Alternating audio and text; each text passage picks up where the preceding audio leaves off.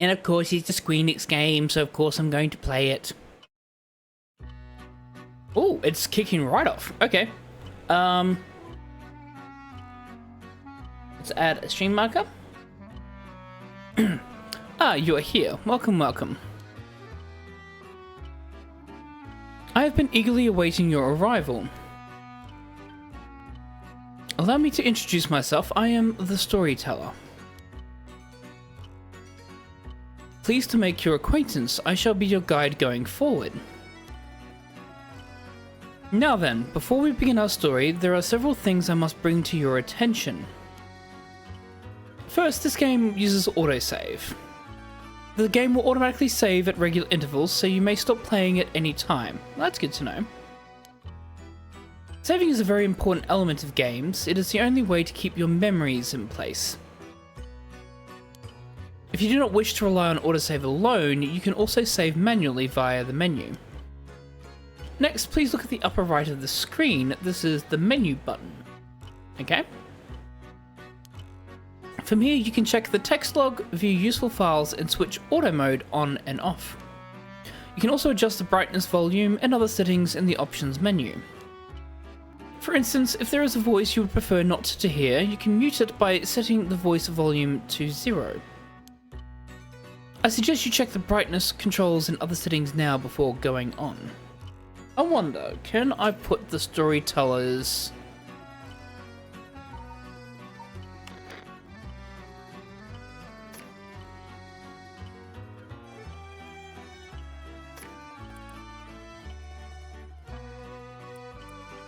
Oh, okay, hang on. No, we've got to set the appropriate brightness level. I have not got my lights on tonight either. We are going full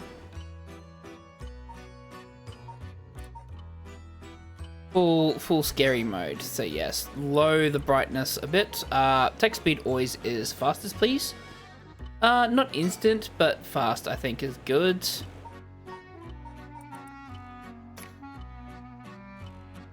How is the audio volume actually? Because I have not actually tested this, so that seems like a good audio volume. Maybe I can bump it up just a little bit, because the Switch is normally just naturally quieter than other consoles. And I don't know what that is, why that is, but it just is.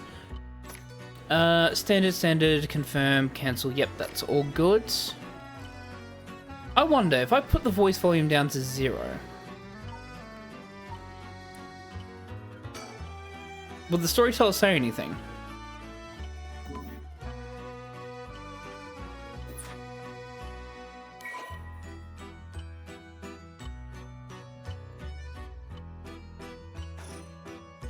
I'll explain other essential functions when the time is right. Well, okay, no, it doesn't. Damn it. No, don't not return to title. Gotta get used to the, Okay, this would just be easier if I just not use the, joystick. Okay. There's one more thing I wish to confirm before we continue. It would feel strange to go on without knowing your name. Please, tell me what I may call you. Yeah, you can call me Phoenix. Same with everyone else, you can call me Phoenix. That's my name. I see.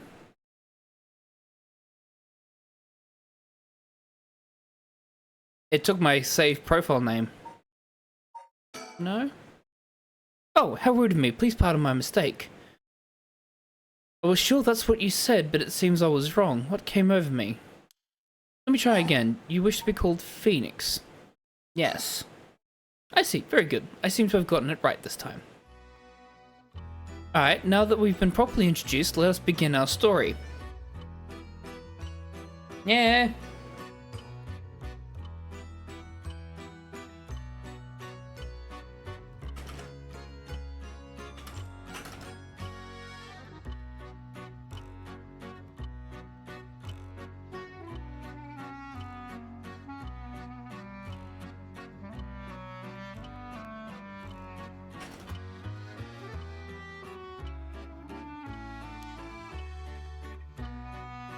Why is the scene presented by Phoenix?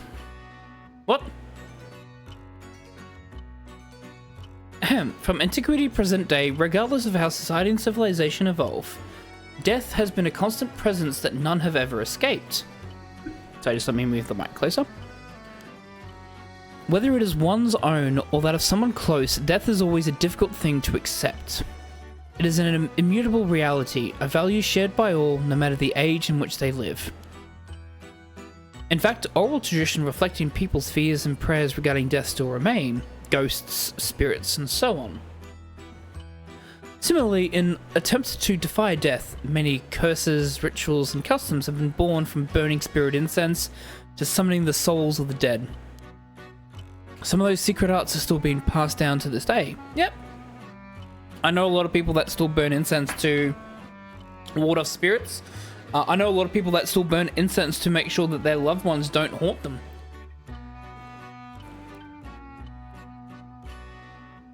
It's a very, very common thing, especially incense-wise, it's very, very common. On that note, Phoenix, this may seem rather abrupt, but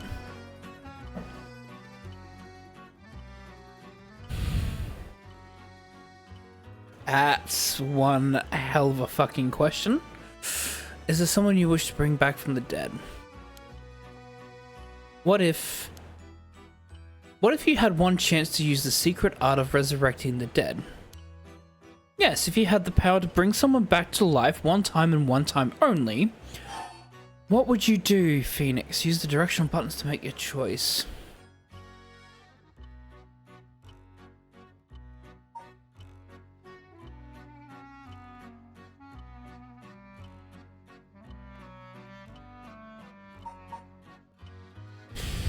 I'm leaning towards these two.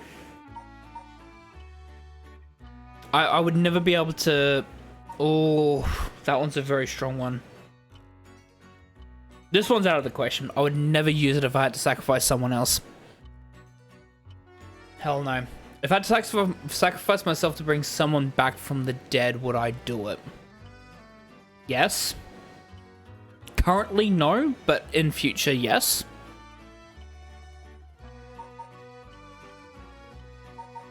That seems like... No, that seems like the right choice, because the way that I've always thought about death, as cruel as it sounds even in my own head, is that there is a balance that if someone dies, something else gets to live. Not necessarily true, but that's just how I've always think of it, is that there is an immutable balance in the world. I like to think there's an immutable balance in the world. So if I had to bring someone back from the dead, that balance has been shifted and something has to pay the price for it. And that something has to be me, then that would be the price it is. So I'd say it's that one. I see. Very interesting. Yes, that is what I thought you would say. What seems to be the matter? Ah, you want to know what this box that has been sitting here is? It's quite the curious thing, isn't it? It's called a color television. Oh, you don't fucking say. The world I will be sending you in is full of devices such as this that do not exist in the age you are from. In this era, a color television can be found in nearly every household. That is not all, for example. If a person should wish to contact someone while they are out of their home, they use public telephones like this that can be found all over the city. Can you imagine what life would be like in such a time? I'd be thrilled to have you continue the story, Phoenix. After all, that is why you came here, no? So let us begin. I've kept you waiting long enough. I present to you Paranormasight, the bizarre tale surrounding the curse known as the Rite of Resurrection. A peculiar yarn ensnaring 9 men and women in a fierce fight for their lives as it unravels. Some of the characters appearing within surely share your views on the Rite of Resurrection. I imagine those who have lost someone dear to them would feel particularly strongly about it, clinging to it as their last desperate hope. First, I shall introduce a man named Shogo Okie. He is one of them.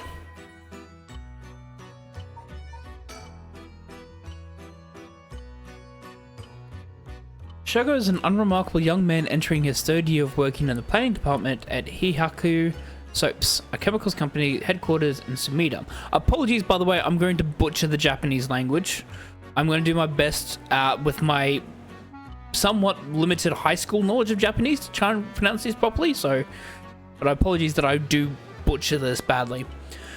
Born in Western Tokyo to an ordinary family around the same time as the birth of color TV, he grew up amidst the boom of special effects, heavy action films, anime, variety shows, professional baseball, and pop music. Shogo graduated from a famous private university in Tokyo and has since settled into an apolitical mindset, common among those of his generation. With no strong ideals and no particular dissatisfaction to the world as it develops around him, he is content to just go with the flow, having stumbled into his current position by pure chance, and it is safe to assume he will follow the stereotypical path of working his way up the ladder, starting a family, and remaining at the same company until retirement. He plays folk guitar as a hobby, and currently looking for a girlfriend. Fair enough. Oh, breaking news. Oh, I wonder what it could be at such a time.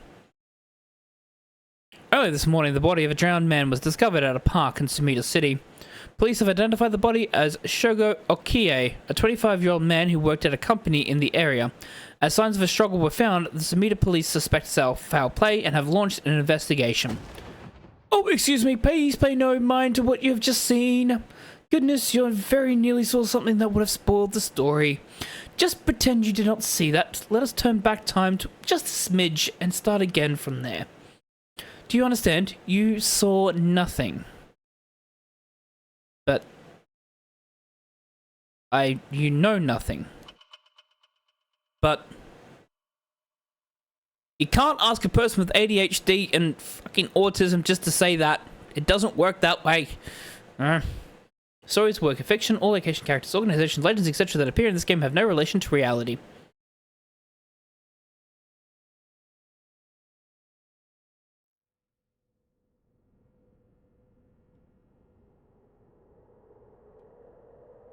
Shogo? Shogo, are you alright?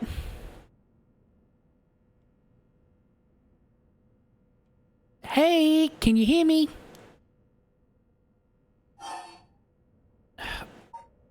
Huh? Hey, that's not a proper answer. Earth to Shogo Okie. What do you think you're doing falling asleep here? You gave me quite the shock. Come on now. Up with you. Up. Okay, and... There. How's that? Alright?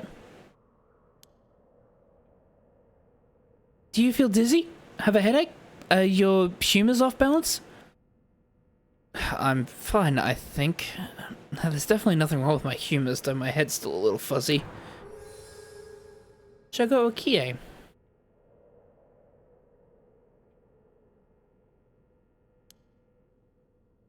Uh-oh, that doesn't sound good. Turn your head around a little bit to see if you can walk alright. When the game is in your control, use the right stick or swipe the screen with 2 fingers to look around. Try looking around your surroundings now. So there's a telephone booth.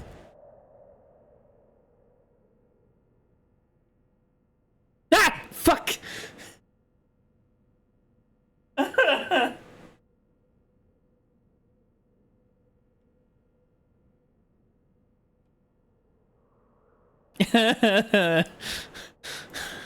Okay, it's gotta be one of those games, is it?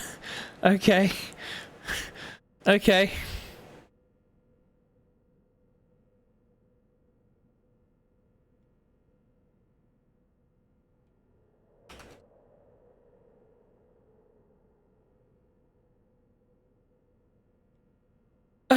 Anyways, good. You seem to be fine. What a relief. Do you remember anything, like where we are or what we're doing? Oh no, you look so confused. You're messing with me, right? Stop it, you're scaring me. Alright, let's just calm down. Take a good look around you, okay? Look around and select things you want to investigate. You can converse with people by selecting their faces. I guess that was close. If we died before we got our hands on the rite of resurrection, everything would have been over before it started.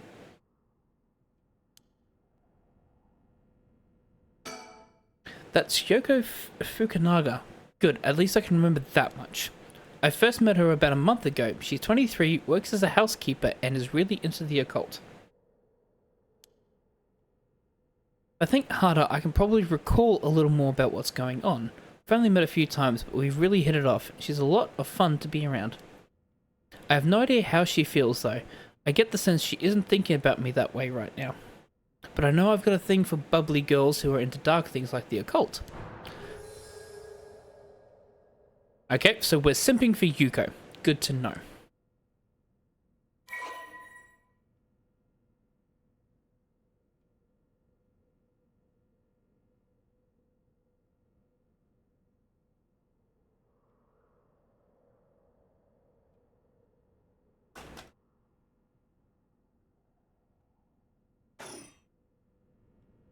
Okay. Where are we? Oh, right, this is Sumida City, Tokyo. We're at Kinshibori Park near Kinshicho Station. Kinshicho Station. Yoko brought me here saying she needed my help with something important. It's just past midnight. That explains why there's nobody else around. Okay. Telephone booth. These telephone booths are all over town. The lights are always on so they can be used in an emergency.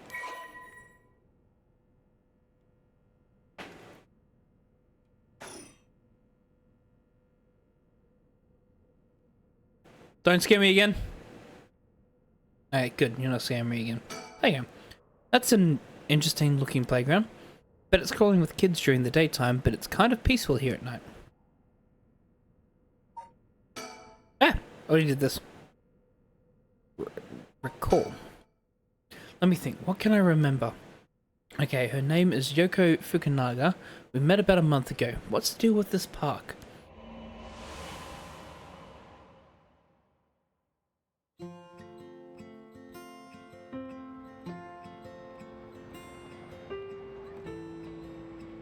It was around noon on one of my days off. I had just finished running some errands in Kinshicho and I was here taking a quick break. I was just looking around absent-mindedly.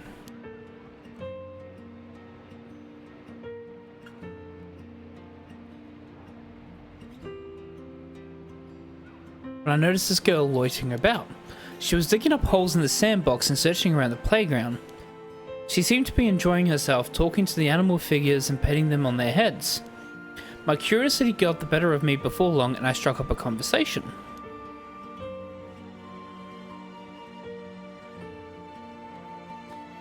Hey, are you looking for something? Ah, sorry, I must look like a total weirdo. Yeah, I guess you could say I'm looking for something. If you want, I could give you a hand. Really? I mean, that'd be a huge help, but... Are you really just a good Samaritan, or are you after, you know, something else? Huh? I'm just a good Samaritan. Oh wow, my hero, people like you really do exist. I think I might cry. Okay, I guess I'll let you help me. Be warned, you might regret what you've gotten yourself into. No worries. What are you looking for anyway? Did you lose a bracelet or something? Not exactly. I'm searching for one of the Seven Mysteries. Supposedly, this is the location of the Whispering Canal. The what? Oh, now I've done it. I bet you think I'm some kind of lunatic. The Seven Mysteries of Honjo. Do you know anything about it? I figured everyone around here would have at least heard of it, but I guess not.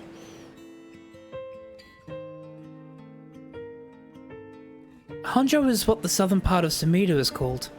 A long time ago, this part of Tokyo was split into two separate cities.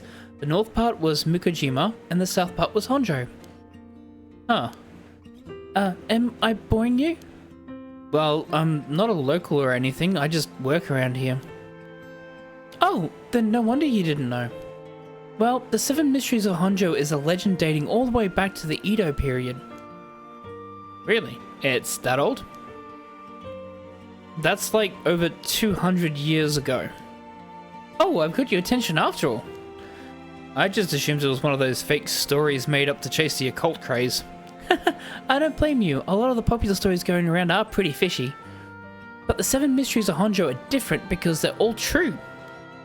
They're true? That's what I said. They're the real deal. So, hold on. What does that mean? Are you telling me there's actually paranormal stuff at work in this park? Yep, pretty much. But there's got to be more to it. After all I've done, I still haven't found a thing. That was the first time I met Yoko Fukunaga. damn it. I'm going to mess up these names. I'm going to do my best, though, not to. Okay. We exchanged contact information and we've talked on the phone a few times since. We've even met in person once or twice. But she never brought up the Seven Mysteries of Honjo again. I figured she'd gotten bored of it. Until today, when all of a sudden she decided to resume her search. Huh? Wait a second. Where'd Yoko go?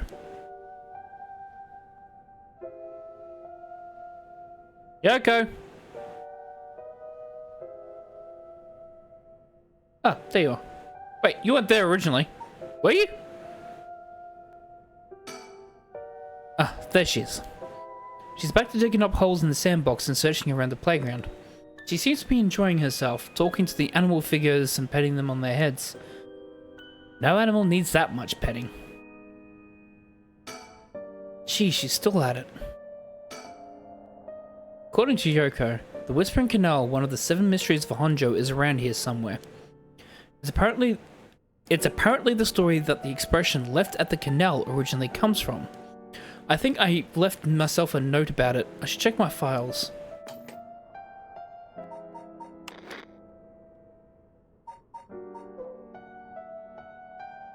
I might want to read all of these because this is also a mystery game. So I think in order to solve it, I kind of need to read most of this. So apologies if I'm going to go slow through this because I like mystery games and I like solving mysteries. But here we go. The Whispering Canal, an enduring superstition. Formerly known as Kinshibori, many fishermen once gathered on this section of the canal that ran through Honjo. As their days came to a close and the fishermen gathered up their catches, a terrifying voice would rise up from the canal whispering, "Leave it behind, leave it behind." Those who ignored the voice found themselves unable to move and their previously full baskets of fish emptied. They would then be dragged into the canal. I think you're missing a T there. Unplayable! Nah, it's all good. The strange phenomenon continued to occur, and the people began to call this body of water the Whispering Canal. Okay. Honjo became known as a hotspot for strange happenings during the Edo period. A number of these stories have survived to this day and become known as the Seven Mysteries of Honjo. So these are the seven, right? So the Whispering Canal, the Fool's Procession, the Beckoning Light, the Haunting Clappers, the Evergreen Beach, the Taiko of Tsugaru, the Foot Washing Mansion, the One-Sided Reed, and the Ever-Burning Lantern. Okay.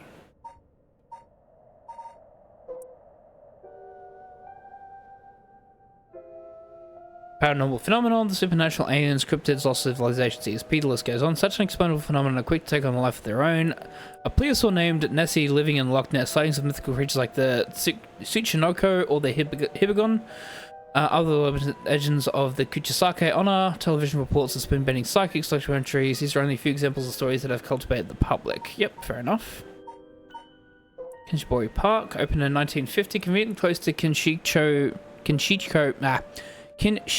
Station and surrounded on all sides by roads. This paved park is a popular spot for people to meet or relax. Kinshibori Park was named after the Kinshibori Canal, part of the South Rorogasui Canal, which could be found nearby. And this is just a map of Honjo. Okay.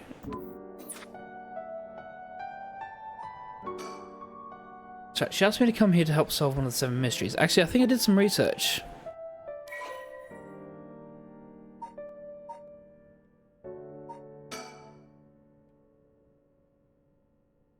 Oh, okay, so I can look at all of the seven mysteries. Okay. So the Fool's Procession. A mysterious tale regaling an encounter had by a daimyo at his residence in Honjo's Ushijima, now Kamagata High School.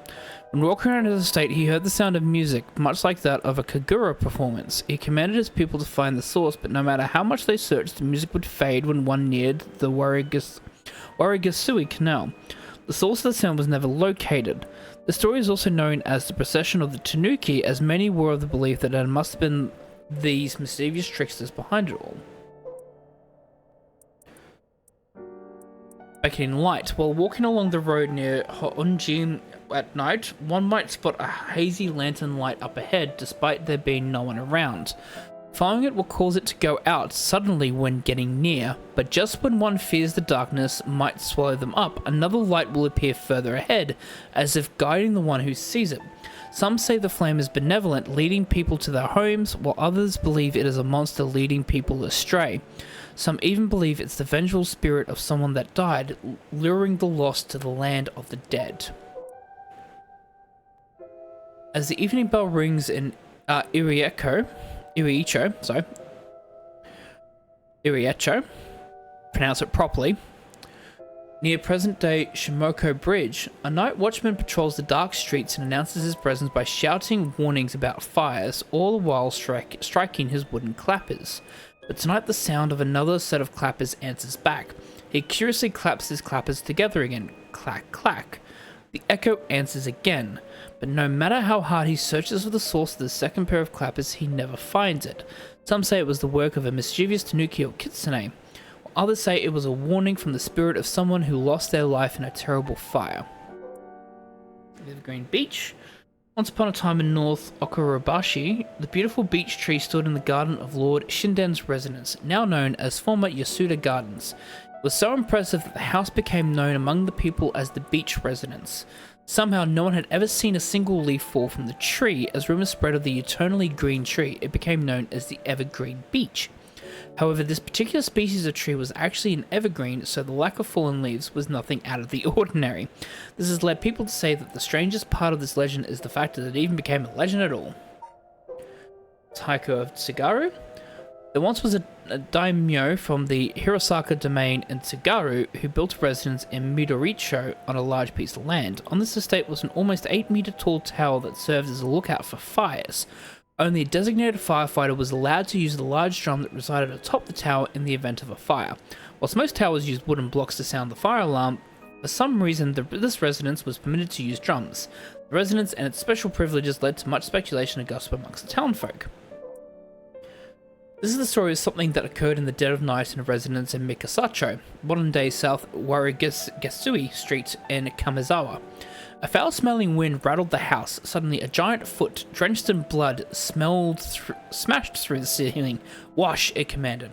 After the servants carefully washed the foot, it returned from whence it came, fixing the roof it had broken. A man who had been visited by the foot every night asked a friend to trade houses with him. That night, the foot stopped appearing. There was once an infamous rogue by the name of Tomazo who fell for a woman named Okoma. Tomazo persistently chased after Okoma, attempting to win her heart over and over again, but she rejected his advances each time. Enraged by her indifference to him, Tomazo brought a dagger to a canal near Ryogoku Bridge and attacked Okoma. He cut the arm and leg off one side of her body and threw them into the canal. Ever since then, the reeds growing along the canal have only sprouted leaves on one side. And then we have the ever-burning lantern. On a bone-chilling winter's night, one may happen upon a sober cart along the canal known as South Warigesui. But there is something strange about this cart. No matter when one might visit, its owner is nowhere to be found. Yet the lantern that hangs from it stays perpetually lit, burning brightly, even with no oil to fuel it.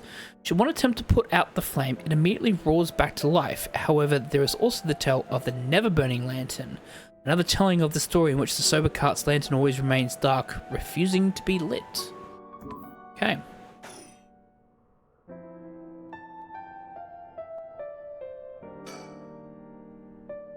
Oh, wait, she's coming back this way.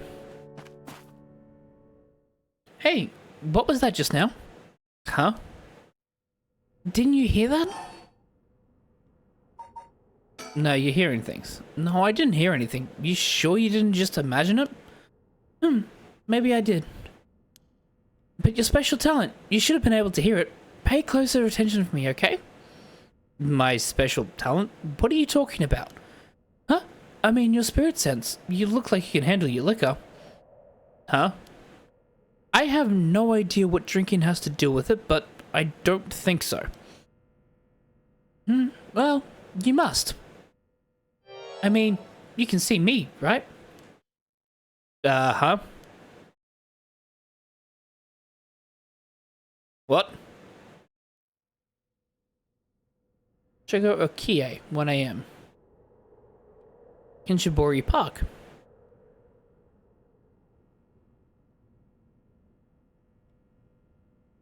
Okay, what do you mean by that?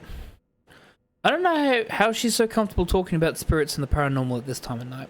Either she's got guts or she's just used to it, unless... No, it can't be. It's gotten late. Really late, actually. It's already past 1 AM. There's a chill in the air. But I guess that's normal for this time of year. Or so I keep telling myself.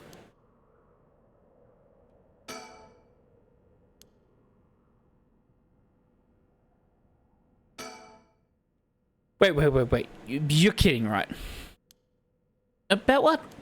I mean just now. It kind of sounded like you were saying that only people with spirit sense can see you. Of course that was a joke. Duh. You don't really think I'm some kind of evil spirit, do you? But yeah. I meant what I said about your spirit sense being strong. I bet you could down a whole gimlet in one gulp. Seriously.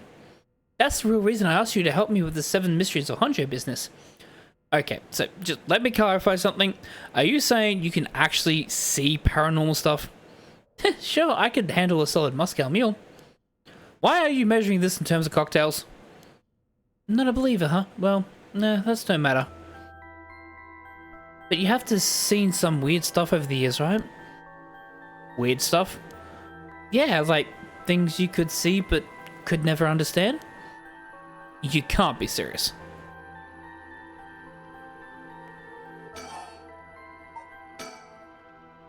I mean, I've seen ghost photos in magazines before, but are you telling me they really exist? Oh, you bet they do. You can only recognize them if you really believe in them, so be careful. So, even with my skill, I won't be able to see them if I doubt that they exist. That's right. The spirit world is all about the mind and the soul. You won't be able to see a thing unless you're properly in tune. But sometimes people get caught up in the moment, thinking they might see something and then they really do because they believe they would. Is that how it works? Yep, just like drinking. You never know how much booze you can handle unless you're ready to down some shots. I'm still not sure how I get the whole drinking thing. You know, I realized how strange it was as the words left my mouth. Ugh. Totally unrelated, but do you actually drink, like, real alcohol, I mean? Whoa, talk about whiplash. I didn't expect you to start making small talk. Well, our conversation was getting a bit dark. I figured a change of topic might lighten things up. Oh, I see. If you really wanted to know, I like to think I can handle a few drinks. But to tell you the truth, I've never actually had a Moscow Mule. Really now. I just thought it sounded cool. I'd like to try it though. Why don't we go for a drink sometime then? Ooh, are you asking me out? No, you're just being a good Samaritan, right? No, that's not what I meant. I'm just kidding. Yeah, I'd be up for that. But only if we find one of the 7 mysteries. Alright then, let's get to work.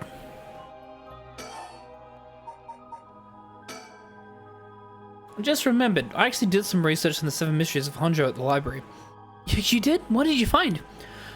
Well, I discovered a few interesting things. Oh, tell me everything. Although they're called the 7 Mysteries, the literature lists 9 of them. Oh, I'm surprised you picked up on that. Nice researching. Some people think that there could be up to 15. That's the thing about these old folk tales. Stuff gets added to them over the years. That's more extra stories than main ones.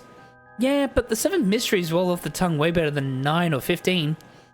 I mean, if you say so. But it makes sense, don't you think? It's more likely to be passed off if it's easy to remember. Huh. That is a good point.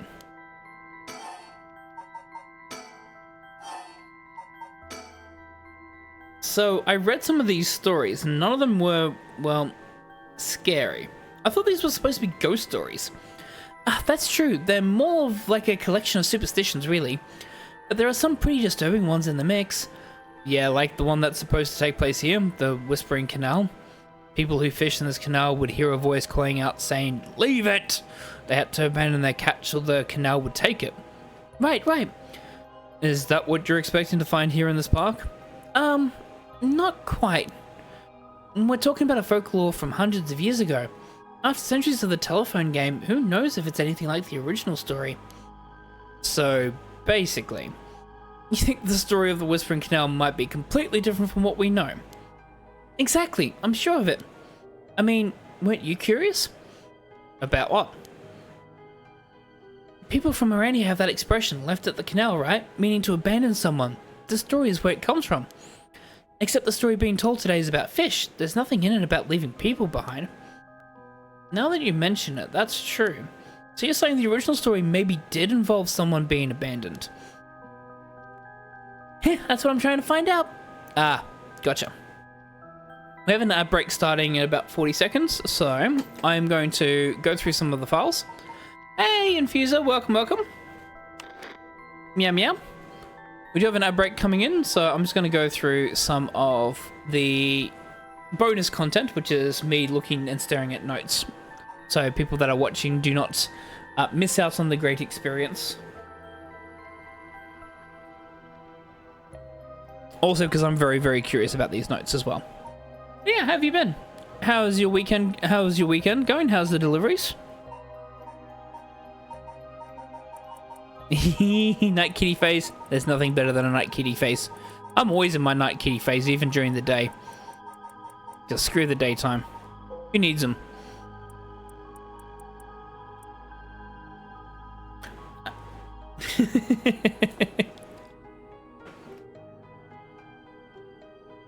I'm also very, very lucky that my work allows me to work from home continuously, all the time. So I can be in my pajamas all day, and it's very, very comfy. I never get out of my pajamas, honestly. I'd obviously change my pajamas, but I'm just always in pajamas. Unless I have to actually go outside. Who wants to touch grass anyways? So a small booth containing a public telephone, most often found in parks or along roads. Local telephone calls can be placed at a rate of 10 yen per 3 minutes. More recently, telephone booths capable of accepting prepaid cards known as telephone cards have begun to spread, enabling them... Yep. Alright. Is there any more... Okay. One of the 23 districts of Tokyo located in the eastern part of the city, it is surrounded by the Sumida, Arakawa, and Kiyonaka rivers. At the start of the Showa era, this area was still divided into two districts, the southern Honjo and the north Mukajima, but they were merged into one district after the Second World War. It is said to be named after the Sumida River and the banks that line it. Unlike the river, however, its name comes from the character for ink rather than that for corner. Even now, people still frequently mix up the two. I had to do that for like 14 years of my life. I'm so happy I no longer have to wear normal clothes for work. Well, actually, no, depends. Like, if obviously there's work functions or I have to go and meet people, then I do have to go into suit and tie outfits, which is annoying as hell, but luckily those days are few and far between nowadays. Despite suffering extensive damage from both the Great Kanto earthquake and the air bombings during the war, Sumida managed to recover and come out on top every time. Once filled with samurai residences, it is now home to a thriving industrial district and many residential zones, though evidence of its previous character can still be found all over the area. All good, enjoy the lurk. Do what you need to do.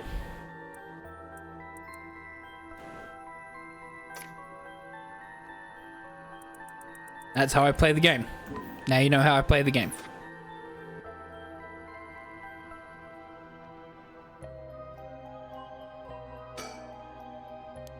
Playground is still there, and still somewhat creepy.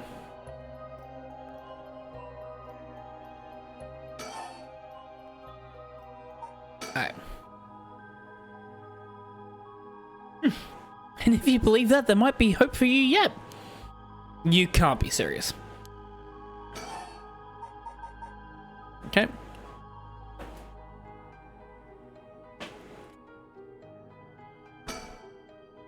Oh, by the way, we're talking about the Rite of Resurrection. Oh, your memory is as strong as your tolerance. I'm gonna start calling you Martini Man Shogo.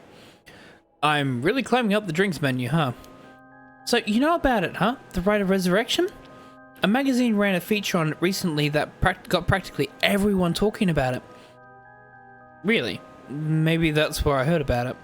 Still, I don't know, it seems a little too far-fetched to be true. So, the Rite of Resurrection, It's the forbidden art of bringing the dead back to life, concocted by a famous onmyoji from an ancient age. Rumor has it an old manuscript containing actual concrete details about the rite was recently discovered. This rumor comes from a presentation given by a local historian, Hideki Araishi, in an academic conference. You should all know a lot about this stuff. That's because I'm secretly a huge occult buff. Yeah, I kinda got that. Oh. But if a researcher spoke about it at an academic conference, it must have some basis in fact. Exactly, that's why I believe the rite of resurrection is real. Now I'm starting to believe it too. Good, the pursuit of the unknown starts with belief. I got that from Professor Araishi after himself.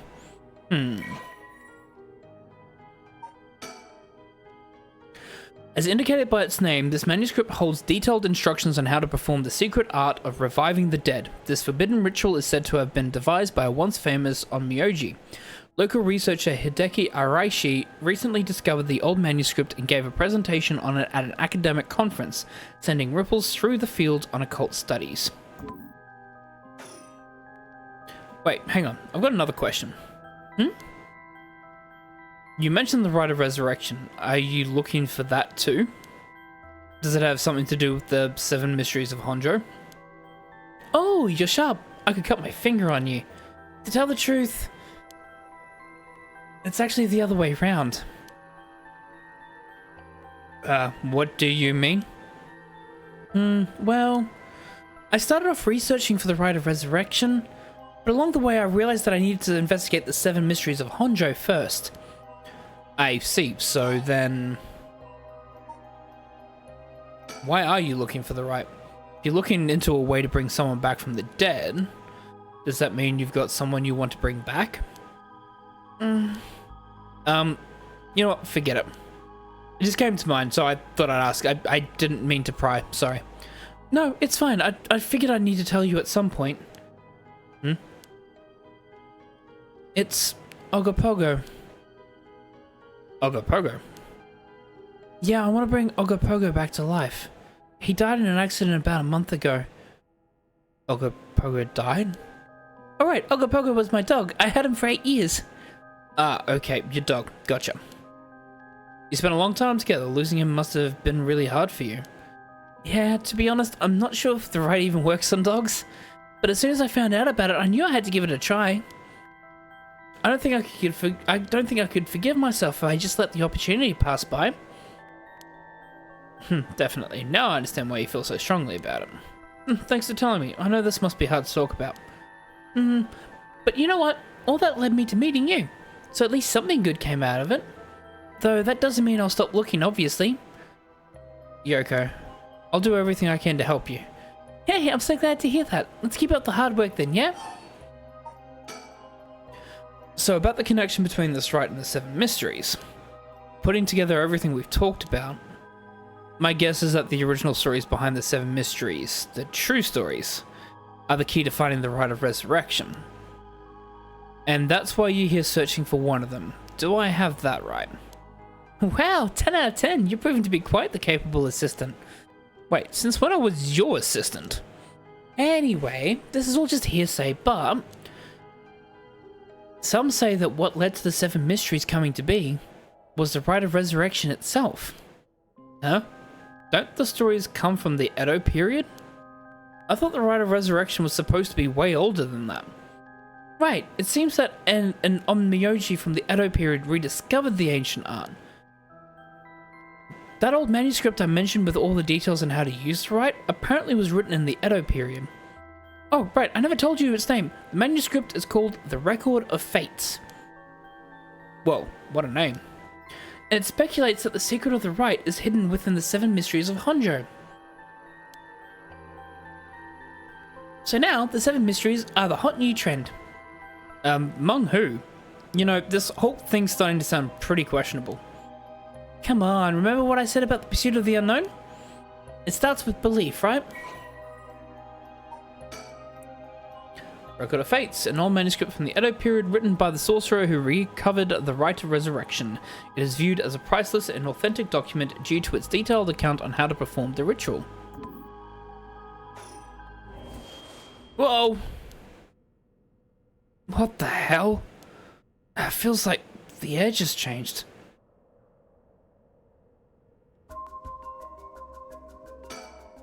Yoko, are you okay?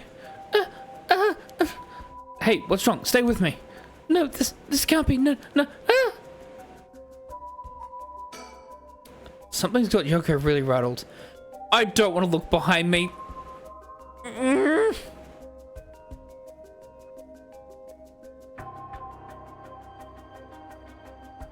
There's nothing there.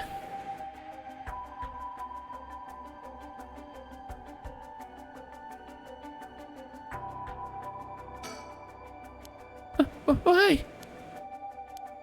Yoko? What? There's seriously nothing there, Yoko.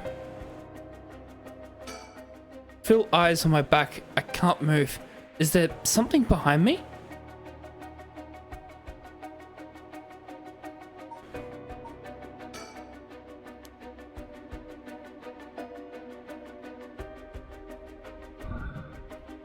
Yoko's pointing over here, but I don't see anything out of the ordinary. Still, she looks really spooked. I doubt she's making this up. Damn it, what did I miss? I don't get this. What's going on? Did something happen? Yoko?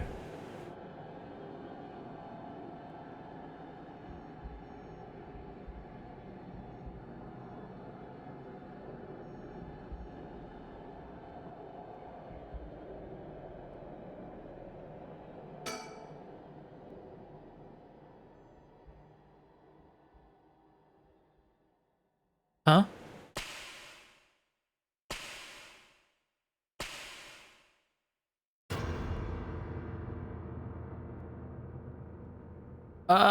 What the? What is it? Why is this happening?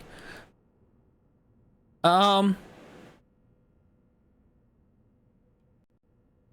fuck just happened?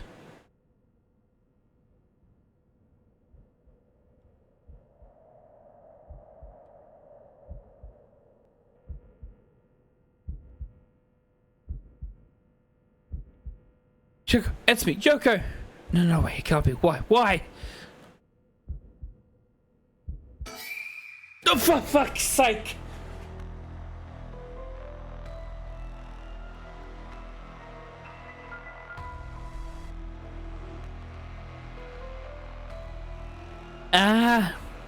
They broke my Catboi. Fuck. What the hell just happened? No, damn it, I've got bigger problems. Yoko, just hold on, everything's gonna be okay. Oh god, she's not breathing. She's cold. I don't feel pulse. This can't be happening. Okay, an ambulance right now. I've got to call an ambulance. I need a phone. The phone booth. Yes, phone booth, ambulance. Phone booth, ambulance. Yes.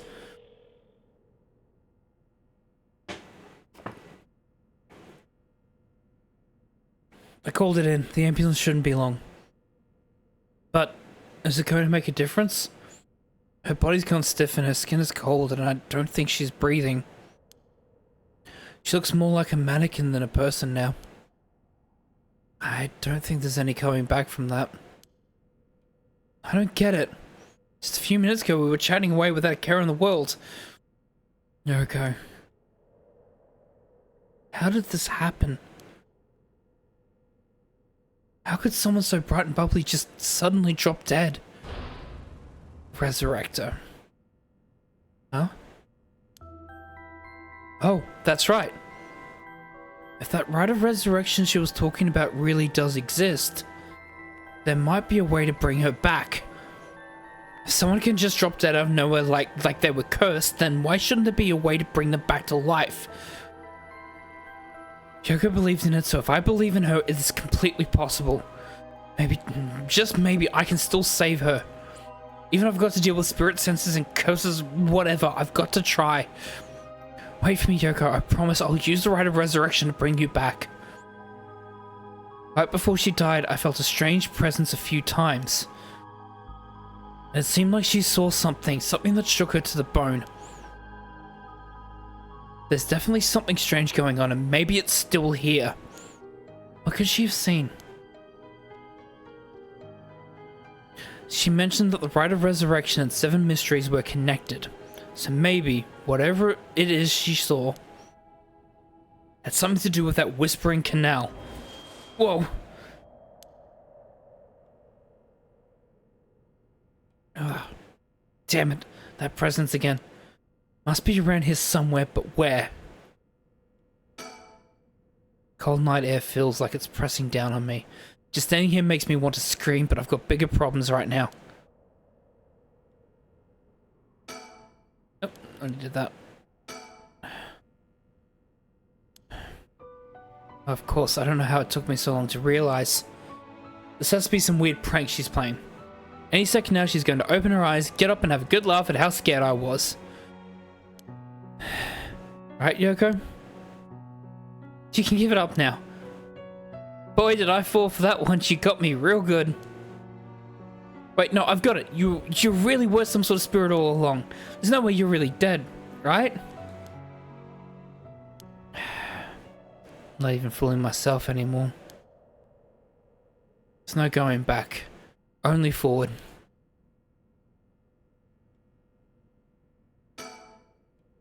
Huh? There's something on the ground. Did Yoko drop this?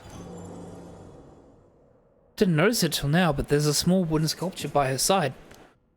It's 3 or 4 centimeters tall. It looks like it could be a keychain, but from how rotted it is, it's way too old for that.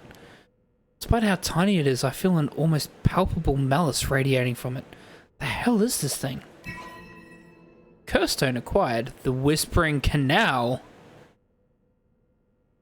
Oh.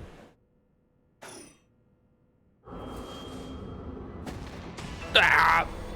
Okay. Hi, spirit. Hi, mean spirit. Please leave me alone. No, please leave me alone. These are the Whispering Canal's memories? Such deep sorrow, a resentful memory is flowing into my mind.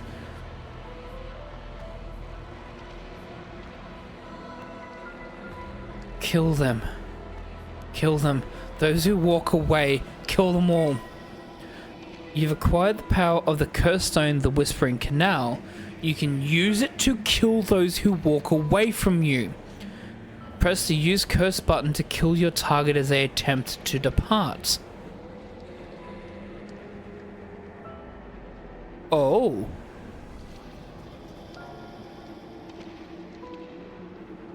I don't think I should have this power. Not in a video game sense. I definitely don't want it in real life. God, no. I would never use it in real life, but I don't really want that power. What if you accidentally use it? The murderous impulse seeps into my soul like thick black tar.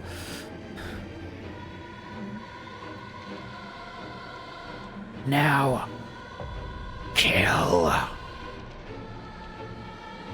Can you hear it, Curse Bearer? You who strongly desire the right, kill them. Should you seek life's restoration, take your curse in hand, reap lives by the score, and claim their soul dregs for your own. Collect enough to sate this vessel, and by their sacrifice claim the gift of resurrection. Or better yet, slay your fellow curse bearers, for theirs are the equal of droves of lesser souls. Now go forth and kill.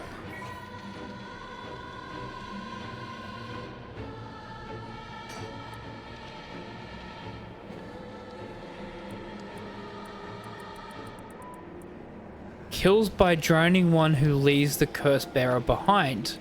Toki loved fishing with her father Jinkichi more than anything. With their wicker baskets on their backs, they would leave for the canal every morning and fish till the evening.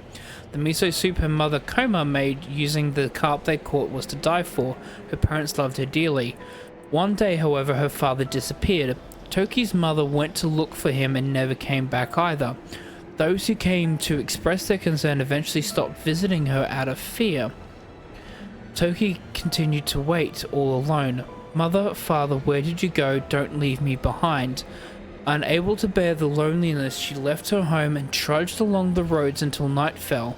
Neither her mother nor father were anywhere to be found. Tears stung her eyes. Suddenly, the sound of fish splashing in the water cut through the silence. She found herself standing before the canal where they used to fish together. The taste of carp and the memory of her father's smile flashed across her mind. Without thinking, Toki walked into the moat. The sound of water splashing echoed throughout the night air. Passerby thought of it only as the fish in the canal. The splashing faded and the silence returned to the lonely night. Curse echoes are the visual manifestations of curses. These manifestations are fundamentally related to the origin of the curse. They do not always take the same shape and may sometimes appear in a more abstract or disfigured form. They lack consciousness, unlike a spirit, and are thus the mere dregs of a soul. Curses are made tangible by what are known as soul dregs. Someone possessed by a curse that has a curse echo is called a curse bearer. A curse echo is in itself a curse, and a possessed curse bearer can inflict that curse upon the others at will. A curse that comes with a curse echo is considered very powerful in and of itself. Ordinarily, those with no spirit sense would not be able to perceive a curse echo, but anyone who becomes a curse bearer can see other curse echoes. Old Netsuke carvings imbued with curses derived from the Seven Mysteries of Honjo.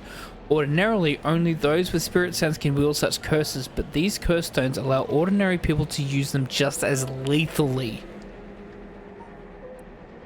When someone dies, their life essence leaves the body and becomes a soul. If one is killed by means of certain curses, however, their life essence will turn into a residue known as soul dregs. The rite of resurrection essentially uses these soul dregs as a sacrificial offering to bring back the dead.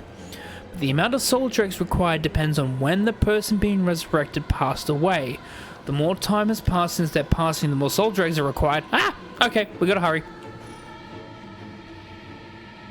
No, please leave me alone, scary girl. The hell was that? It was like the curse's memory flowed directly into my mind. In an instant, I understood everything. When I picked up this curse stone, the Whispering Canal must have cursed me. I also heard a strange voice. It told me that if I want the right, I have to kill a bunch of people with this curse stone and collect their souls.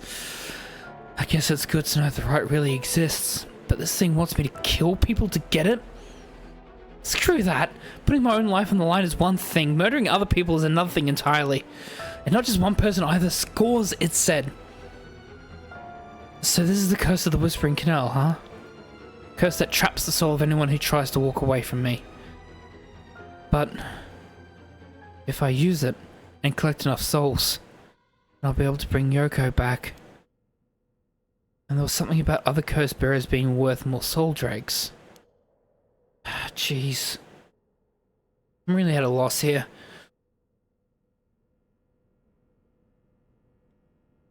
Yoko.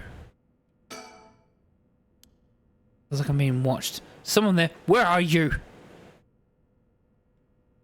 Let's think. Now I've got my own curse stone and the curse of the Whispering Canal. Oh, I'm in way over my head. Was Yoko the one who dropped this curse stone? Does that mean she was the previous owner of the curse of the Whispering Canal? Then, did she know what the rite of resurrection involved?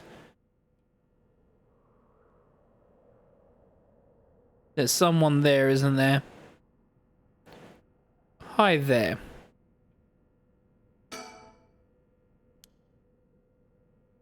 Now that I look closer, is there someone there?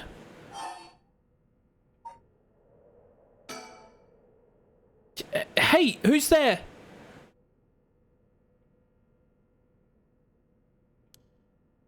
Oh my, how unexpected.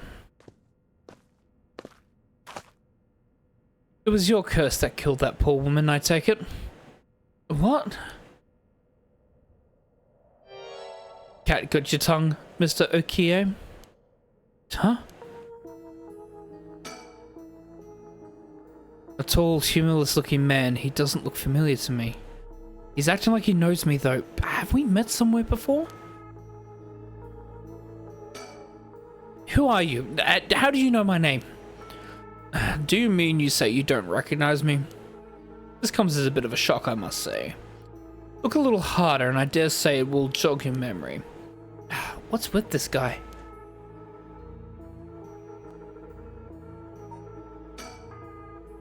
That man, who is he? He looks to be in his 30s or 40s. He's all dressed up in a suit and tie, but somehow he looks real shady. What's he doing here? Was he watching us all this time?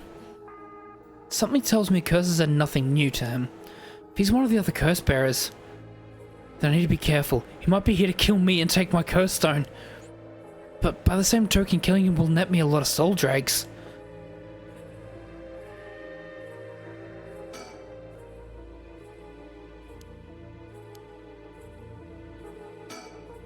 I still don't have a clue who you are. How do you know me? Have we met? Dear me, it is always humbling to find that one is not as well known as one believes. Perhaps my name will help you remember. I am Takumi Yumioka. Takumi Yumioka? Does that ring any bells? I think I've heard that name somewhere before, maybe. So you do not even know my name? How disappointing. Disappointing, but fortuitous.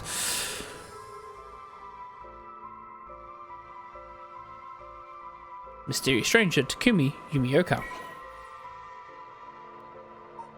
Do I have anything on him?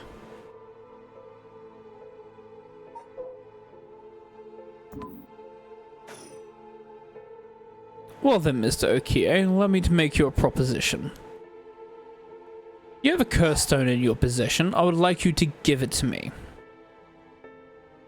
How do you know about that? Why, I saw the whole thing. That doesn't explain how you know what a curse stone is. Even I barely have a handle on it.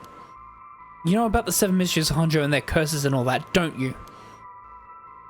But of course, those curse stones. They're terribly dangerous things, capable of killing without a trace so long as their conditions are met. I hadn't thought of it that way, but yeah. Imagine what might happen if one fell into the wrong hands. They would be safer in mine, don't you agree? Although it seems I arrived too late to stop you from killing that poor woman. What are you? That wasn't me! I'm willing to overlook your indiscretion, but only if you give me your curse stone. No way in hell! For all I know, the wrong hands are yours. Very well. I had hoped to settle this amicably, but you leave me no choice. This Takumi guy must have a curse stone of his own. Oh, I mean, he must have. Like, he's saying he leaves him with no choice, right? He must have one. I can't. I have to think that he has one, right? At least it'd be safer to assume so. Exactly, it's safer to assume so. I'll explain how he knows so damn much. So he can kill me instantly as long as he fulfills his stone's conditions. Until I know what those conditions are, I can't make any sudden moves. I have to keep him talking, learn what I can, and figure out a way to get my curse out first. How can I get him to leave me behind? Though, it would be a waste not to take this chance to find out about the other curse bearers.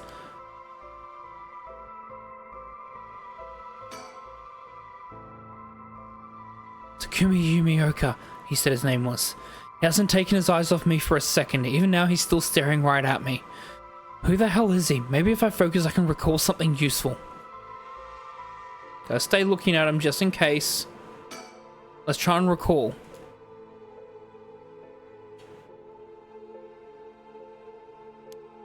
It's not like I've been getting around much. I barely have a life outside of work. He's not someone from work, is he?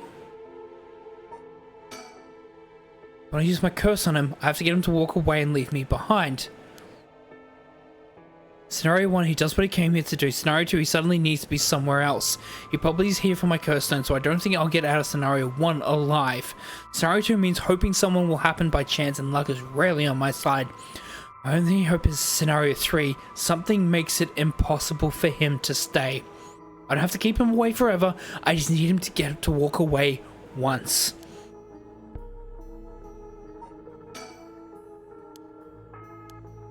Alright, let's get him talking.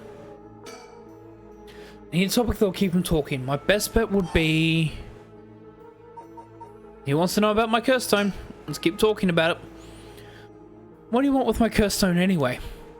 I intend to seal away in a secure location so that it may never be used again. I am certain that you, too, would rather be free of this burden. The power to kill without fear of consequences, in itself a curse. There are many ne'er-do-wells in this world who could not resist the urge to use it. All the more so if promised the chance to resurrect the dead. You'll seal it away. How?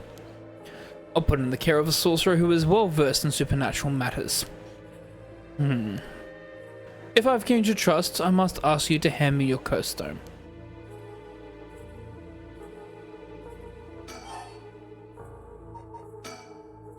How do I know it wasn't you who killed Yoko with your curse?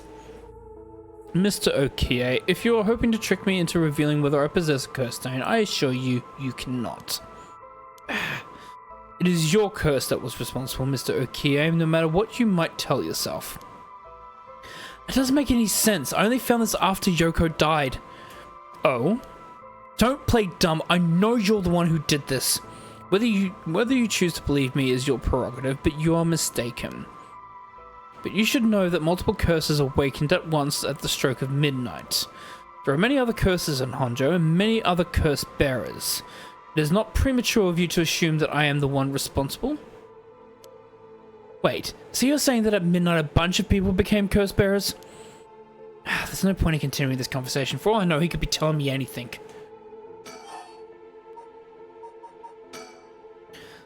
For each of the 7 mysteries, there's a curse and a curse bearer, right?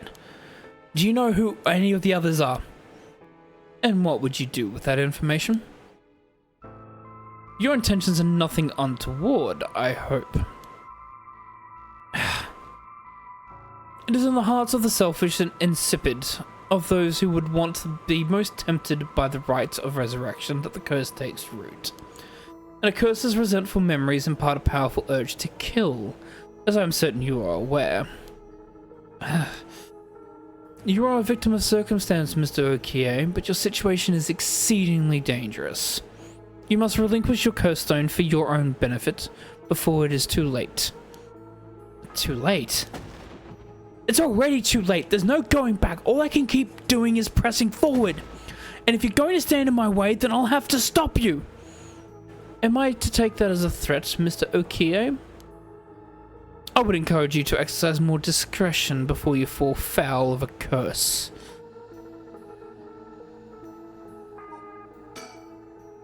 Still don't know who he is.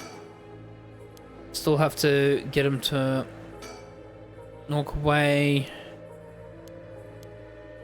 Can't recall anything. If I give you my curse stone, I want to know who you are. I need to know if I can trust you. A reasonable enough concern. Very well. I am an associate of the great sorcerer Suigen Gamyodo. Suigen Gamyodo? Indeed, you must have heard of him. I believe he was recently featured in a certain magazine. Your unfortunate companion there came seeking his counsel not a few days ago. It was from her that I learnt your name. I thought she would have mentioned me to you, but it seems that was presumptuous of me.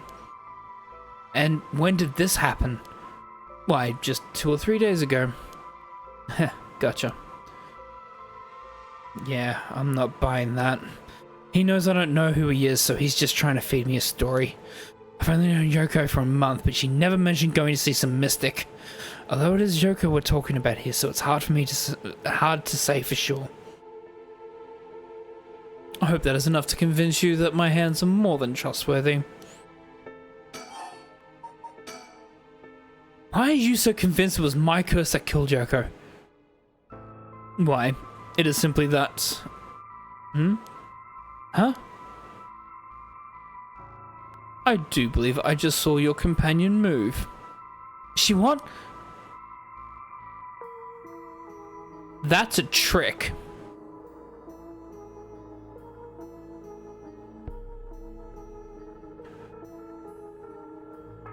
That has to be a trick. No, I'm not falling for that.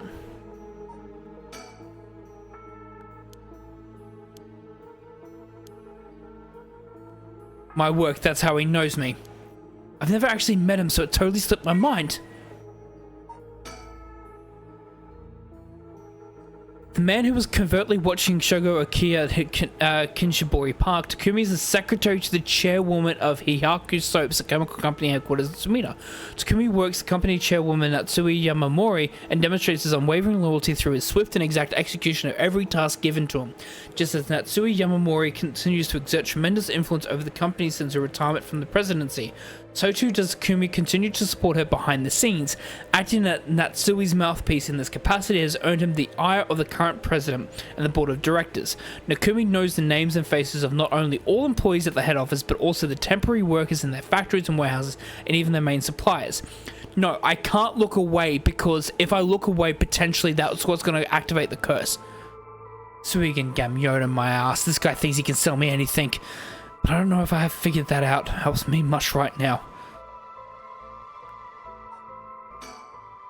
I have to keep him away.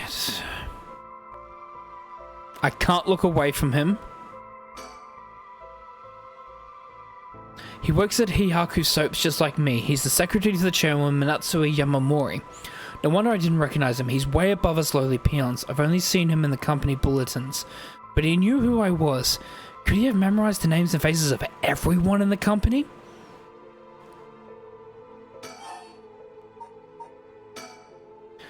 Suigan Kamyora, my ass, I know who you are. You work at Hihaku Soaps just like me. You're the chairwoman's secretary. Oh, that took you long enough. Your lack of company loyalty is frankly astonishing. Allow me to reiterate my request then, not as a stranger, but as your superior. Hey, we're not at the office. You don't get to push me around like that. Why is that chairwoman's secretary even out looking for curse stones anyway? I refrained from revealing myself precisely to avoid such questions, but I suppose needs must. Since the dawn of the Showa era, the land of Honjo has nurtured our company's growth and vice versa. It is our duty to ensure the curses do not take root in this land we know as our home. I'm not sure I buy that. Like many things, it's not a matter of it's not a matter that concerns the rank and file. The chairwoman has no desire to spread fear through our beloved company's birthplace. Now, if that is all, I must insist that you hand me your curse stone.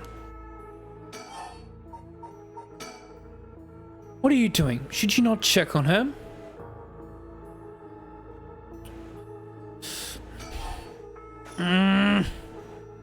I do not want to look around. Wait, I've got it. I know I can convince him to leave.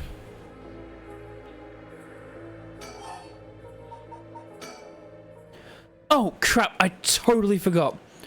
What is it?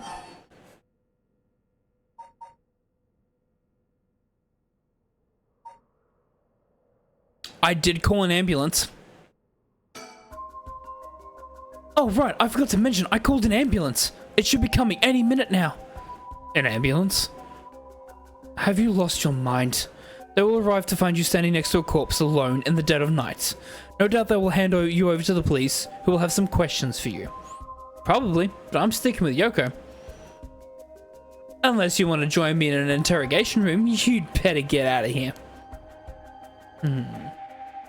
You're telling the truth, I see. They're getting closer by the second. I cannot afford to be waylaid at this juncture. I fear I must take my leave. Sooner or later, I will return for your curse stone. I only hope you do not abuse it in the meantime.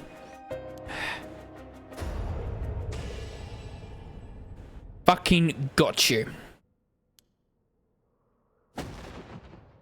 Shogo Okiya, you dare!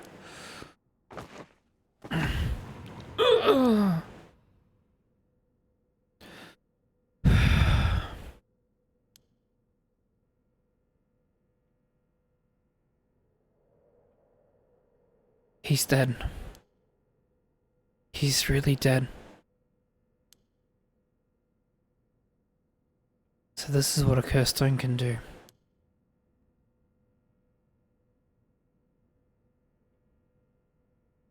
Whoa.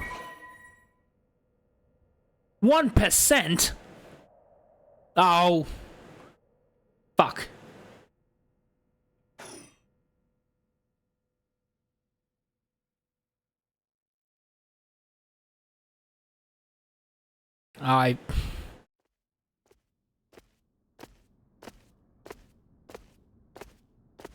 Now I'm really questioning whether I should have done that. I left the park immediately. Felt bad for leaving Yoko, but I couldn't stay there. The emergency medical services will probably take care of the body. Takumi's too. This will be all over the news tomorrow. But until then, at least I know she'll be in a safe place. Alright. I have to find my next sacrifice quickly. Got no time to waste. I need to find the other curse bearers and collect their souls. Killing Takumi barely got me any soul drags. I guess he mustn't have been a curse bearer after all. That's not enough. The soul of a non-curse bearer amounts to little more than leftover breadcrumbs. I have to think of places where the other curse bearers of the Seven Mysteries would be. The curses were activated around midnight. The others are bound to be active still. I should check to see if there are any other places with connections to the mysteries nearby. At the very least, another curse bearer might be thinking the same as me, meaning I could run into them. Let's see, which of the Seven Mysteries are closest?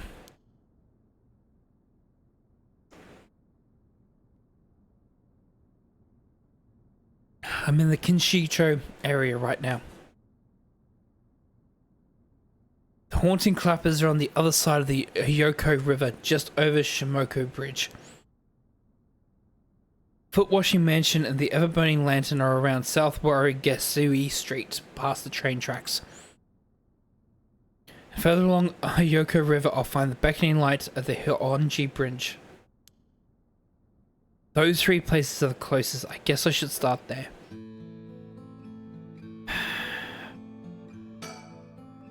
Collect the other curse bearer souls before dawn and bring Yoko back to life.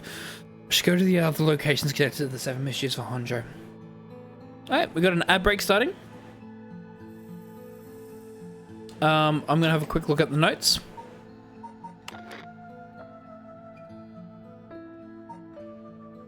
Just so anyone that has an ad break, you guys do not miss out on any of the action.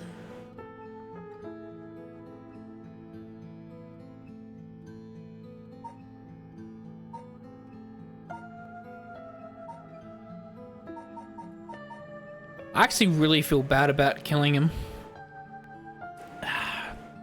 So he wasn't a curse bearer.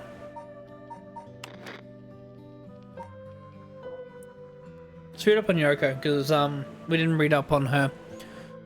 After obtaining a junior college degree, Yoko started working as a housekeeper. Due to her ability to see things others cannot, she has received strange looks from a young age. This ability spurred an interest in the paranormal, which she continues to pursue to this day. Following graduation, Yoko worked at a desk job at a trading company, but butted heads with a supervisor who was skeptical of the supernatural and quit within a year. Now, whilst working as a housekeeper, she spends her days devouring mystery magazines and visiting haunted spots. As she vowed to live life true to herself and never change for the sake of others, Yoko has no regrets about the path she has taken. Yoko has a dog, a Shiba Inu named Ogopogo, who has been by her side since she was a student. And that's who she wanted to resurrect. I actually feel bad about that because the doggy didn't deserve that.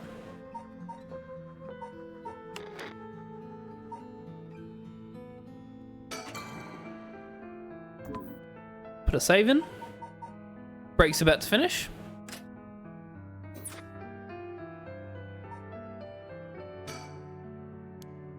Okay.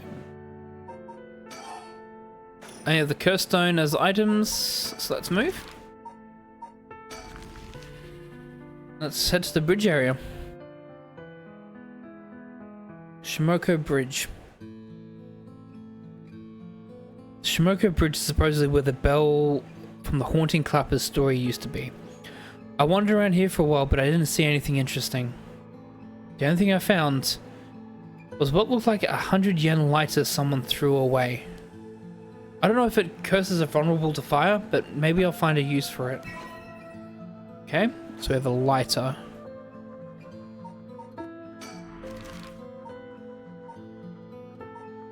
Let's get to the Honjo Bridge.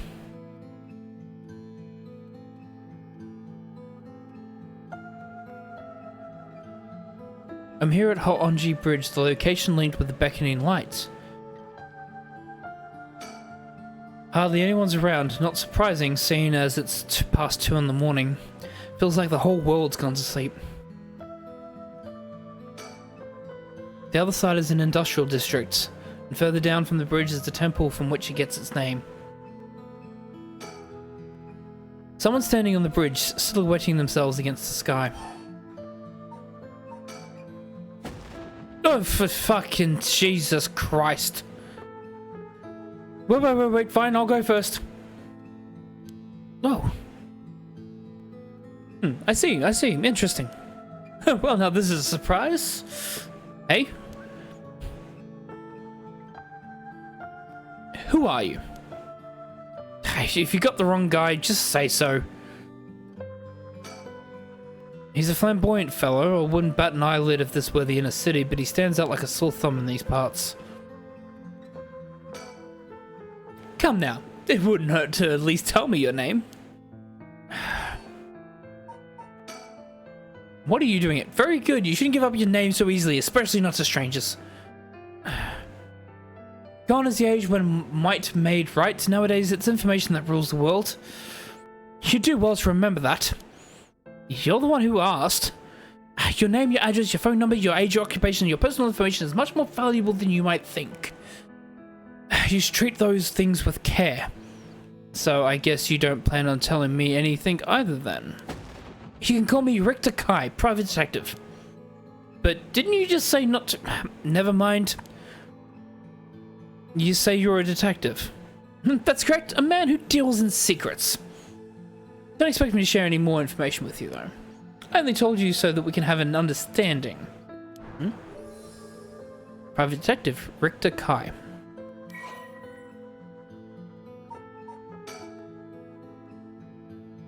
Okay. What's the detective doing around here? Working, and that's all I'll say about that. I could ask you the same thing, though. This seems like a strange place to stop. What brought you here?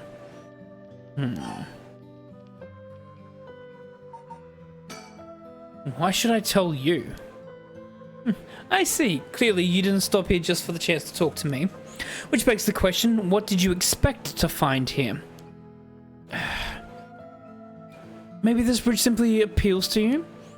But then why would you go out of your way to drop by in the middle of the night? No, don't worry about it. I think I'm in the wrong place anyways. If you ever need a hand, I'll be happy to help. It's all in a day's work for an investigator extraordinaire. Thanks, I'll try looking somewhere else for now. Really? Well, I'm sorry I couldn't be of any more help. I wonder if I should tell him. Ah, that's right, I meant to ask. Do you have a light on you? Light? You mean for cigarettes? Well, I've got this cheap one I picked up, but that's it. Oh no, this'll do nicely. Are you sure? Anyways, I should get back to work once you're gone, of course. Is there a reason I can't be here? Of course, my work is top secret.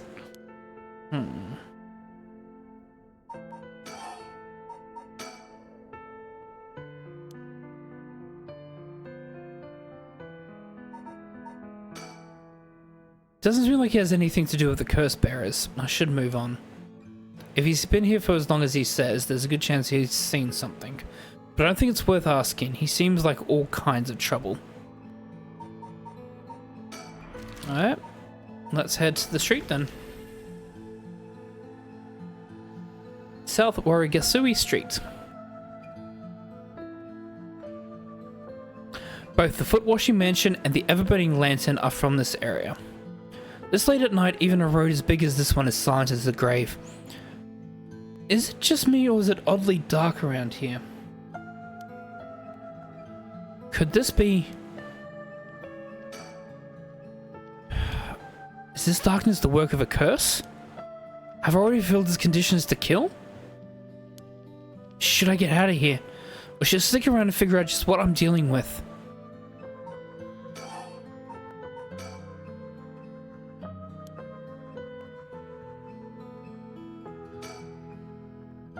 I know it's past midnight, but it seems oddly dark around here. And this feeling, it's the same as from before. Oh, crap. There's something over there. Is that a curse echo? A curse from the Seven Mysteries given form? I knew it. There's a curse bearer around here.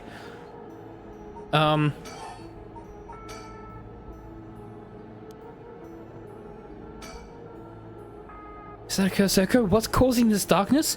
Doesn't seem hostile. Is it trying to tell me to come closer? What should I do? No, approaching would be stupid. I should keep my distance. Can I not use my lighter?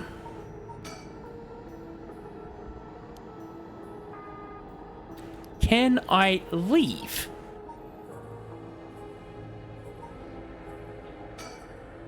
Decision time. What should I do? If I sit here like this, I risk fulfilling the conditions for that person's curse. It seems like I can still back out if I want, but do I want to? Let's get closer. Nothing's gonna happen if I just sit and wait. Let's check it out. I'm gonna die, aren't I? I've got the lighter though. Can I just not light the lighter? Ah! Darn it. Now what? This isn't a curse doing this. Somebody's pulling me in. Ah, that hurt. Looks like I'm inside a building. Did it toss me in here? I can't see squat. Is this the same darkness from the curse echo? Items, lighter. That's right, I still have the lighter I picked up earlier. Perfect, it works. Now I can make out my surroundings a bit better. Oh, what the? Is it something? He's got a light. That ruins everything. Is someone there? Are you a curse bearer? It's over. Time to get out of here. Well, no, you're running. Fuck off.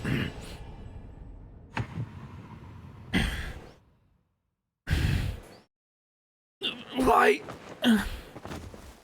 You just tried to kill me, motherfucker. That's why. That was a close one. I didn't catch a glimpse of the curse bearer, but it seems like I'm alright. Ooh, has gained 30 soul dregs. Nice. So, he has been taking stuff. Naughty curse bearer. His curse must have had something to do with light and darkness. My guess would be the ever-burning lantern. So there's a connection between the Seven Mysteries and the way their curses work. That might be useful to know.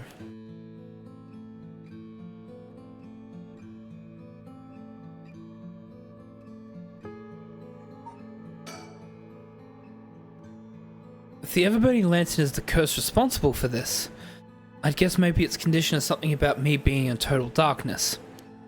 It's a good thing I had this lighter. It seems to have saved me. Good old lighter.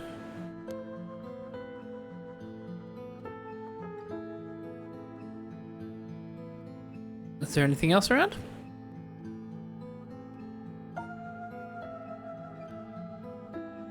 Nope.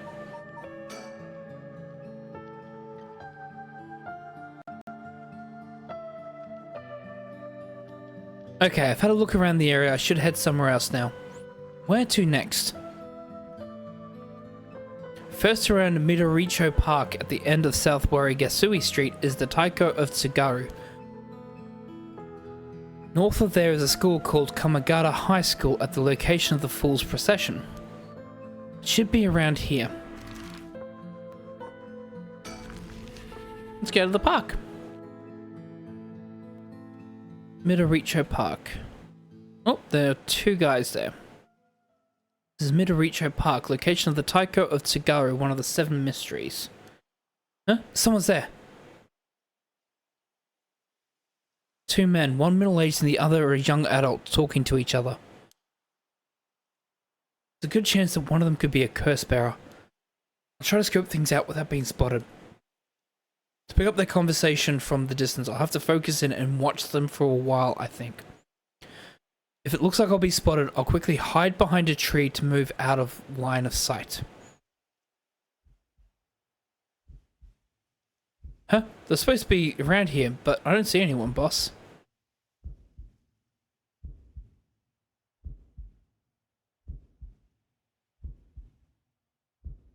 Oh god, I can't see what they're doing if I stay hidden like this. I need to get ahead of ourselves. I bet we see something before the night is done.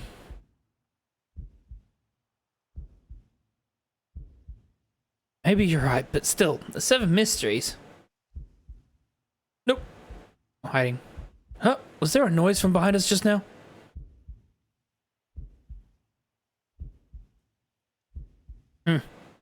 Never mind, just my imagination.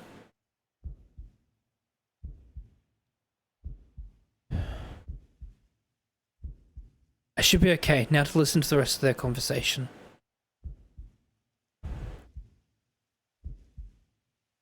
But does the curse really let you kill someone with an object like that?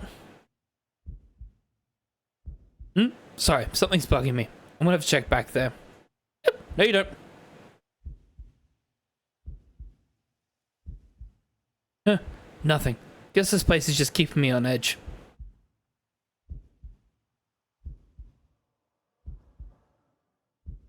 I should be okay. Ah! Fuck!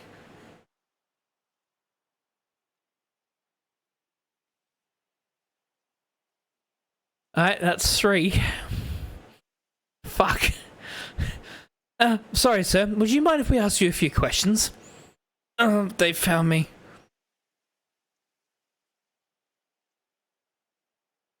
Oh, you two are police officers. People often say we don't look it. Sorry if we startled you. I'm sure there's no problem, we'll just have to ask you some questions, as procedure. Hi, I'm Jun Ario. I'm from the Metropolitan Police Department, Investigative Division. Newbie Detective Jun Ario. And this old guy with me with the glowing mug is the Chief Inspector Tetsuo Tsutsumi, my superior officer. You wouldn't guess from that frown, but he actually has quite the sweet tooth. Ario, quit blabbering. Tetsuo Tsutsumi. Tetsuo Tsutsumi.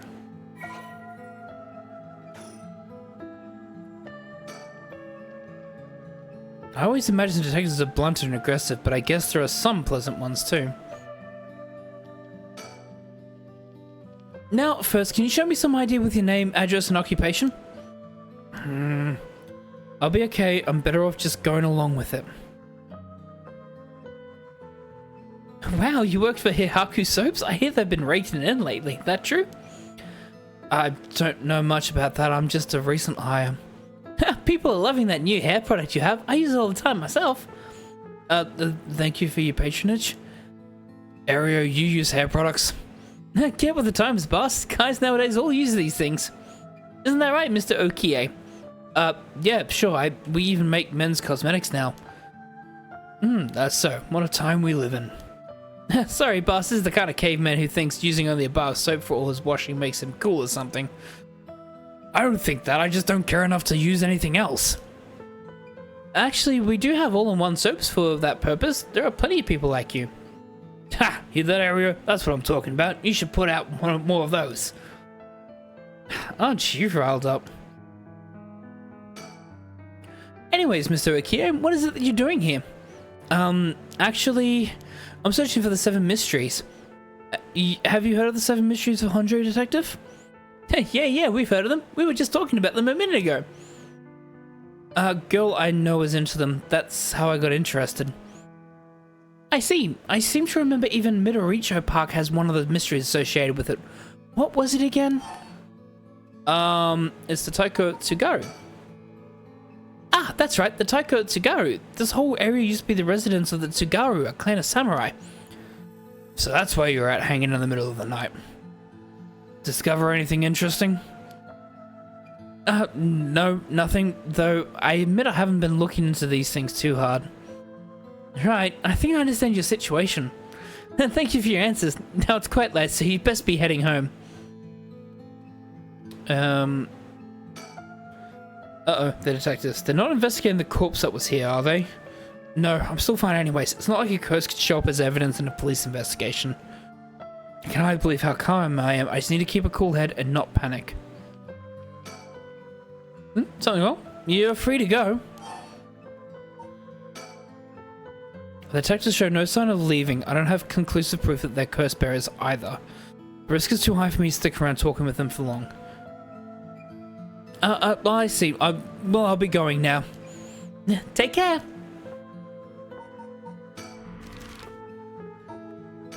No, let's go to the high school then. Kamagata High School, front gate. Here I am at Kamagata High School. Let's see here. Someone's there. Huh? Whoa, what the? Ouch. I'm so sorry, are you okay? Yeah, I'm fine, but did you just climb over the school gate? What's going on? Why are you at school this late? Well, I'm really sick. I'm in a big hurry right now, so I gotta go. Hey, wait.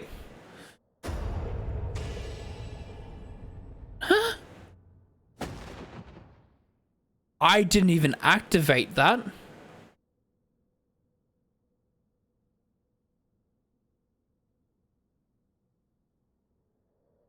Game, I didn't press the ZL button. Why?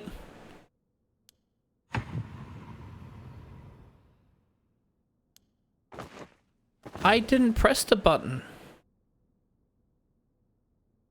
Unless something else killed her? Shit. Nope. Oh, nope, Yep, okay, the game, yep, I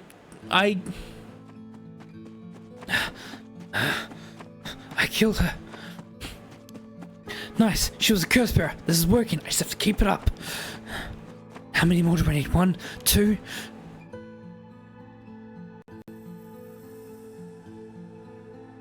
I didn't mean to do that. I didn't press the button. Oh.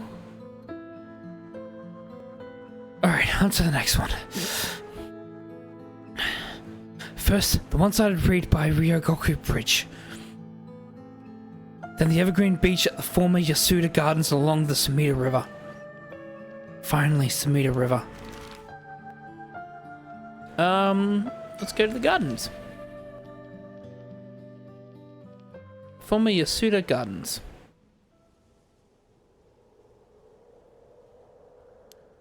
There was some kind of incident here recently, so the entrance was closed off.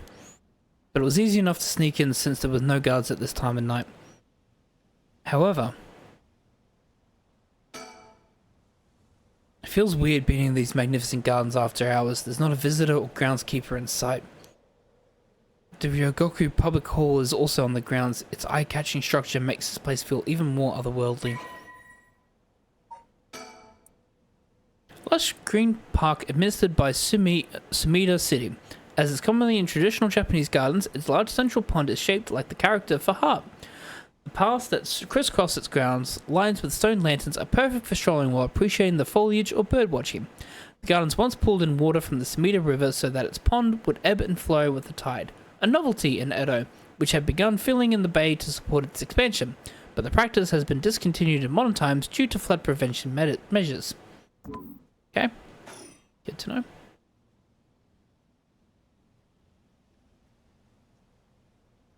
There's someone here. Ah! I don't want to be jump scared all the time. So, have you decided what you're going to do with your oh so precious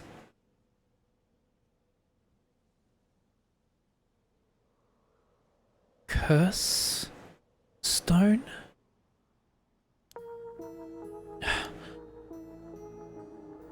Yeah. As soon as I snuck into the gardens, a woman inside called out from behind me.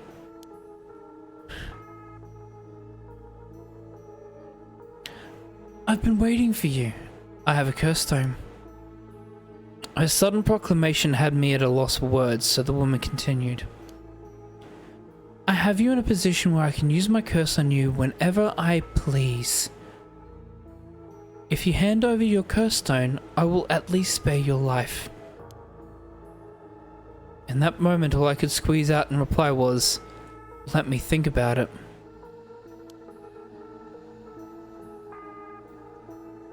Which brings us to now. Alright. Woman in her 30s, she has refined air about her, like she was brought up in a family of high social standings. But I also sense a shadow hanging over it. I wonder if it has to do with this place.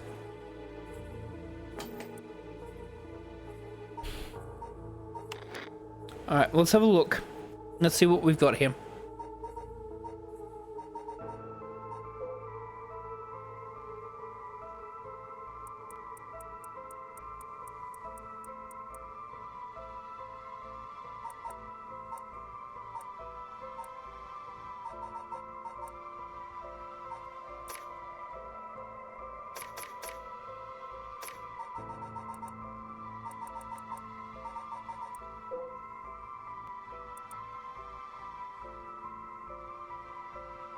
So this is the Yasuda Gardens, right? Alright. Anything that mentions the Yasuda Gardens.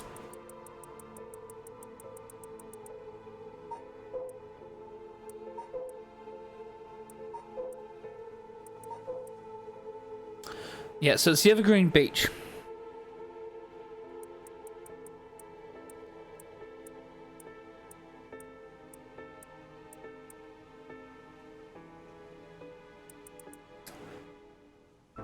Okay, that doesn't give me much to go off. Okay. Don't tell me you still haven't made up your mind. Such an indecisive man. Wait, might hand over my curse stone depending on certain things. Will you hear me out for a moment? Sure, go on. If we're gonna talk, we should get to know each other better. My name is... Stop. Huh? Let's not do that, alright? If I know your name, I might start to feel sorry for you. And have a harder time killing you. You would, don't you think?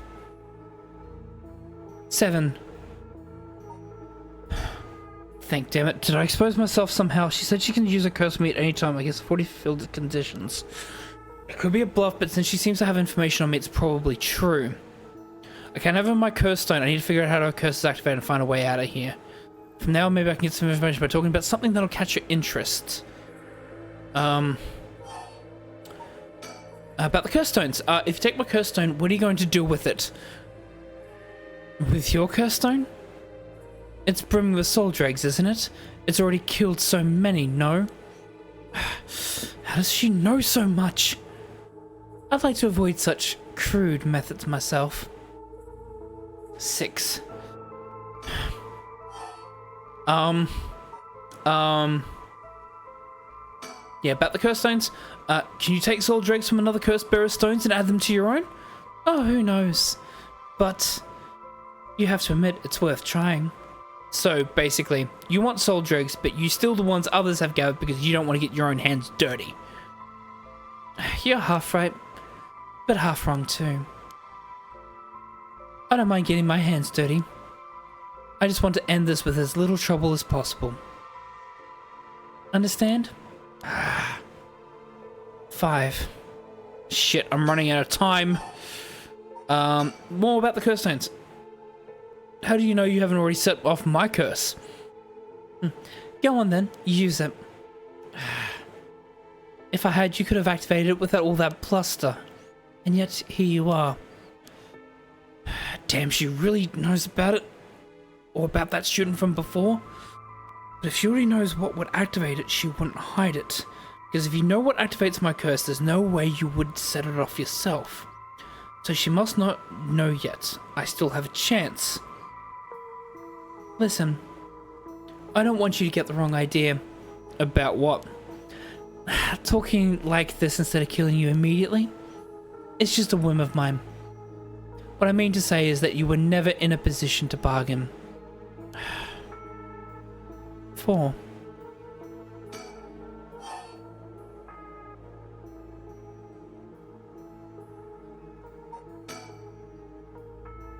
You actually can't kill me, can you? And that strange countdown from before too is all just a bluff to threaten me. I don't give in to threats, so why don't you give up this? And if that's the case, give it a try then. Only 4 more now. Let me tell you the number. 3.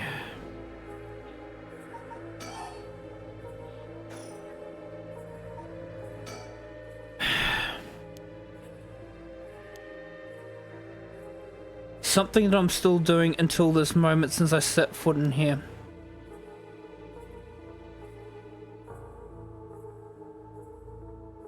The lighter.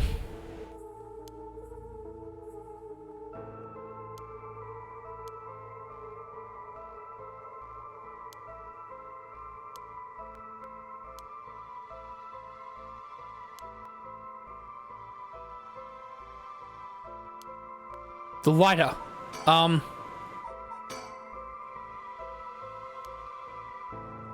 Can I not throw the lighter away?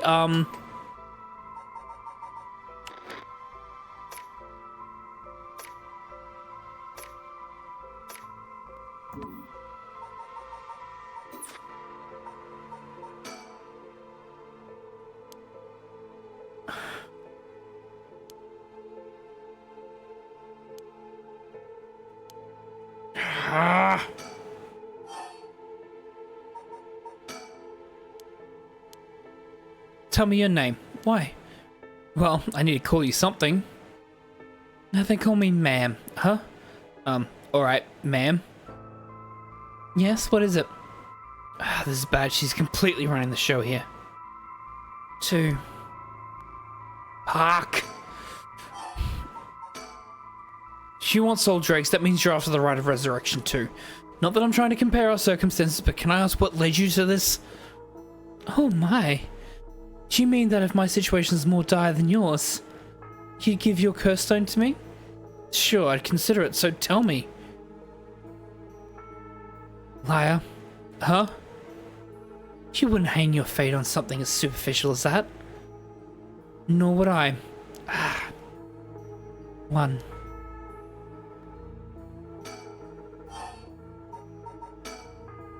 I've had enough. 2 curse bearers. Shouldn't be carrying on like this. 0. Such a shame. 1. This is the end for you.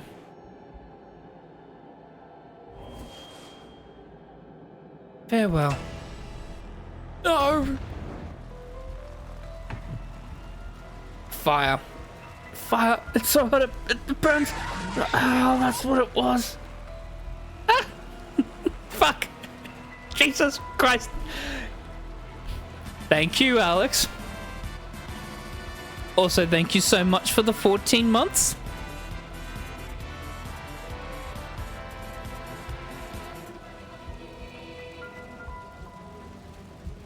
Ah, fuck me. Thank you for the jump scare. I need to make it louder. I don't think it's loud enough.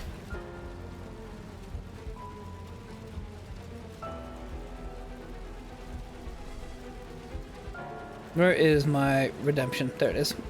Put the redemption up. That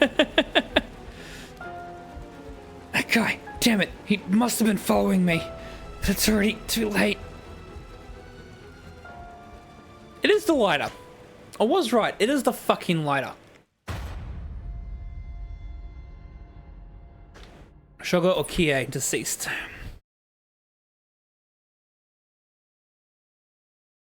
Oh my, you seem to have arrived at a less than favourable result.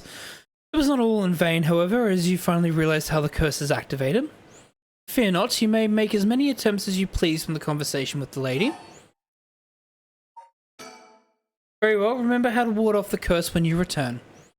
But bear in mind, Shogo Okie has no way of realising it himself, so you must react for him. How have you been, by the way? How's the, I saw that the transfer over to Foundry was a huge success. Sounds good. Damn it, did I expose myself somehow? She said she can use her curse on me at any times. I guess I've already fulfilled the condition. Could be a bluff.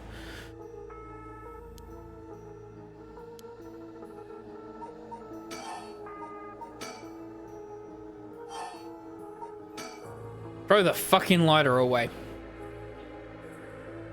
Huh? Throw away this lighter? Why did I suddenly get the impulse to do that? Yes, really throw it away.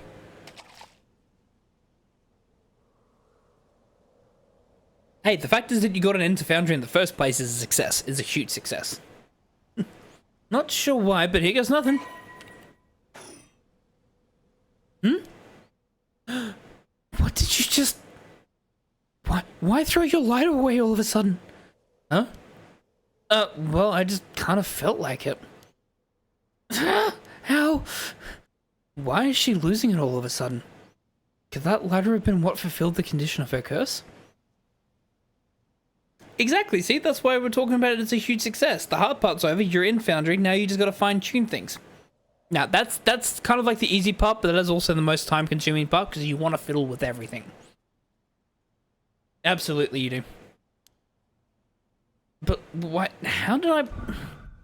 How could you? See ya. That's what you get for trying to kill me. This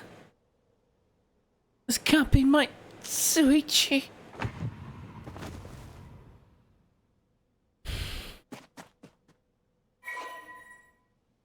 Let's gain 25% soul drakes. We should be very close then. Right? Ryogoku Bridge. Hell's yeah.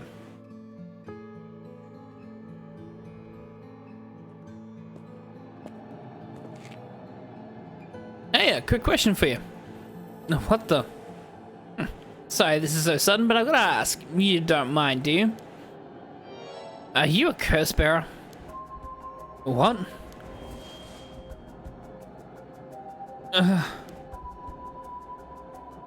Okay.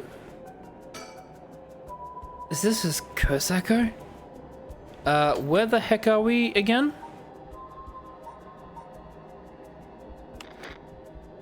Alright, let's see if I can figure this one out. We're by the bridge, right? Let's see if I can just look at... Yeah, we're by the bridge. Large bridge here is called Ryogoku Bridge. Crossing the river leads to Nihonbashi Bakurocho and Cho City.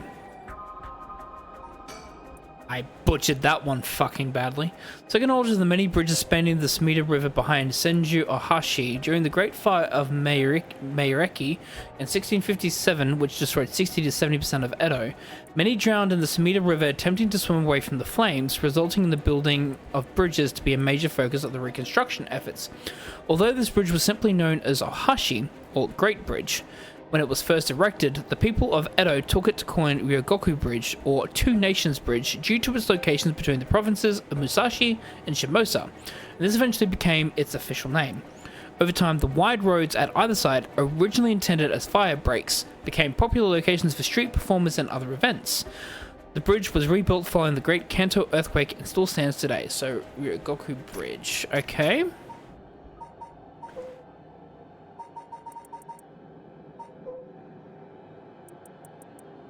So the one-sided read.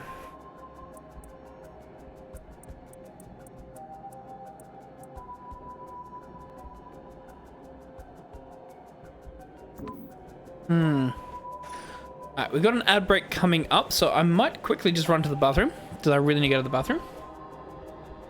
Take a quick break as we do this. So that way the ad break can start. I can run the ad break and therefore we can get the ad break going.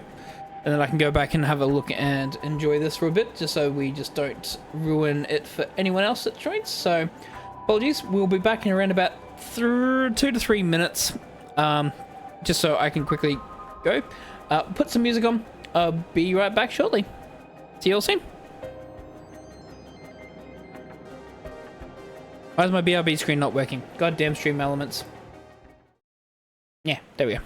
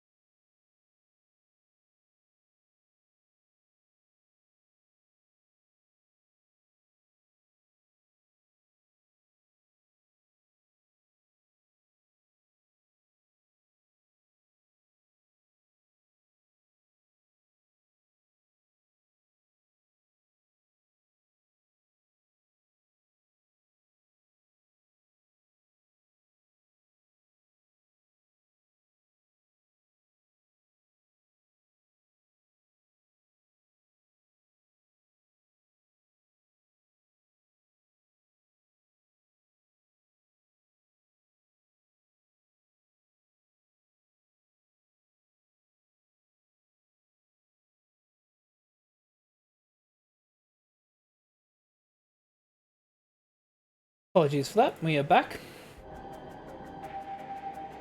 Alrighty.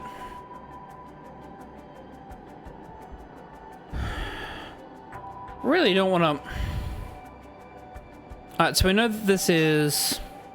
Canal where the one-sided reed grew is supposed to be around here somewhere.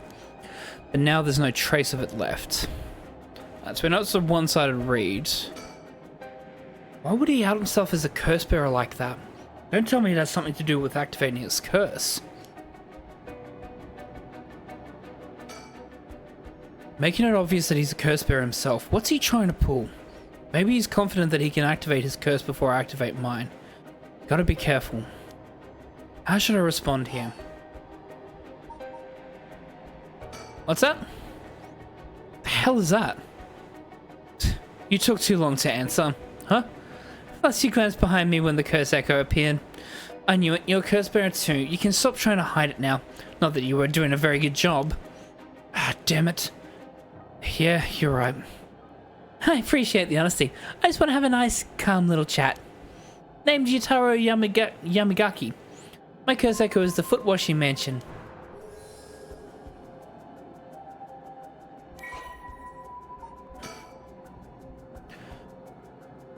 Young man encountered a Ryogoku bridge. He doesn't hide the fact he was a curse bearer, so he's the foot washing mansion curse bearer. Interesting. A chat? I'm not going to curse first and ask questions later just because we're both curse bearers. I've got a little more class than that. I hope you're smart enough to extend me the same courtesy. Fine. Chat away. Thank you. Good to know I'm dealing with someone reasonable. Oh man, probably younger than me. Maybe a college student? This guy's quite the bold character. He's got confidence, I'll give him that. Alright, let's talk. What do you want? Right, I'll cut straight to the chase. Will you join forces with me? Join forces? To gather soul dregs? Yep, you're using your curse because there's someone you want to resurrect too, right? In that case, it'd be more effective for the two of us to work together than just do it all yourself. Think about it, we could split the work and we'd have two kinds of curses at our disposal. Working together? I hadn't thought about that before. Can the soul dregs in one curse stone be moved to another? That's a fundamental requirement for this to work. Well, we'll have to test it, and I can't do that alone either. I see. Ooh, Would I have met his requirements for the foot washing mansion, is the question.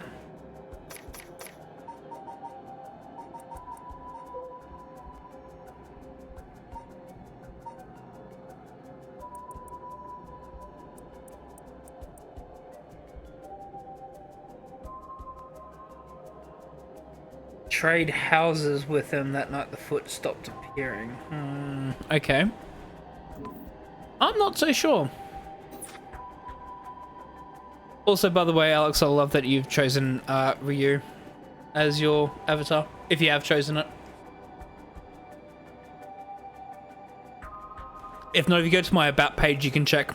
I think all the ones are there that you can select, so you can change it up. Alright then, if working together helps us both get what we want, maybe it's not a bad idea. Thanks, glad to be dealing with someone who can actually think things through rationally.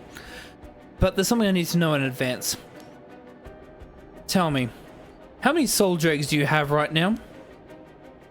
Right, I have some, of course. I'm more than competent after all.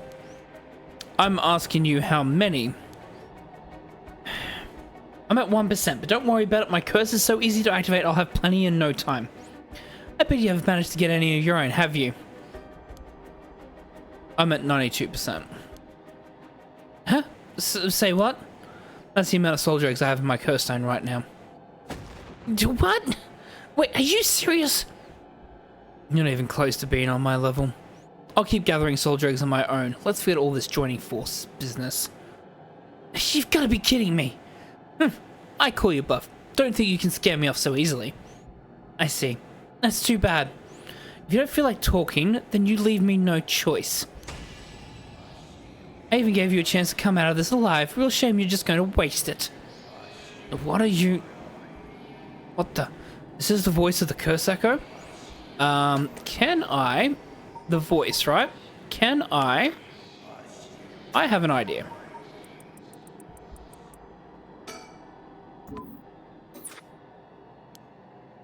Among the 7 mysteries, the resentful memory of the foot-washing mansion is particularly strong. You can't block it out by plugging your ears. As soon as you hear the voice of my curse echo, it's the end for you. Damn it. Huh? He said the voice. And there's a dial. I looked at the dials earlier, and one of the dials said that there's a voice volume, but there's no voice acting. Like, why would there be a voice volume if there's no voice acting?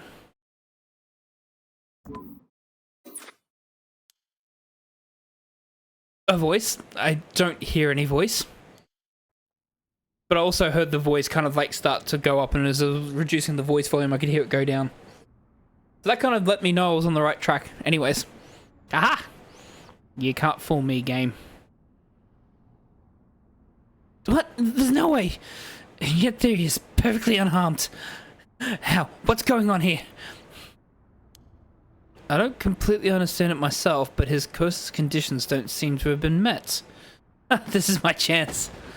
You, Taro, your curse won't work on me. I'll let you off easy today, so get the hell out of here. You son of a... Fine, I'll just be on my way then. Oh, someone made a mistake. Mark my words, I'll make you regret this. No you won't. See ya.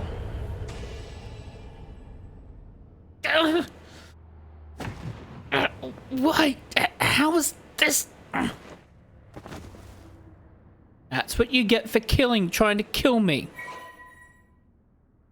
Oh, he also lied. Good to know. Well, it's just because he's a curse bearer, right? So therefore he automatically has more soldier eggs in him. But anyways. We have met the requirements. We have 100... We'd have, what, 112% now? Thank God, now I've gotten the last of the soldier eggs I need. Was that just a coincidence? He wasn't able to activate his curse for some reason. Things are going well. Luck must be on my side. Oh, I should check my curse stone. It should have gained a lot just now. What the?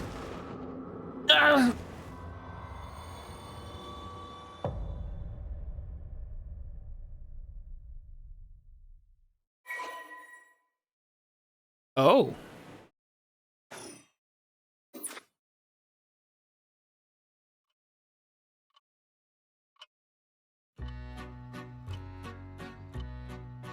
Can I turn the voice back up? Will it do anything?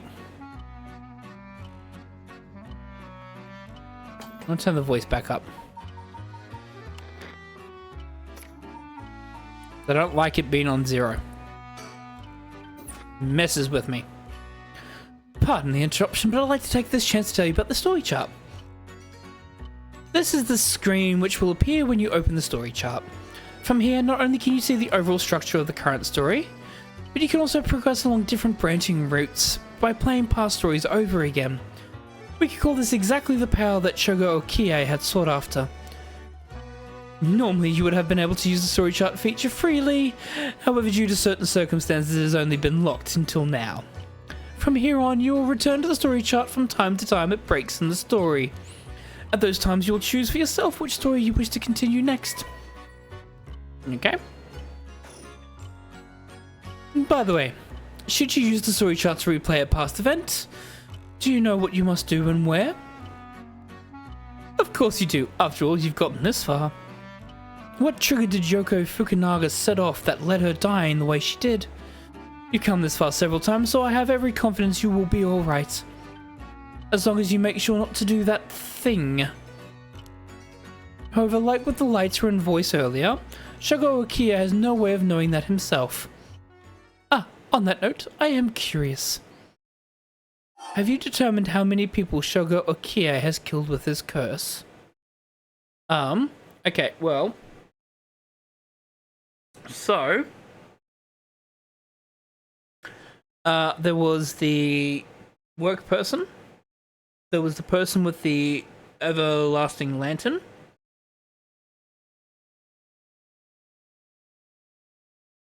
There was the high school girl. There was the woman. And then there was the last guy, so that's 5.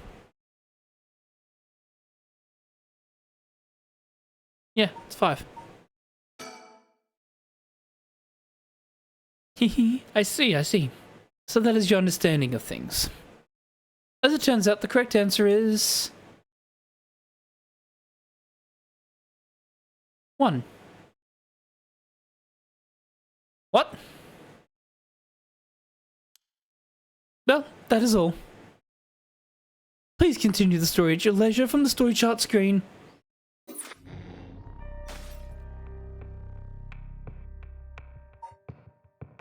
The fuck do you mean 1? What? Hang on, now this has got me confused. Hang on, why would he say 1? Is he...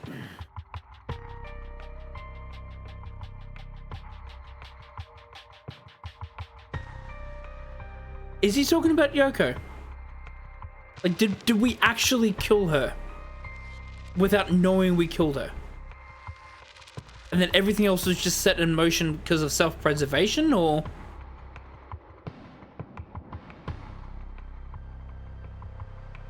Oh, okay. This is going to be fun. Now, let's resume. So if we resume here, something's happening to Yoko, so we know that something...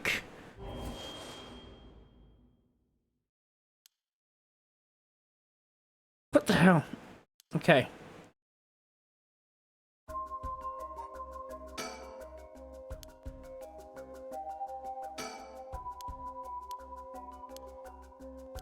So she...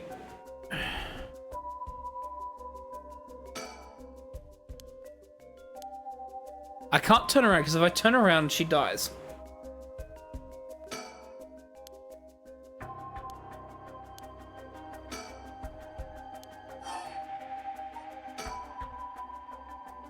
Yeah, keep yelling her name. Huh, what? Is calling her name really going to help? I'm already yelling as hard as I can. Shouldn't I look for what's causing this? There's nothing there. Yoko, hang in there. Yoko, look at me. You're going to be okay. It's alright. There's nothing there. Yoko!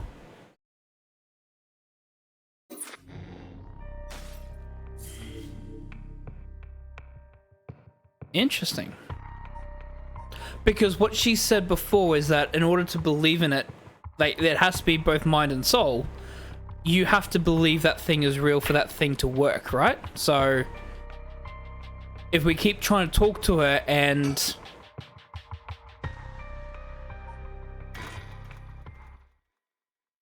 hopefully that means that she just stays with us.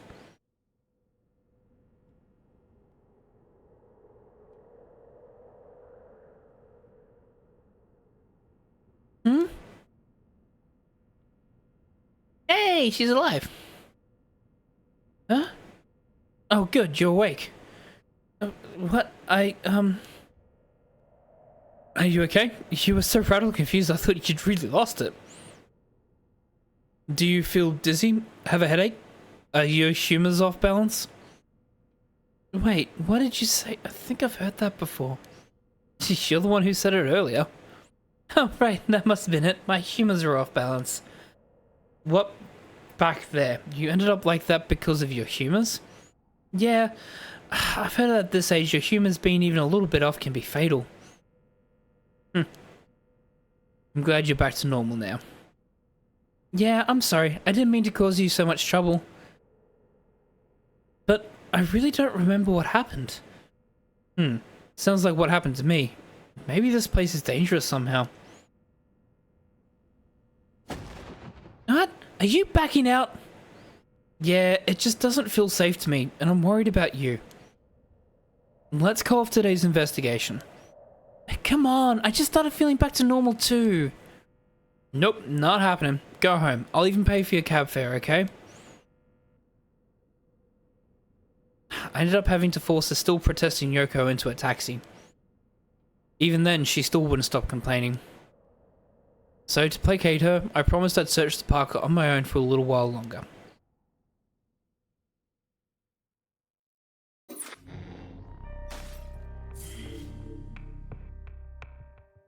Okay.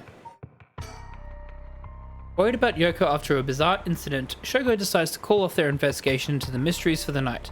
Despite her stubborn objections, he managed to persuade her by offering to continue the search on his own.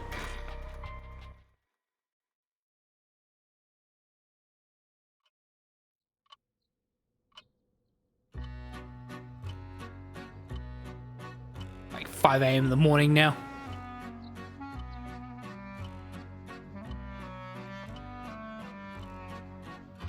In further news,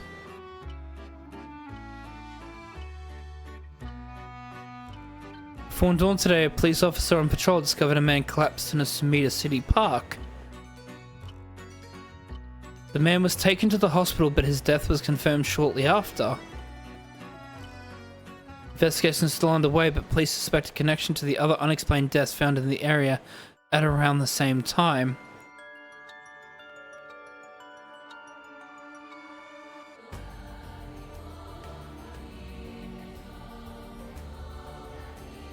Right. So if he doesn't... So if Yoko doesn't die, he doesn't get the Whispering Canal.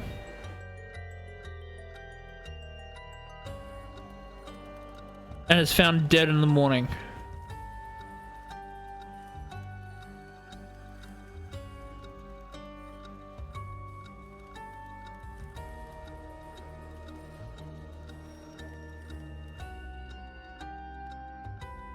Interesting. Oh, hi storyteller. Well done on your efforts thus far. This brings Shogo Akie's story to a close. But this is not the end, far from it. In fact, this is where the story finally begins. The routes of the three protagonists have now been unlocked. Harue Shigima, a woman who lost her son when he was kidnapped and murdered. Tetsuo Tsitsumi, the chief inspector of the 1st Investigative Division who was looking into the death of an officer in the line of duty.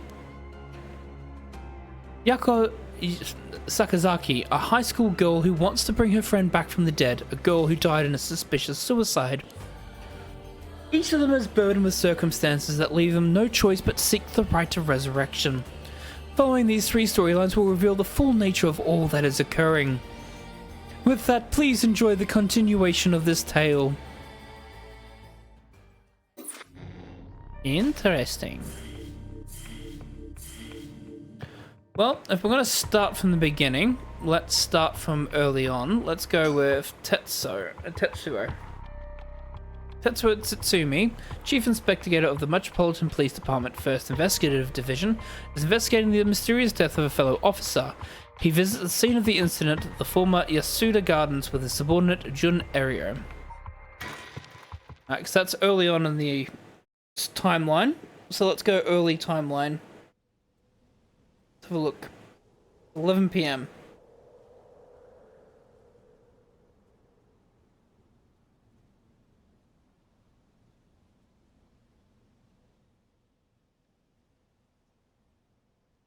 Hey boss, forensics is all done. Crime scene is clean. The other officers have all gone home. It's just us now. The park should be able to open up back tomorrow, like nothing ever happened. I doubt I'll get many visitors after everything that's happened. You'd be surprised. Lots of people love that kind of thing. I bet they'll be lining up to get in. The cult stuff is really popular right now. Did you not know that, boss? Sounds stupid. Well, it's not exactly rooted in science, but if ghosts really did exist, we could just ask them who the perp is. Somehow I doubt it'd be that simple. Oh, but you know, I've heard that high school girls are just really into the spirit board things these days. Supposedly you can call in spirits and talk to them by using a board with letters on it. Wouldn't that be something? You can try it out yourself if you're so interested. Hey, that's not a bad idea. Let's give it a go sometime, boss. What now? Stop messing around. You really think we're gonna solve this case by moving a coin across a scrap of paper? Sounds like you know all about it. We gotta be open-minded. What if that's how police work is going to be on from now on? Don't make me laugh. Alright, let's see who we've got here. Spirit Board.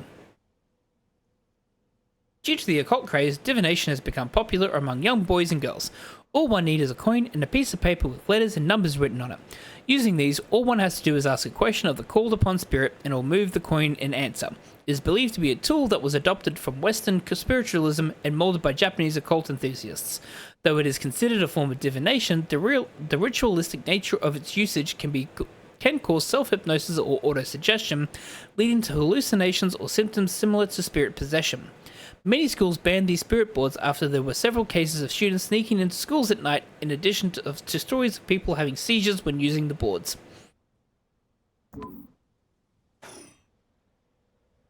Listen up, Ario. You can't go blaming the death of your buddy on something like the occult. I don't care what if it was ghosts of the occult or what. Whoever or whatever it was that did this, I'll get them. I promise you that. Well, you got the right attitude, but we don't even know if this is a murder yet. Bias is weak in our judgment. Get too fixated on one thing and you stop seeing everything else. Aye aye, boss. So, now that we've finished investigating the scene, let's review what we know. Now? It's getting late. I figured we'd head straight home from here. Oh, come on. We've got to go over all the info we've gathered. And what better place to do that than here at the scene of the crime where we can soak up the atmosphere? Soak up the atmosphere? The hell is there to soak up? You must be really into this occult stuff if you get off being in a place like this.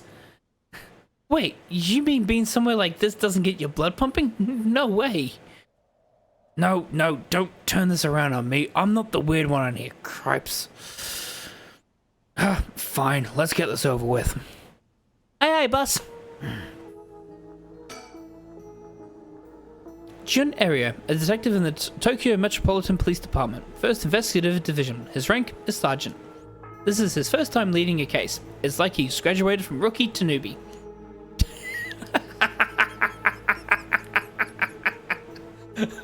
That's a good joke. I like that one. I'm gonna put that one down. He looks put together on the outside, but acts like a kid most of the time. Honestly, the force could use more people like him.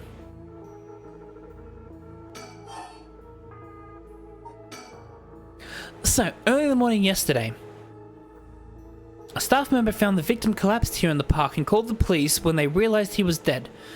While there were no obvious external wounds, the fact that he was a police officer and the evidence of a struggle means it's likely that this was a murder. The Sumida office sent it over to us since it involved the death of an officer and we were tasked with the investigation. What we need to do is figure out what happened and whether there was foul play involved. I think that about sums it up. But, boss? Yeah. Is this case really important enough to assign to someone from the investigation division? I mean, a friend of mine died, so it's important to me, but it's all up to the higher-ups. I'm sure they've got their reasons. Boss, you know something, don't you? It's all about become clear in time. Try not to worry about it too much. Thinking about it. The only thing we know for sure is the identity of the victim. That means there must have been something special about him, right? Maybe he knew something wasn't supposed to... some kind of secret or something. Isn't that right? You're pretty sharp sometimes, you know that. If you picked up on that, you should be able to put the rest together yourself.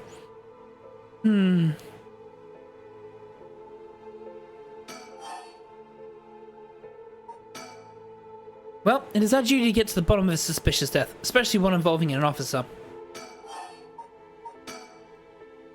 The victim is Hajime Yoshimi of the Juvenile Division of the Sumida City Community Safety Bureau, 27 years old, single. He mostly dealt with cases involving juveniles in education. His rank was Senior Police Officer.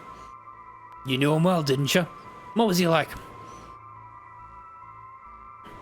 Yes, we were in the academy together. We still went out for drinks together every month or two. He could be a little rowdy, but he was like a big brother to us all. He was kind and cared about his friends.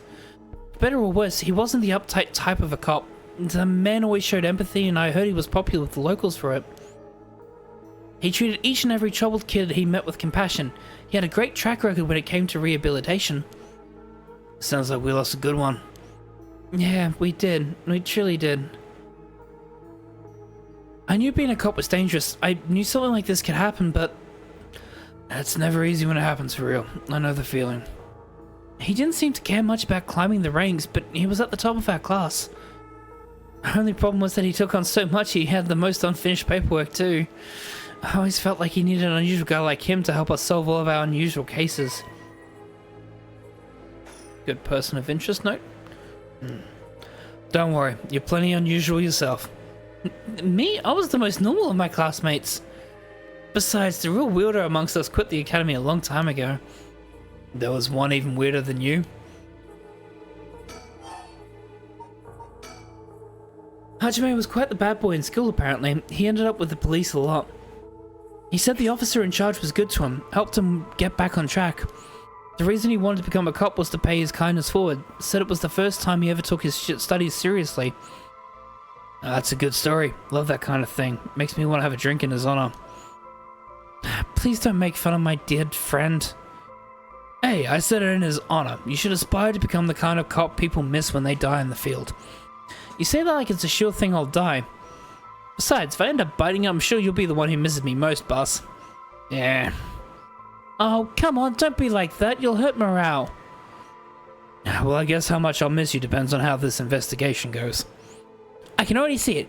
Ario, no! Why'd you have to go and get yourself killed? I have no idea what's going on in that head of yours. Yeah, that'll be a sight to see. I can't wait. You can't wait for your own death? Get it together, kid. Jeez, you really are something. Thank you? What about the victim's family?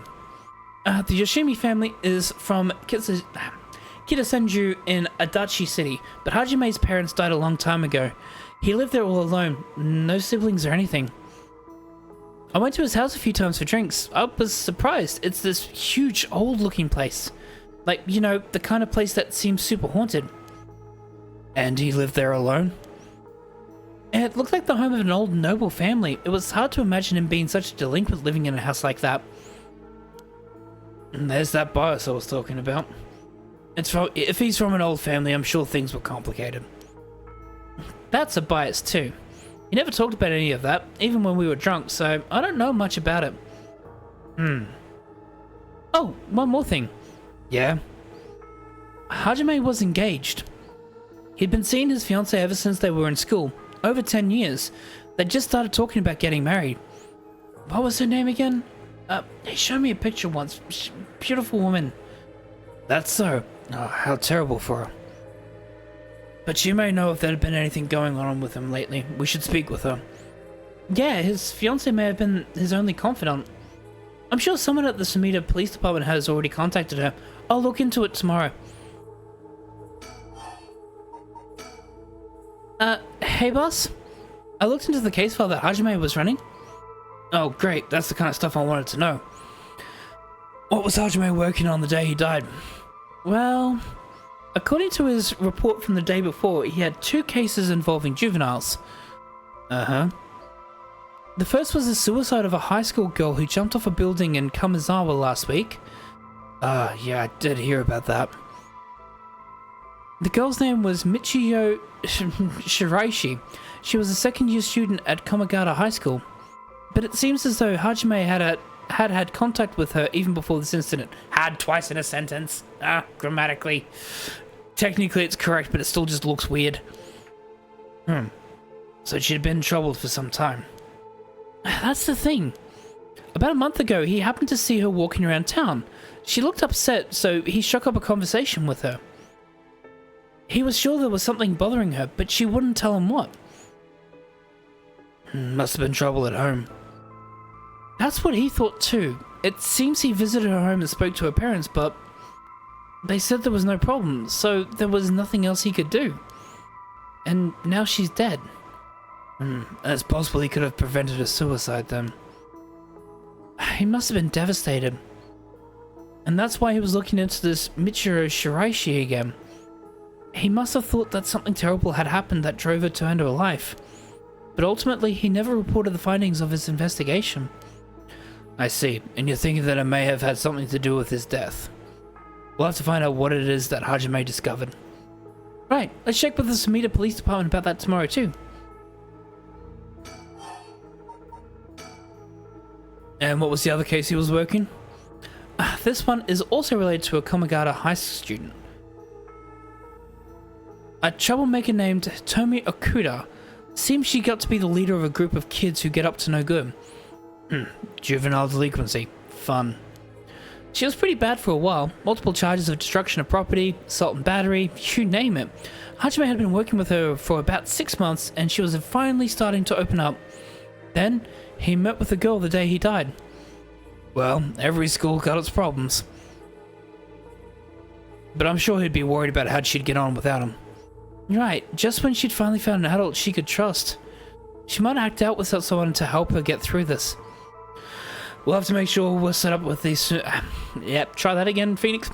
We'll have to make sure that Sumida Community Safety Bureau does their job. But... We can't rule out the possibility that meeting with this delinquent girl had something to do with his death. Then we'll have to go and interview her too. Ah, yes, you're right.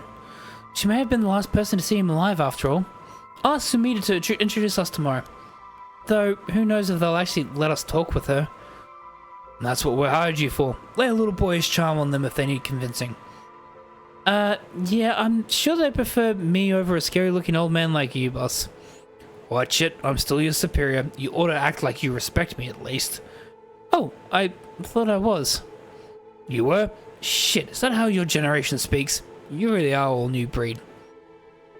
It's probably just me actually. Ah, well, don't think you can get away with that with other people. So anyways, boss. Were you even listening to me? We've got quite a bit to look into tomorrow. First, the 2 Komagata High School cases that Hajime was handling, and we need to speak with his fiancée as well. I believe that's it for tomorrow. Alright, that's a lot of information already. Alright, what do we know about the cause of death? As for the cause of death, we won't know until the autopsy is done. From what we've seen though, it appeared to be some kind of acute heart failure. But since he had no record of chronic illness and had no visible wounds, it's possible that poisons or drug could have been involved. Dying in the middle of the park like that certainly does seem suspicious. Well, we found signs of a struggle at the scene as well as footprints belonging to an unidentified individual. We've got people trying to identify those prints. If we can find out who they belong to, we might be able to figure out this whole thing. Yeah, wouldn't that be nice if that were the end of it? The only thing Hajime had on him were his badge and his wallet in his pockets. So we can rule out a mugging, though there probably aren't many people who'd try to think of mugging a cop as big as him. I've also heard that Hajime got into a fair few fights in his younger days. He started judo once he became an officer and rose up the ranks quickly. Sounds like the Pope would have had to have been pretty strong to take him on.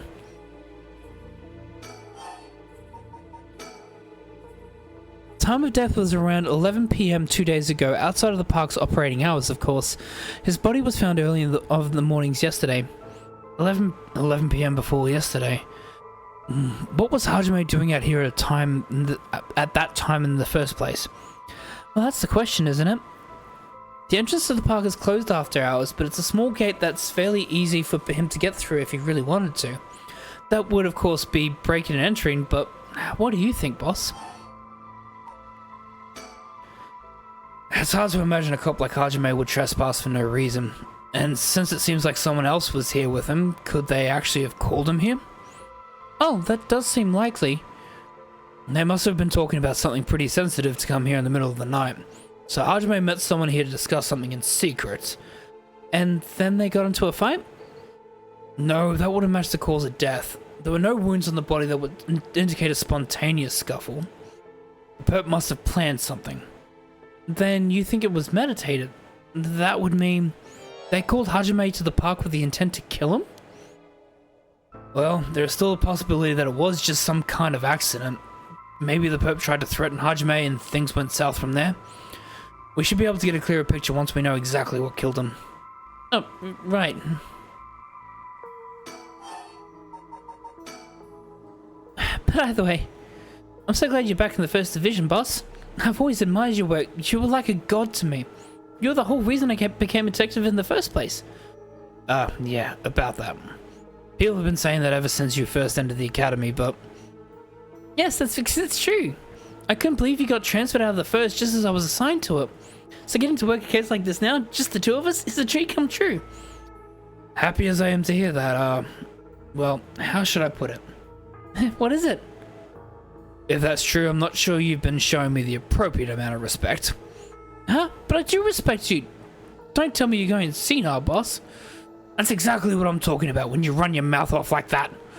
It's getting late. You must be sleepy. Don't worry, boss. I'll make sure we get out of here soon. Yeah, I get it.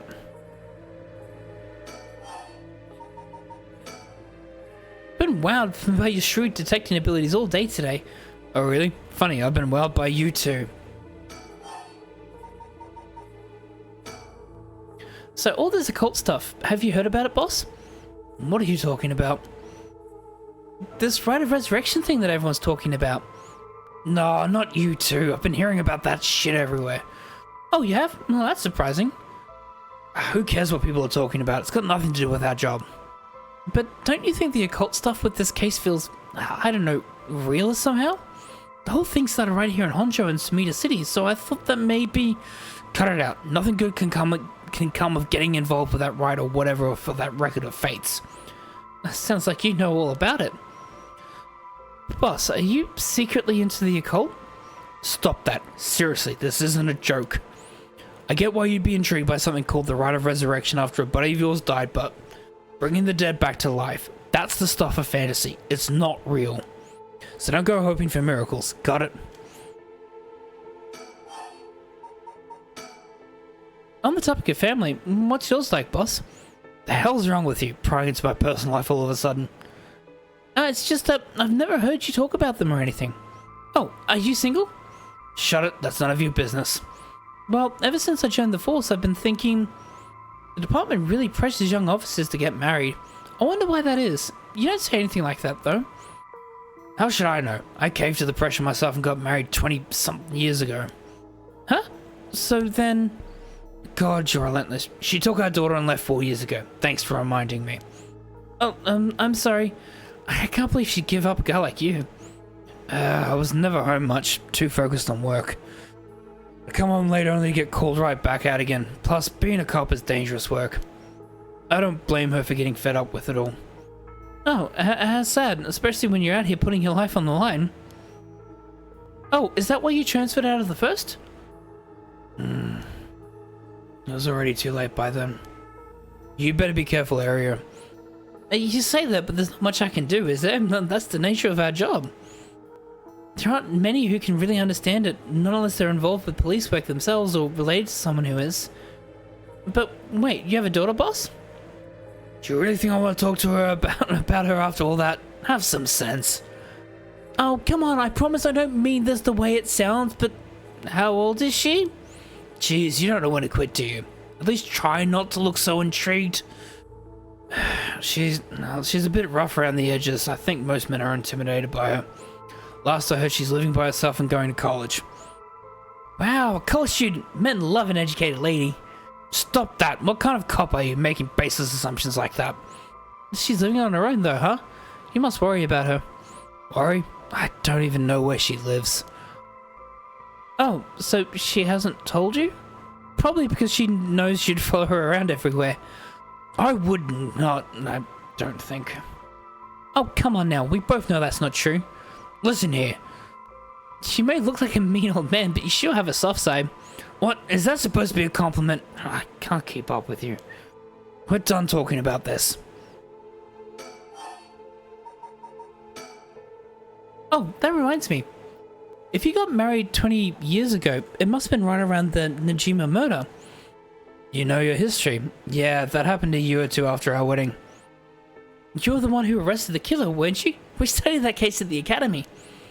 I was only in elementary school at the time, but I still remember people talking about some dangerous criminal getting arrested. Oh, that was just... Cracking the case, finding the guy was all just happenstance. I'd really rather not talk about it. It was a disturbing case. Did it not make your skin crawl when you learned about it in the academy?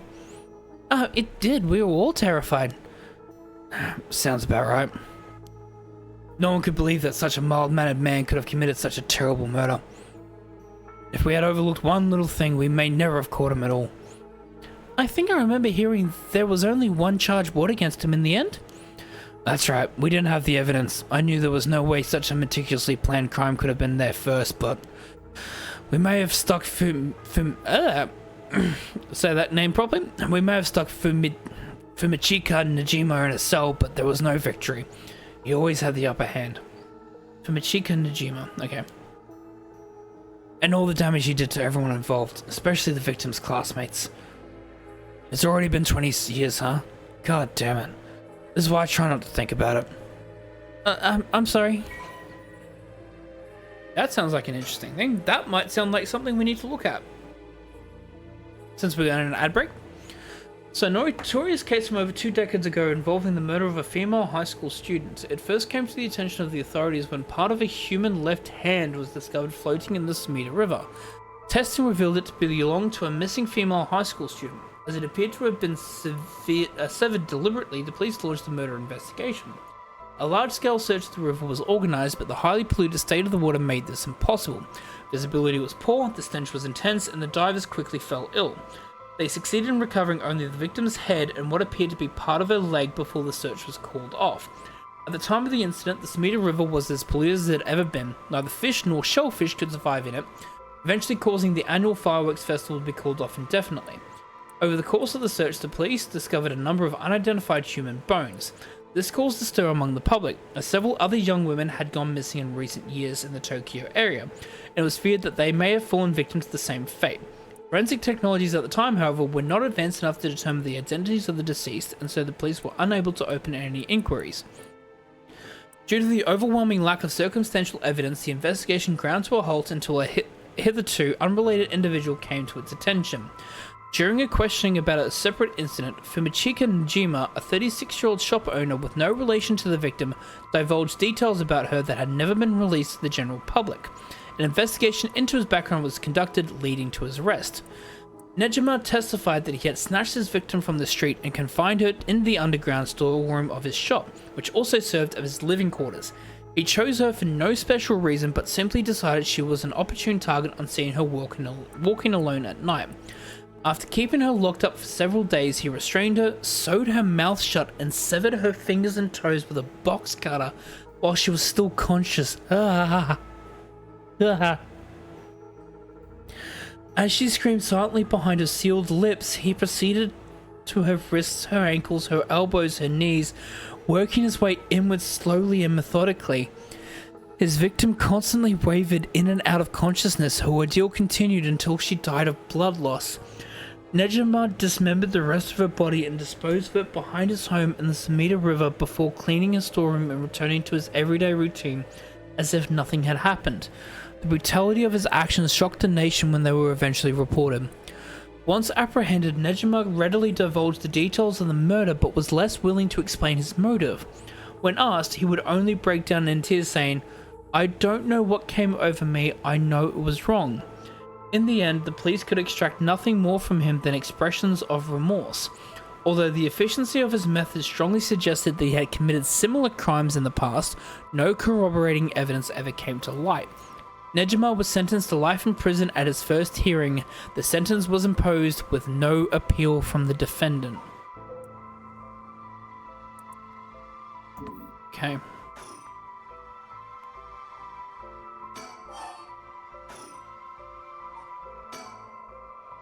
I've got a bad feeling about this case and my gut is really wrong. I knew this would be a treacherous case in the moment we were dragged into it.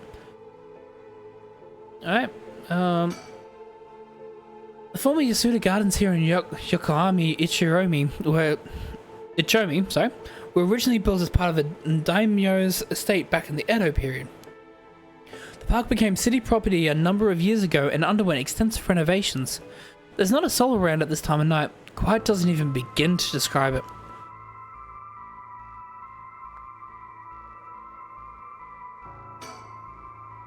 This pond, they say it used to flow into the Sumida River, but the river became so polluted that they cut it off.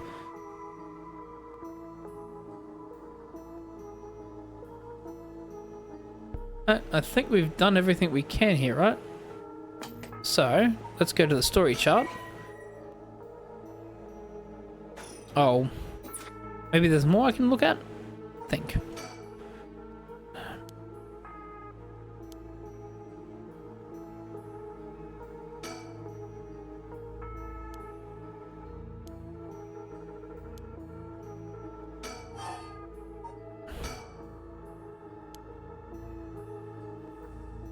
Is there anything else I can find?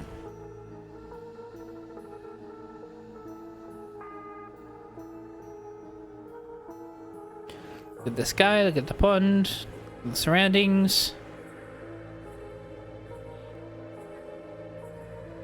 Oh, the thing. So this is where the victim was found. Well, it's clean now. It almost feels like nothing happened here at all. But once an incident like this has come to pass, there's no going back. Not that knowing is any consolation. Well, boss, I think that about does it. Alright, let's call it for tonight. I'll see you tomorrow. Oh my god, what's that? Boss, what's wrong? Don't tell me you're going senile. Damn it. It was that case all along. Boss, what is it? Is there something over there? Such deep sorrow. A resentful memory.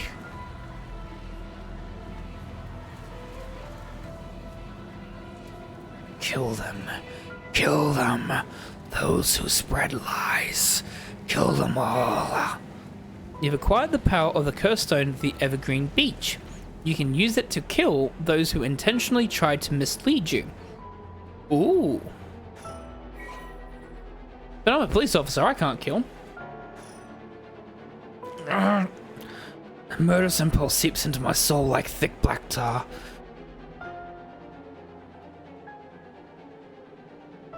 Now, kill. Can you hear it, curse bearer? You who so strongly desires the right, kill them. Ooh, so the detectives do have a curse stone. Boss! Boss! Hey, Ario. How are you hanging? Boss, what's the matter? Don't tell me you really went senile. Sorry. I'm fine. Ario. Yes? I have some bad news. Oh no, your senility is kicking in, isn't it? No, we have, got a bit of trouble on our hands. Looks like we'll be working some overtime. We're not going home tonight. Huh? What are you talking about?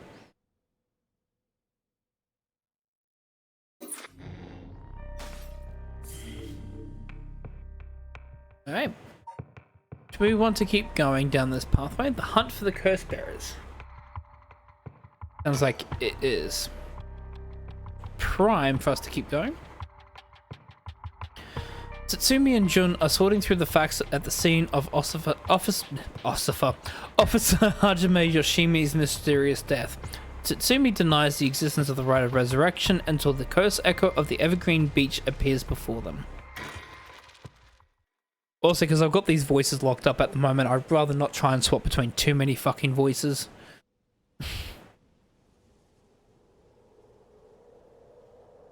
Omiyasuda Gardens. Okay, so let me get this straight, boss. The Rite of Resurrection really exists? And to use it, you have to kill people using the power of curses from the Seven Mysteries of Honjo. And the curse you have is from the story of the Evergreen Beach that's told in this area. Is that right? Yeah, pretty much. You're quick on the uptake. You weren't your usual silly self when you were explaining, so I knew you were telling the truth. I'm never silly. The only thing I have trouble believing is that you're taking this occult stuff seriously now. I mean, talk about paranormal. I thought you didn't believe in any of that. It's not that I don't believe in it. My familiarity with it is why I've tried not to get too close. Are you just being a sore loser? Not used to admitting you were wrong? Oh, shut up and listen to me. No point in trying to hide things anymore. We won't get anywhere if you don't understand this, so listen up. Please, just listen. You don't have to keep saying it. I'm listening. We don't have time to waste. We'll talk as we walk. Hey, wait for me, boss!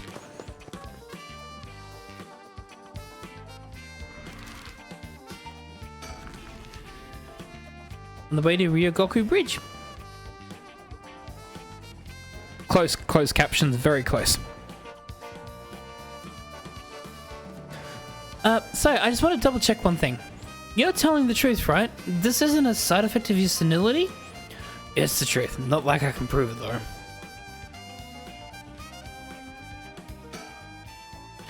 I'm sure you already know this, but this is all top secret. No sharing it with anyone. Right, you can trust me not to. But, no, I just can't believe it. I'd heard rumors that you used to be a member of a secret division attached to the Security Bureau. I can't believe we actually have a department called Paranormal Affairs. Yeah, I'm sure it comes as a shock. I couldn't believe it myself. I thought the higher-ups were messing with me. Really had me worried for a while there. No, this is incredible. That's the whole reason I became a cop. I was always fascinated by secret agencies and stuff. Are you serious? But thinking about it, it totally makes sense. If ghosts and spirits really do exist, then of course we need a special department to protect citizens from them. You seem a bit too eager to believe all this. And hang on, I thought you joined up because of me. Oh, come on, boss. Do you only have one favorite food? You can like more than one thing. Yeah, whatever. In any case, the official stance is that the supernatural doesn't exist, so Paranormal Affairs operates in secret. Still not sure why they stuck me there. Those 4 years I worked nothing but cases involving the supernatural.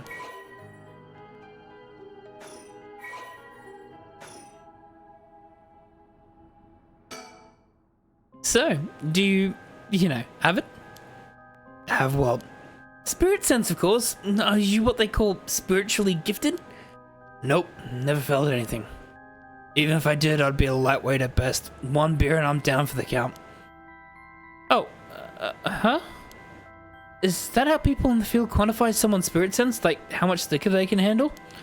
Nope, that's just me. Thought it'd help get the point across. Oh, huh. Sorry, seems like I keep disappointing you. No, it's not your fault, boss. At the risk of disappointing you yet again, I'll tell you one more thing. Spirit sense is usually something you're born with. It's tough to develop it later on.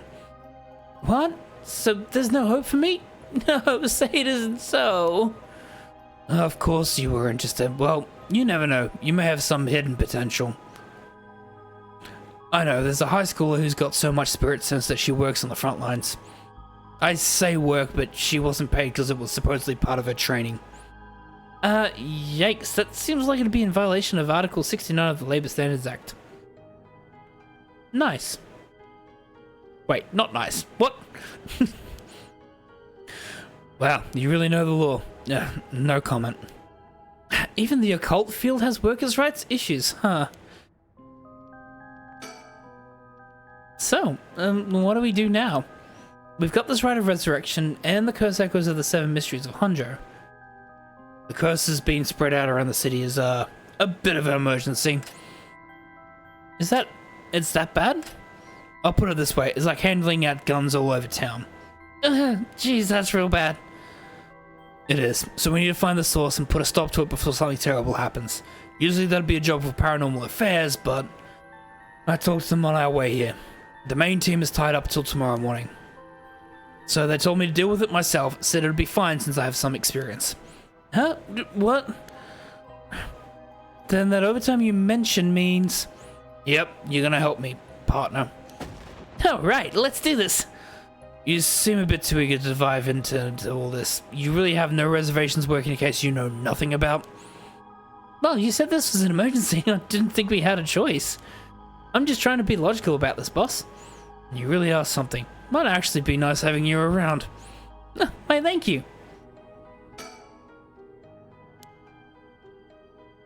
These curses are connected to the Seven Mysteries, and the people who have others should all be here in town. Right, so if there's 7 of them, that means there are 6 more out there. And we have to stop them before they kill anyone with their curses. If we can, we should find and collect all the curse stones. But boss, from what you said earlier, Killing a curse bearer gets you closer to completing the rite of resurrection. Wouldn't your life be in danger if they found out you're a curse bearer? Pretty much. We can't let that happen. Should you even be out here right now? Hiding would only be a waste of time. The mystery of the one-sided reed is associated with the Ryogoku Bridge. I was hoping we'd be quick enough to run into the one-sided reed's curse bearer. No such luck, it seems. Well, if nothing else, maybe word will spread that the cops are on the lookout and people will behave. That's putting a lot of trust in whoever these other people are. But it's possible the other curse bearers with the same idea will come here. Talk to anyone you see who seems suspicious. That means someone who may have the power of a curse. Understood. In that case, why not ask that guy who's been watching us this whole time? What do you know? There is someone there. Good luck. Hey, you there? Sorry to bother you, but I've got some questions. I'm with the police. Oh, hey. Thanks for your cooperation. We'll be asking you a few things, Mr. Yutaro Namigaki. That's your name, right? Yes. I don't mind answering your questions. You're a detective. Did something happen? Oh, right. Lots of things have been happening around here. Like people dying.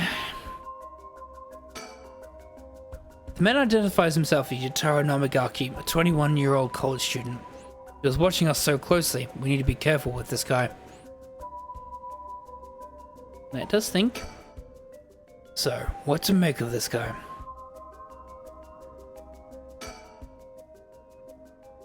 So, what is it that you were doing here?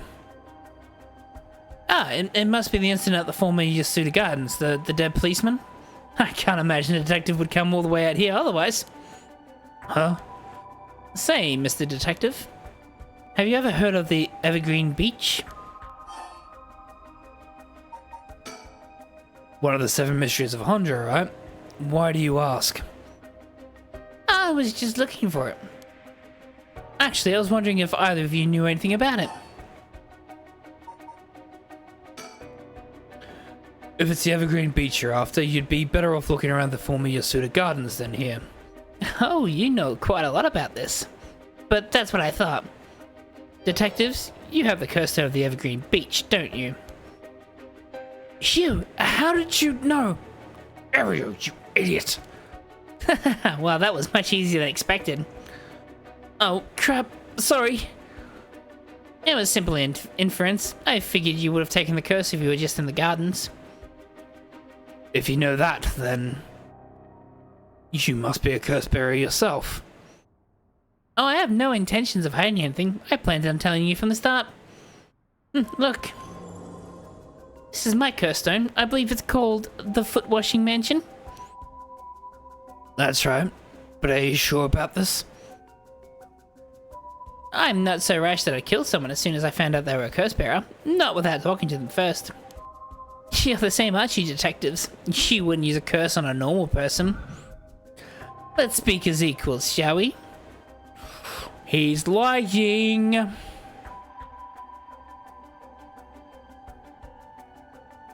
But I'm a police detective. I can't kill someone innocent.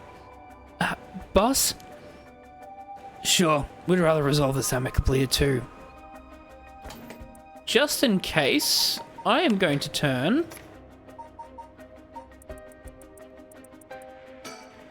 this down so he can't do anything. But before we talk, there's something I should tell you. This is my curse stone, the Evergreen Beach, just like you thought. What? Boss, why would you tell him? As for how the curse works... Boss, are you having another senior moment? If you tell him that... It hangs to death anyone who would try to mislead me. So if you try to lie to me, the curse stone will let me know. I don't have to use it to tell. Understand? Whoa, really? That's super useful. I see. Understood. That's a pretty useful power for a detective. Now then, let's talk. Damn it, seems I've lost the upper hand. No point for petty tricks then. I'll be honest with you. So far, so good. There's someone I want to bring back, so I'd like your assistance in collecting soul dregs. Lying? Can't help you. Please, all you have to do is tell me who the other curse bearers are. I mean, this is gonna kill someone, right? If I use it? Yeah. Sorry, but as a police officer, I can't just look the other way and let you go. Please, if you help me, I'll let you two go as well. Is that a threat? No. It's your final warning.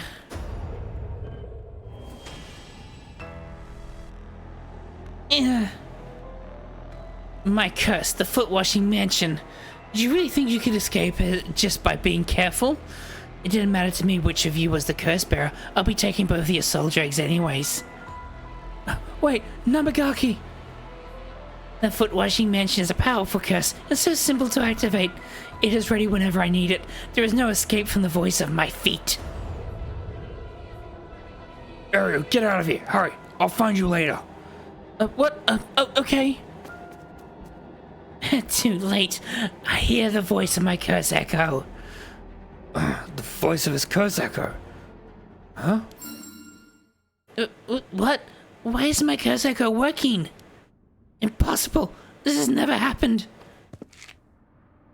What's happening? I don't hear anything. Ariel, now, grab him. Right. Namagaki, get down. Ah, damn it. Boss, here, his curse stone. Good work. Give it to me. Aha! I have it. It is my curse stone now, bitch.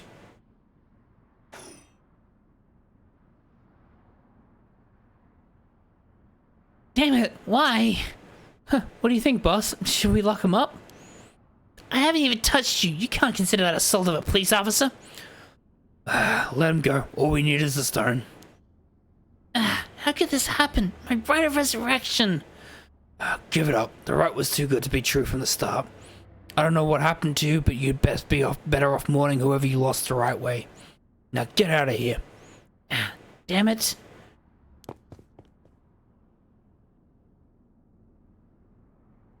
Phew. That was a close one, huh, boss? He'd probably be dead if he had activated his curse. Yeah. I'm not sure what, but something stopped his curse from... Boss, are you okay? Does having another curse stone hurt? Yeah, the curse from this one is flowing into me too. Oh no. I saw it activates the curse of the foot-washing mansion, and the resentful memories bound to it. Ah, I see. I always thought this one was one of the stranger of the Seven Mysteries. Now I know why. This sure is something. But what did you see? Let's save that for later. All you need to know for now is that this is a particularly powerful curse. We're lucky we took it from him quickly. Phew.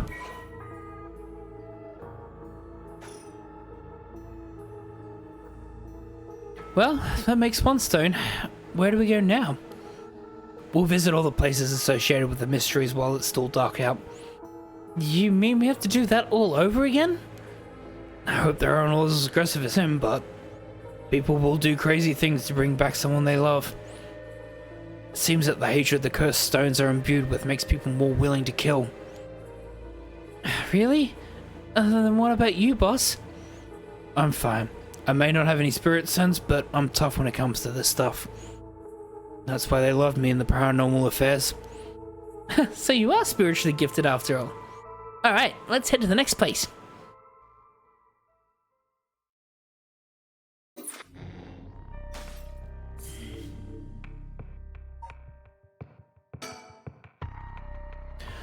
Tatsumi and Ario decide to collect the curse stones as soon as possible before they become the cause of an unprecedented tragedy. The two obtain the foot-washing mansion from Yutaro and Namagaki and head to their next destination.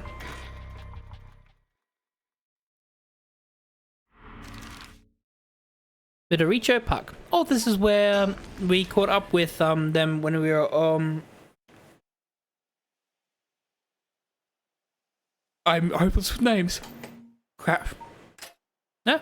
Yeah, put that back on. Okie, that's it.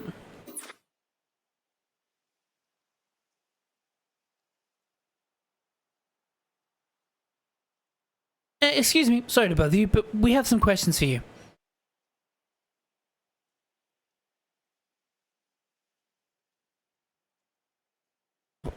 What? Are you with the police? I haven't done anything. Oh, don't worry, this isn't an interrogation or anything. We just want to talk. You're Hideki Araishi, right? The historian? We know who you are, so this won't take long. But since we saw you here, we'd just like to ask you a couple of questions. He's the guy who researched the Seven Mysteries.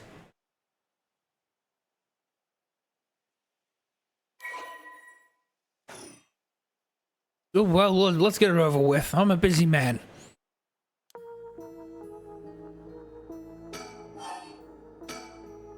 Now, Mr. Araishi, what were you doing here at this time of night? Doing research, of course. Day or night, information never sleeps. It's an admirable philosophy, you know. Your research has been quite the talk around town. What was it they were saying? You discovered something about some book? Ah, right. You found some kind of ritual in the Record of Fates. What? Don't tell me you want to know how to carry out the Rite of Resurrection, too. To be perfectly honest, I'm tired of people asking me about it all the time. None of you even cared about the local history. You just come crawling out of the woodwork when something interesting comes up. Looks like I hit a nerve. If you think you can force me to tell you because you're a policeman, you're sorely mistaken. Are you doing all this research so you can use the Rite of Resurrection yourself? You're a policeman. Do you really think people can be brought back to life? Everyone I met. Pitiful. Huh? So you don't believe in the Rite? Whether it's real or not has nothing to do with my research. Such things are better left to the occult freaks. Or so I thought. Huh? Things changed. It has become necessary for me to pursue the Rite. So now I pray that it is real. What changed? I'm sure you can imagine. The funds for my research. I receive a large amount of funding for seeking the Rite of Resurrection. If I find it, I'll receive a sum so great that I'll never have to worry about money again. Oh, so then that means someone is sponsoring your research, is that right? So what if they are? You have no idea how hard we work to secure funding for our research. I have no interest in teaching those children. Listen to me, I'll tell you one thing. Those experts you see writing provocative books or spouting nonsense on TV to try and get popular? All of them are just trying to get the money they need to do their research. With how popular the occult is, saying something even remotely spooky can lead to big money. What? I bought your book. The pursuit of the unknown begins first and foremost with belief. I was so inspired by that bit. I do appreciate your patience. Unfortunately, however, the occult is not my true interest. The fate of the unknown is to be destroyed by thorough research and deep consideration. No way, I can't believe it. You're surprisingly innocent. Was the research you were doing just now also related to the Rite of Resurrection? Well, yes, that's right. And then what exactly were you looking for? I have no reason to tell you that. You wouldn't understand anyway.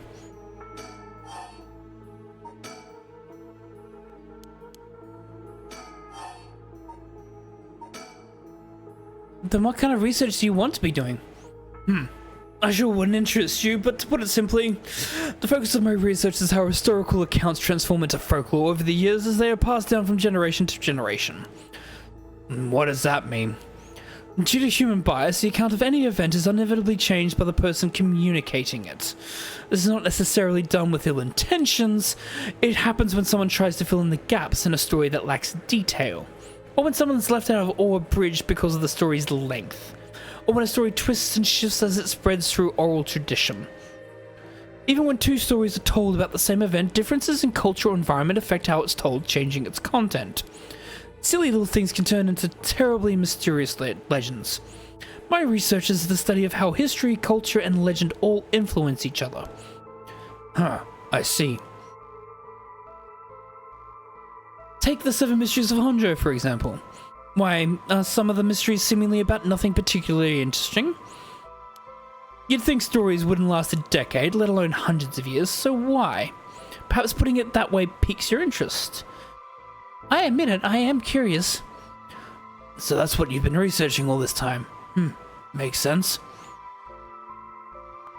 As I said, it doesn't matter to me whether the right exists or not. And if people in the Edo people and period believe that's what it was written in the Record of Fates was real, that's all I'm interested in. This Record of Fates, where did you get your hands on it? No, the storehouse of an old private residence in the city, just as the public was told. I am unable to be more precise due to an agreement with my informant. But I have to be realistic. The research I'd like to do is unfortunately not very lucrative. That's why I need to take some risks. Well, in that case, I think I might have a guess as to what you were looking after. Ooh.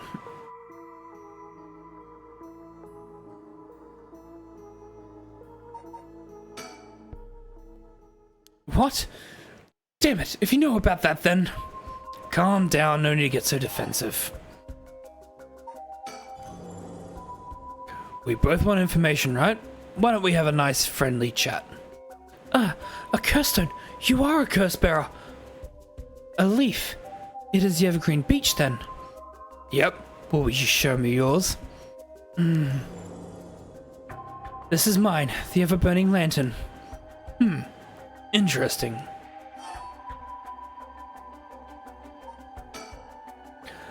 I'll tell you this for free. The Evergreen Beach comes from a man who was hanged for spreading false rumors, but the accusations against him were unfounded, and he died cursing those who deceived him. Ah, so that is a resentful memory held within the Evergreen Beach. The memories of the Seven Mysteries are truly fascinating. If only I could collect them all. Do whatever you want, but you should know something. This stone of mine lets me curse anyone who tries to mislead me. What? But... So don't try and lie to me. I'll know. You would curse a citizen, and you call yourself an officer of the law? Well, that all depends on you. I don't want to use it if I don't have to. What is it you want? The curse stones are dangerous. I'd like to confiscate yours. Excuse me? But am I right? First, let me ask you one thing. You haven't used that curse, have you? No, of course I haven't, I swear. I see. Good. Now, why don't you hand over that stone? Unless you'd rather try using it on me instead. Damn you, I won't give it to you. If I were to say that, what would happen? Would it be a crime? The police are aware of how dangerous the stones are. I could arrest you under Article 1, Section 2 of the Minor Offences Act. Or you hand it over and all you lose is your secret ability. Think of what would happen to all your research if you were arrested. Fine. You can have the stone. Here. Hey! Next stone. How's it? Good choice. I look forward to seeing how your research pans out. Oh, right. Would you tell us everything you know about what's been going on? If you help us out, we'll give you all the information we've gotten after we solve the case. What do you say? Well, in that case, will you tell me about all the resentful memories of the Seven Mysteries? I believe they are the key to the secret hidden in the Record of Fates. Sure, why not? I'll learn about them as I collect the curse stones.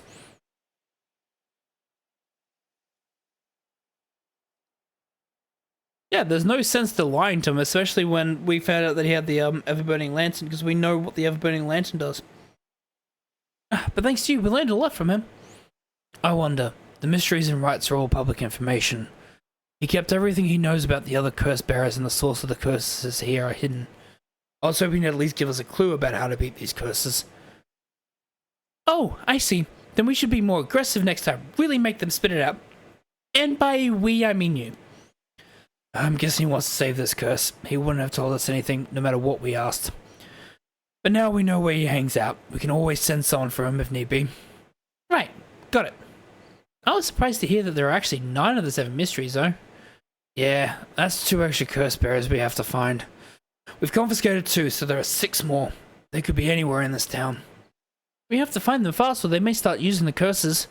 No, I think we're already too late. Huh? I didn't tell you this, but there were some soul dregs in Namagaki's curse stone. Really? Then he already killed someone with it? It's not much, so it probably wasn't a curse bearer. Shit. Well, we know who did it. We can make arrangements to take him into custody. We'll have Paranormal Affairs pick him up tomorrow. For now, we'll continue our search. Right. On to the next place. We just have to cross them off the list one by one. Oh, but... boss? Good to know we can still use the Minor Offenses Act to arrest people with curse stones. But why didn't we do that with Namagaki? If we could do that, there'd be no need for Paranormal Affairs. What grounds would a normal detective have to put him under arrest? Oh, right. Yeah, I suppose that's true.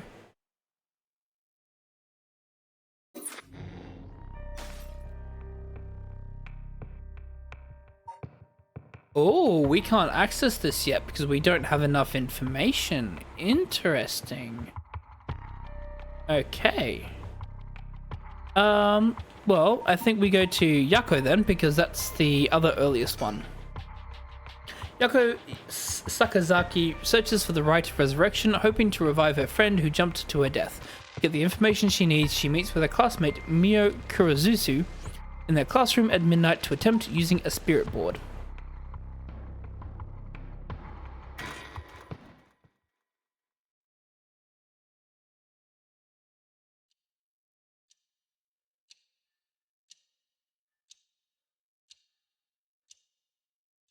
Alright, now we've got to do completely different fucking voices.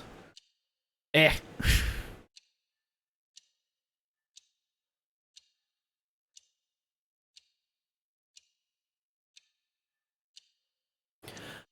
should be everything.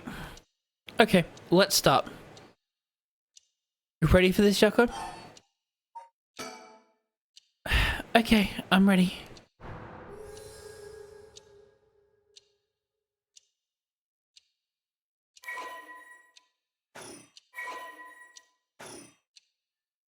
Alright, let's start. This is the spirit board. This is how we'll be communicating. First, we'll both put a finger on the 10 yen coin that's on the board.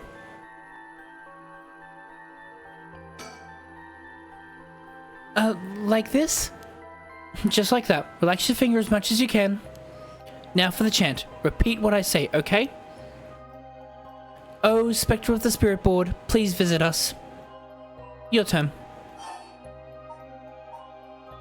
Oh, Spectre of the Spirit Board?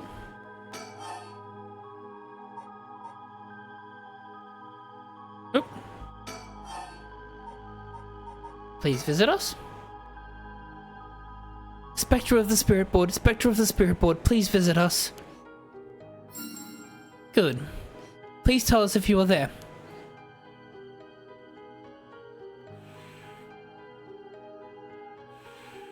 Whoa, it really moved. Looks like we succeeded in the summoning. We can ask questions now. Oh, right. Questions. Start with a question you know the answer to and see the response. Then, when you know your questions are being answered truthfully, you ask what you really want to know. Okay. I'll start with something simple.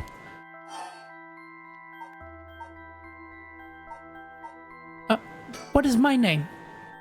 I think you should know the answer to this. Oh, Spectre of the Spirit Board, what is my name?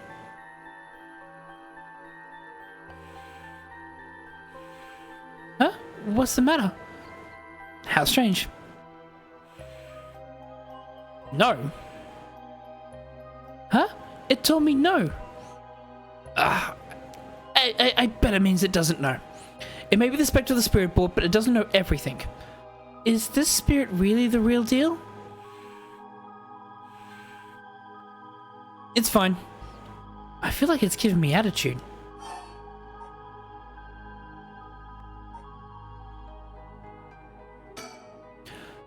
Oh, Spectre of the Spirit Board, where are we? H I G H S C H O O L. High school. High school, that's right.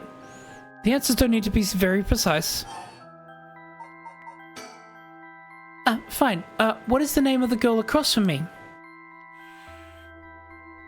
M I O. Mio, that's right. That's not fair. It knows your name, Mio. It's even used to the weird character you used to spell your name. How flattering.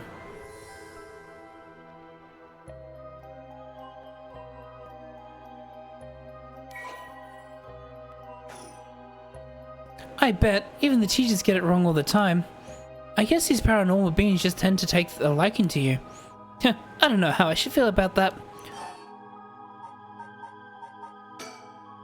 Oh, Spectre of the Spirit Board. Are you truly the Spectre of the Spirit Board? Huh? It said no. Is it lying? Not quite. The Spectre of the Spirit Board is just a temporary name we call them when using the board.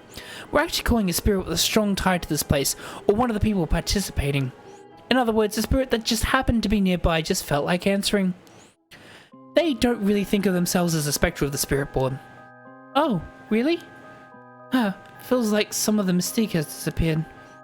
Do you mind if I still call you Spectre of the Spirit Board? Yes, okay. Thanks. Always good to remember to say please and thank you.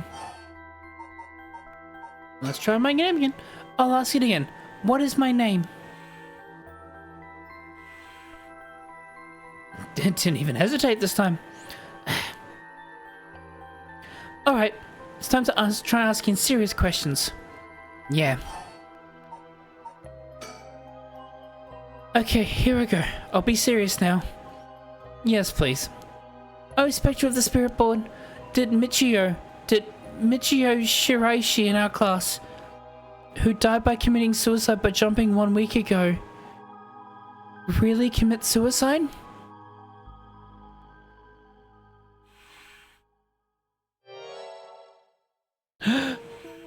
So it really wasn't. I'm not surprised. I never believed it from the start. Now it's the important part. Yeah.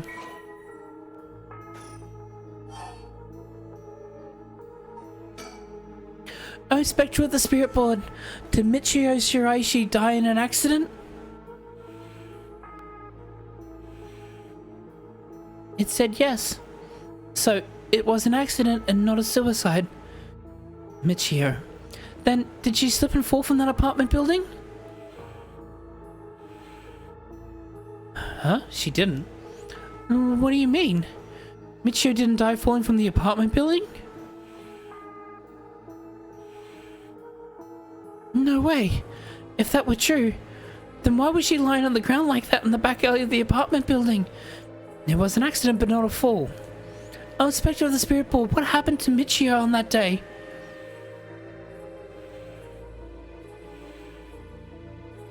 Seems like it doesn't know the details. Then how about... Oh, Spirit of the Spirit Board. We want to use the Rite of Resurrection to bring Michio back to life. Do you know where the Rite of Resurrection is? I wonder.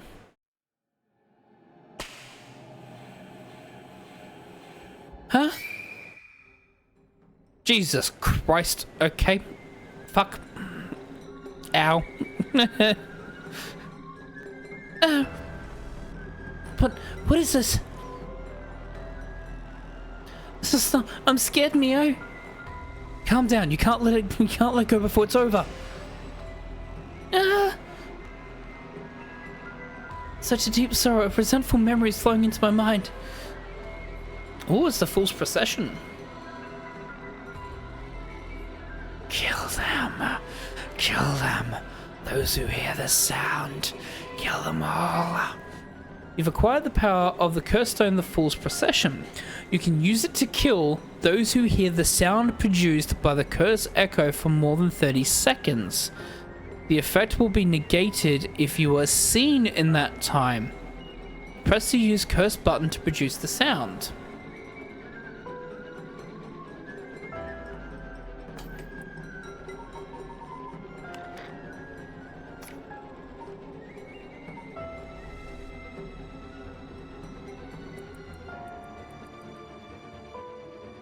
Aha! Foiled. Wouldn't surprise me that is actually one of the things. I'm pretty sure that's going to be something that I have to do, is to do that. Why does this not surprise me that this is going to be something that I'm going to have to do? But anyways.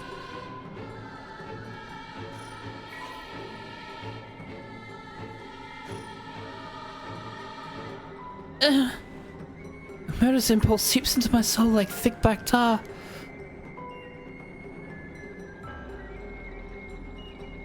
Now, kill. Can you hear it, Curse Bearer? You who so strongly desires the right, kill them.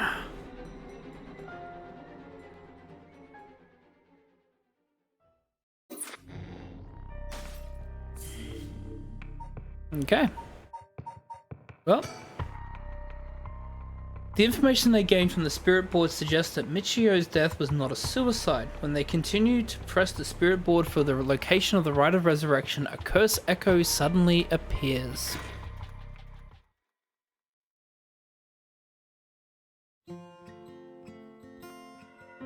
One week ago.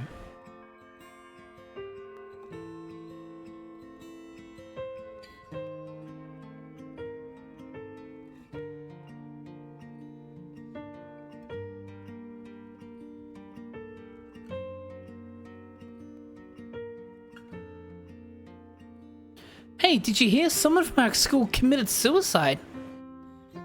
What? Really? Who? I heard that Michio from Class C, right? No way. Michio? She's been acting pretty strangely lately, but I still can't believe it.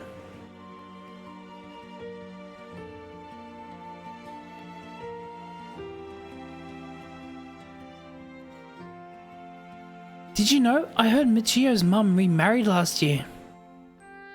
They say her new stepdad is a total jerk. Really? How so? Like, he'd pick on her while she changes and couldn't keep his hands off her. I even heard he's an ex-con. If she resists him, he gets violent. Oh, that's so scary. No way, I couldn't take that. I'd probably think about killing myself too if I had to deal with someone like that at home.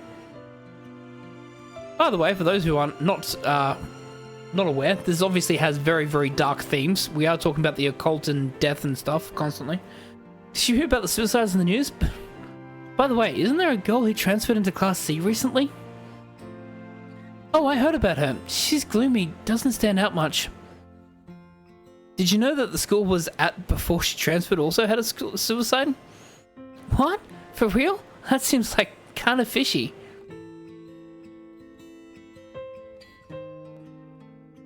Did you hear about Michio in Class C?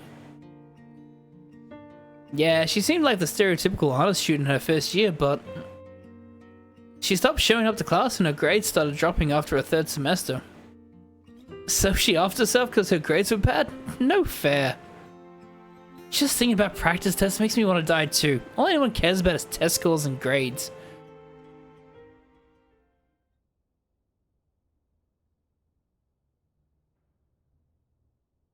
There might be some of you who already know, but a member of our class, Michio Shiraishi, passed away last night. Okay, calm down. I know this comes as a surprise, but please keep quiet. The cause of death is still under investigation, and there's nothing we know for certain at the moment. Detailed investigation reports will come from the police, so please don't go spreading any rumors. Got it? We're sending everyone home for today. No dilly-dallying on your way. School will be off tomorrow as well. Hey, you, stop celebrating. Show some respect. There will be a memorial service scheduled next week at the school assembly. If anyone wishes to pay their respects individually...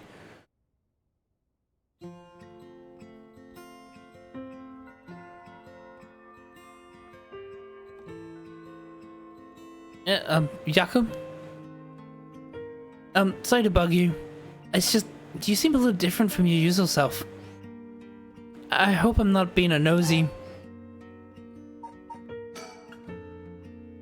But, thanks, Mio. Was I acting that strangely? Yeah, enough to make me worry. If If you want to talk, I'm happy to listen. Yeah, this is perfect timing. There's actually something I want to ask you. Yeah? Hey, Mio. You know about the Rite of Resurrection, right? Yeah, that's the thing Mr. Araishi apparently discovered and wrote an article about. I doubt there's many people who know who don't know. He's already talking about it. Do you believe it's real? Huh? Well, it sounds a little too good to be true. But on the off chance that it really works, we could bring Michiyo back to life with it. I want to find if there's even the slightest chance to bring Michiyo back. But how will you look for it? Oh, right, that's the thing. You know that spirit board thing that everyone's been doing?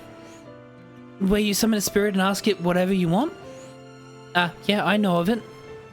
I want to try it out. There's something I want to know. Why are you telling me this? I mean, you seem like the type who know about this stuff. Oh, I do? Yeah, you look like you're really into that occult stuff. You know, you've got that kind of gloomy look. I don't know how I should feel about that. But you know how to do it, right? Well, yes, I think I probably know a little more than most. Okay, please help me. You're my only hope.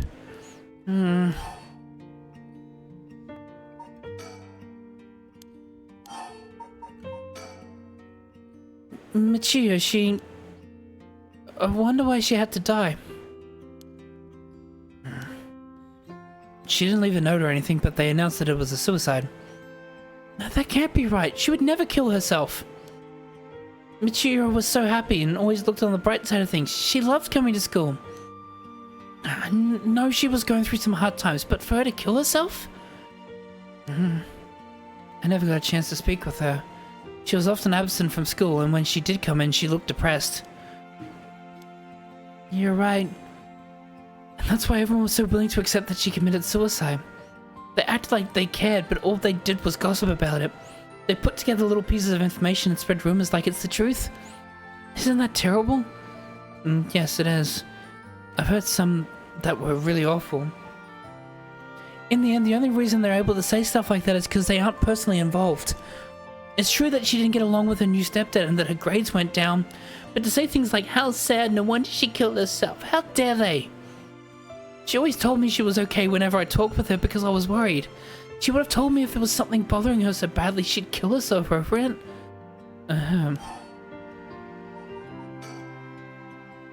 I won't let Michiyo's death be written off like this. Like, maybe she got caught up in something bad. Something bad? People have been talking about that body found in former Yasuda Gardens, right? Some are saying that this town is cursed or something. Yes, there has been a strange feeling around things recently. The thing you want to ask, is it... Yes, I want to know about the truth behind Michiyo's death. And where the Rite of Resurrection is hidden. I see. I don't know if getting the answer to those questions will be as easy as you hope. But please, the teachers and police aren't any help, and there's only so much I can do alone. If there's even the slightest chance, then... Well... Okay, if that will make you feel better, then I'll help. Yes, thank you, Mio. Okay then, tomorrow after dark.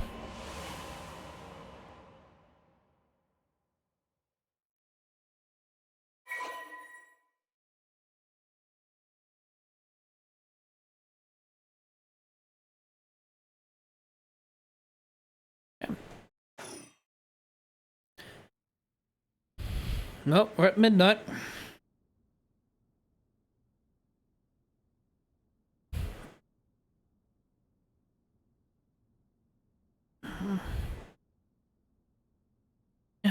Huh? Are you awake, Yakko?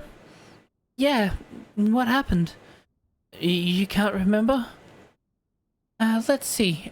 We used the spirit board and... I suddenly heard something like this weird voice. And then I passed out? Yes, as far as I can tell, you aren't experiencing any negative effects. I think it was just a mild shock from how sudden it was. Huh? Ah! Was everything okay with the spirit? Yep. It was almost bad, but I got it to leave. More importantly, what is that thing you have in your hand? Hmm? My hand? Whoa, what the heck is this? It looks so freaky. When did I get this? Kirsten acquired. The Fool's Procession. Oh, there's so much anger and hatred held within it. It looks like little tools that were used for ancient curses. What? That's so scary. Yako, you just said you heard a strange voice, right? Could you tell me what you heard? Anything you can recall? I think it might be connected to that object. Let's see. I felt like it was at the bottom of a dark place, then this voice felt like it was echoing in my mind.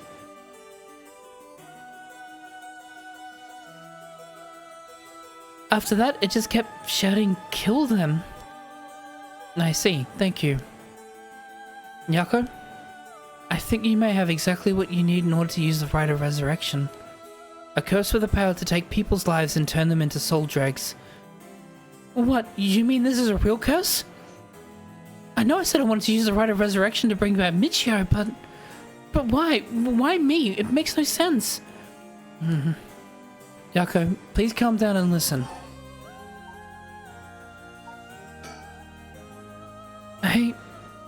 Yeah. I'm sorry about panicking. No, it's okay. Fear is something we feel in the face of the unknown. Long ago, people would give names to phenomena they couldn't understand in order to live with them. However, modern-day developments in science and culture have pushed for the rejection of things that can't be measured. And so, the paranormal has been treated like it doesn't exist. But they've been around since a long, long time ago.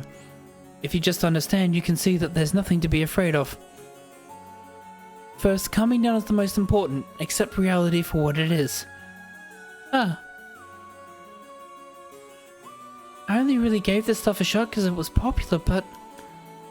You really do have a connection with this stuff, don't you? Well, I suppose to an extent.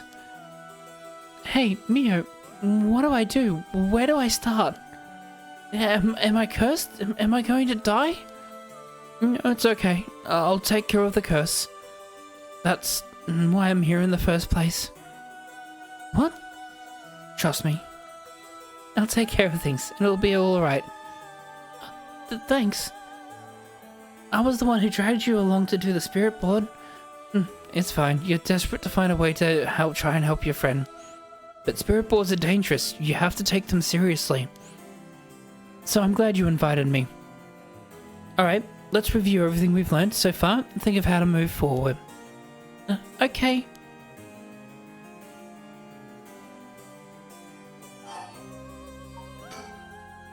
What is this, a curse? Am I cursed? Well, I've only looked into it a little, but I wouldn't quite say you're cursed. It's more like you've gained the ability to use the power of a curse, so there shouldn't be any kind of negative paranormal effects on you. The power to use a curse? Do you mean this curse stone? Yes, if the curse stone is used under certain conditions, a curse will be placed on someone, taking their life and turning it into soul dregs.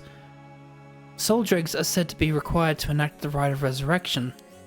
Normally a curse is a spell that would only be usable by onmyoji of considerable talent. I believe that curse stone makes it so that even normal people can use them. So, someone like me with no knowledge could curse someone? Yes, but it's still nothing to take lightly. You could end up having it redirected right at you. To tell you the truth, something unusual did happen while you were using the spirit board. It happened right around midnight, I think. This whole area seems to be under the effect of the Feast of Shadows. The Feast of Shadows? Yes, it's a type of spell that temporarily boosts the potency of the supernatural. It also has the effect of making the powers of certain curse echoes manifest more easily. Judging by its strength, I'd say it probably covers about a 3 to 4 kilometer radius. 3 to 4 kilometers? That's big enough to cover all of Samita City. Yes, I think the Feast of Shadows was used to cause the resentment lingering in the area to manifest as curse stones. Someone did this. But who? I don't know enough to say, but it's likely that it was done by someone who wants to uncover the Rite of Resurrection. This isn't something to happen naturally. Oh, I see.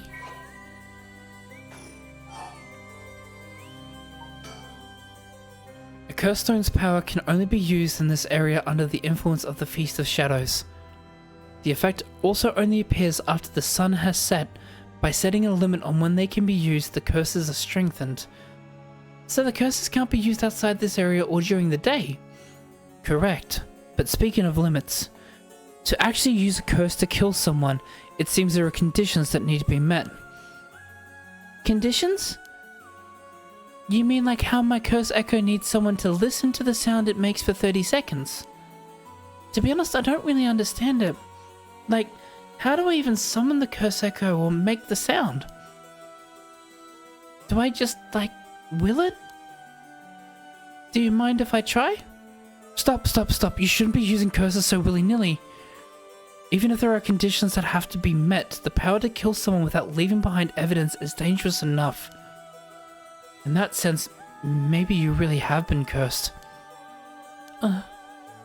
I'm sorry that you got wrapped up in this situation even though I'm here with you.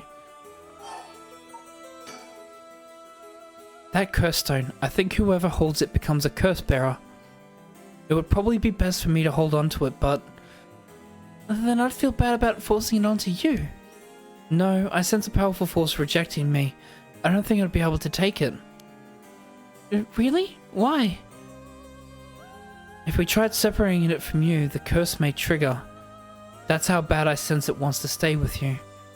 No way. That curse stone might look like nothing more than an old Netsuke carving, but I can sense a powerful resentment energy from it. I don't think it's a good idea for me to even touch it. It may seem like I know what I'm doing, but I don't know how to handle something this powerful. Really? This little thing? If you threw it away and someone with bad ideas picked it up, it could be bad. I think it would be safer to avoid the risk of getting anyone else involved and have you hold on to it for now. Well, now I'm kind of freaked out. Anyways, we need to make it to daybreak. I think the curse should weaken once it's morning. I hope you find a way to deal with it then.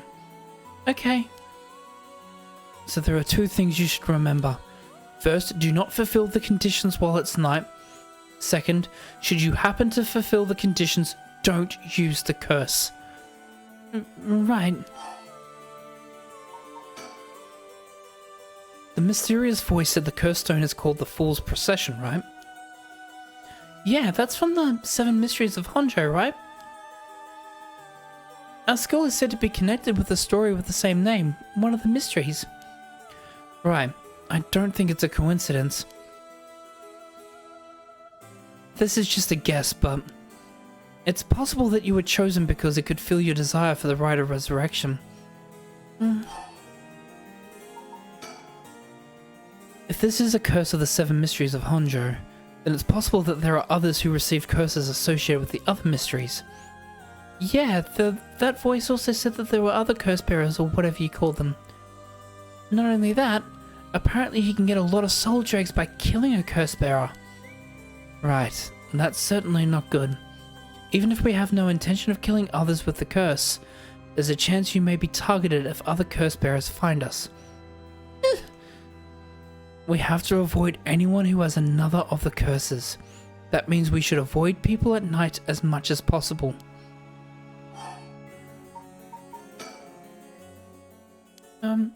But Mio... Yes? If this curse is real, that means I could bring back Michio if I used it, right? The rite of resurrection would be real too. Yes, that's true. But you can't do that, Yako. But it feels like it's not the time to worry about that kind of stuff. If Michio died in an accident, then I'm sure she didn't want to die. What's the issue with putting a little curse on a complete stranger? I sort of feel like it wouldn't be a big deal. What's going on with you? You're not acting like yourself, Yako. You would never even consider taking the life of another person. Is it the curse's influence on you? Maybe the curse echo's grudge is rubbing off on you. Will you show me it for a second?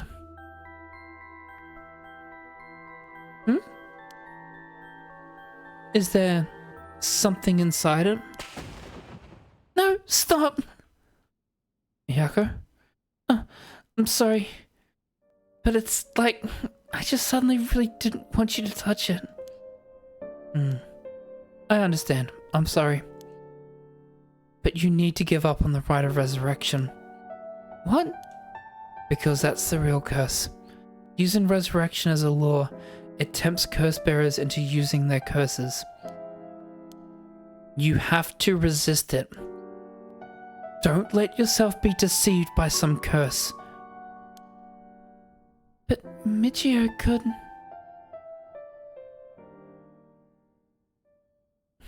I think for tonight we should get you home to rest. I'll walk you. The curse's influence should subside in the morning. Okay. I'm sorry, but I'm telling you that you need to give up on the rite. It's beyond us. Even a single curse stone alone is too much to handle. Bringing back the dead isn't something so simple. I know how much it hurts, but please focus on just worrying about surviving tonight. Even now, we're in great danger.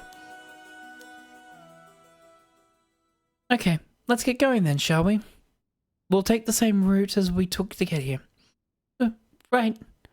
We'll be fine, right? There's no one else at school, is there? I think so. The night shift janitor shouldn't be patrolling this late at night either. Ah! Huh? What? Why'd the lights go out? Mio, are you okay?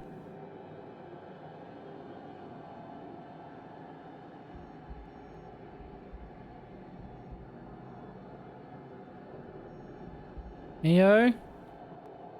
Mio? Mio? Ah! Fuck!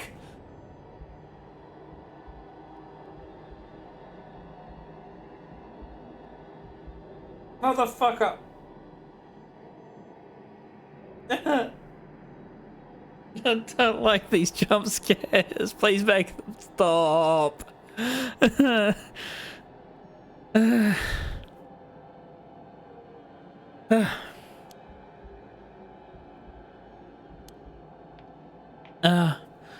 Yako, I'm here. Over here. Can you see me? Where? I can't see anything. Oh god, don't make me look around again. Ah, there you are, Mio. This way, over here. Be careful, your field of vision is being limited. Right.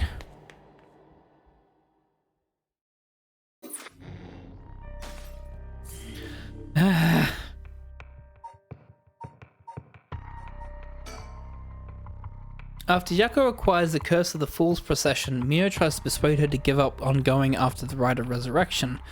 The effects of other curse echoes are already appearing at the school, so the two hurry to get out of the classroom.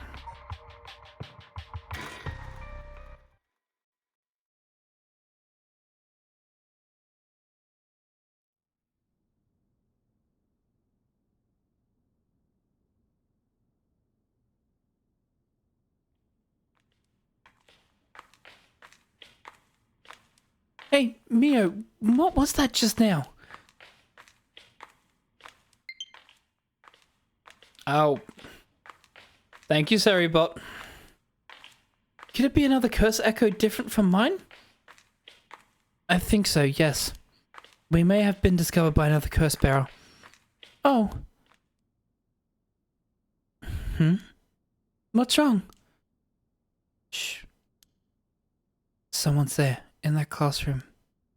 What?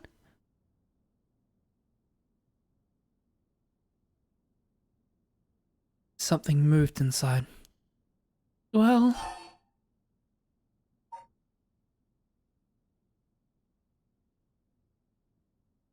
I don't really want to check it out. But I think if we ignore and proceed, we're probably going to get attacked, right? It might be the curse bearer who used that curse echo just now. If we can see who it is, it might help us decide what to do later. And that's true. Okay, be careful.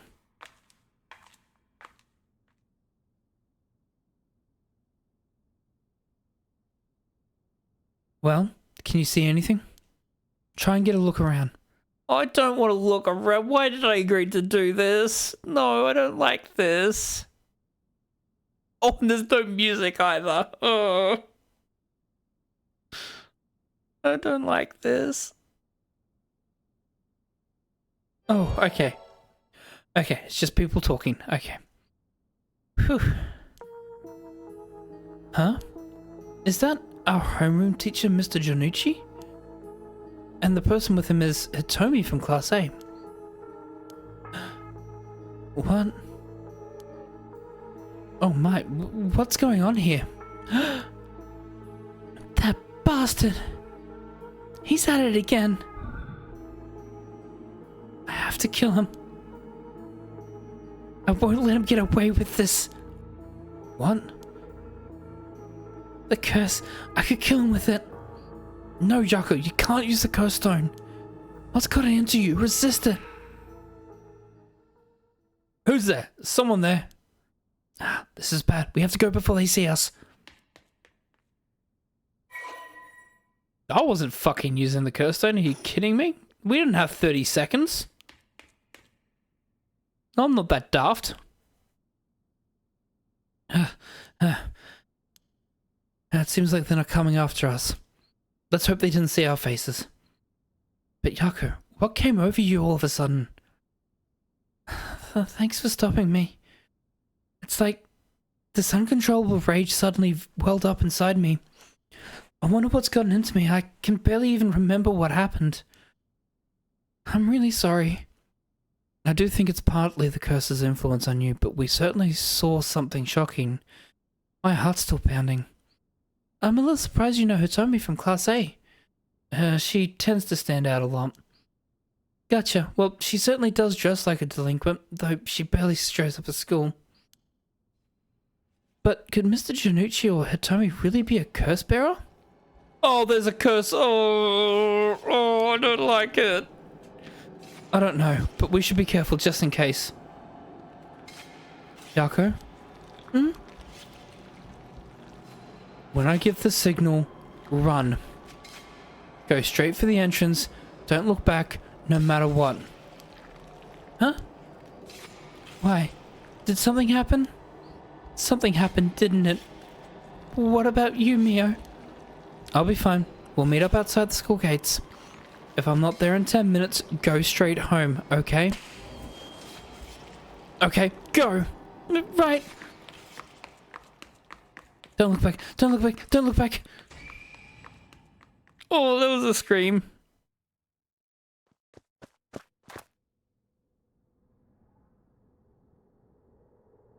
I have to get outside.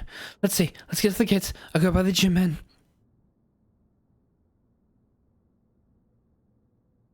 Yeah, there's gonna be something there. What are you doing, miss? You shouldn't be here this late. Don't you know what time it is? Oh, Mr. Ashimiya. Well, if it isn't Lily Yako. Anyway, students aren't supposed to be outside playing around at night. Makoto Ashimiya. I know you're off around the edges, but I didn't take you for one to act out like this. Sorry, I forgot something back in the classroom. No sass today, huh? Realized you were in the wrong, did you? Yes. Forget something in your classroom, huh? You're a piece of work. But you don't have nothing with you. Oh, wait. You do? What's that in your hand? Huh? This is what I forgot. I, got it from my grandpa. It's really important to me. Kelsey's they sure have weird tastes. Oh, okay, better head straight home if you're done. I won't tell on you. No, wait. I can't let you walk home alone this late. Alright, wait just a little. I'll hurry and lock things up. But... Oh, I can't say anything. Fuck. To be fair, because I didn't do any curse, so... Actually, a friend of mine is still inside. I think they'll be here soon. Who's your friend? My classmate, Mio Kurosuzu. Transfer student. Breaking school rules already, huh? Didn't take over the type. No, I was the one who tried to hear. Oh, whatever. I'll go take a look. It'll be safe if you go home together. Oh, right. She's in the first floor hallways. Be careful though. You don't know what may be up there. What's that supposed to mean? First floor, yep. Alright, I'll be right back.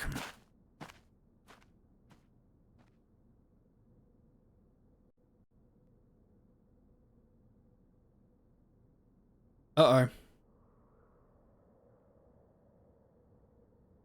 Uh-oh. This doesn't sound good. We're already at 2 a.m. She's late. I've been waiting for 20 or 30 minutes, but there's no sign of her. I'm starting to get worried. I'm going to take a look. Oh, we're fucked. Mio, are you there? Both of them are gonna be dead.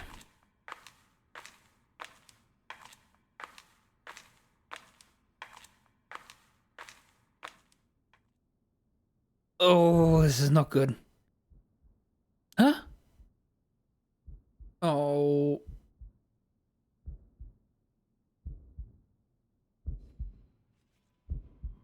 Yeah. Yeah. I should have killed him.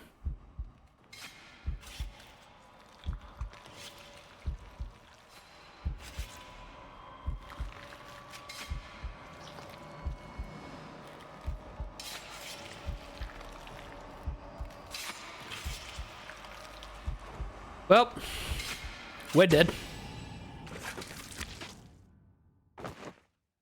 Yeah.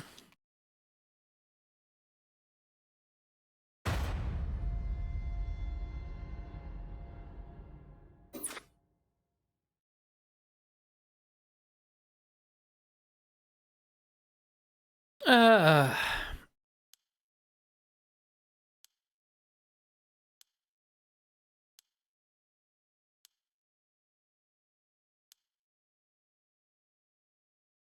Oh, I recommend you try another route. Now then, until next time.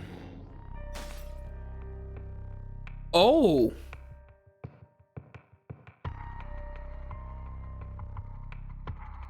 So that's actually why the janitor is a curse bearer. Interesting. That's how, because yeah, we see her body but not the janitor's, so the janitor might be a curse bearer, but we don't know that, and we don't know if there's anything we can do to protect her because we don't have information on him. So we need to find information about him so we can protect Yuko, I'm assuming. Ooh, interesting. Well, we're gonna have a break's gonna be starting shortly in a couple of seconds. I'm just gonna take that time to quickly run to the bathroom. So in that period of time, I'm just gonna put some music on, and we'll go quickly run an ad break. As the ad break starts, I'll be back in a couple of minutes. I'll see you all shortly.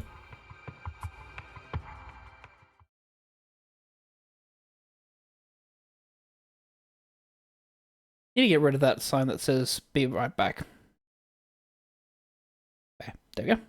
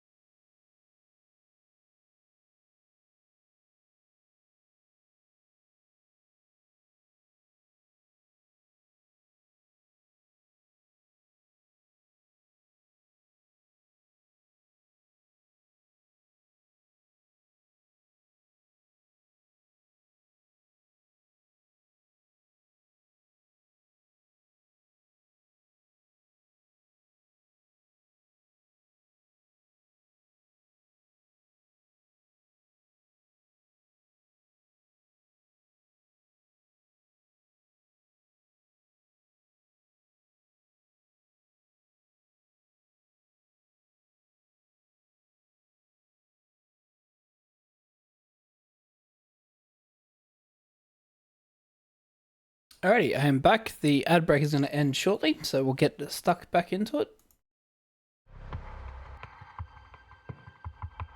Thank you everyone for hanging out. Hope you're all enjoying. Hope you all... It's not just the Catboi that's getting scared by the jump scares. Hopefully you're getting scared by them too. If not, that's fine. I can be the scaredy cat.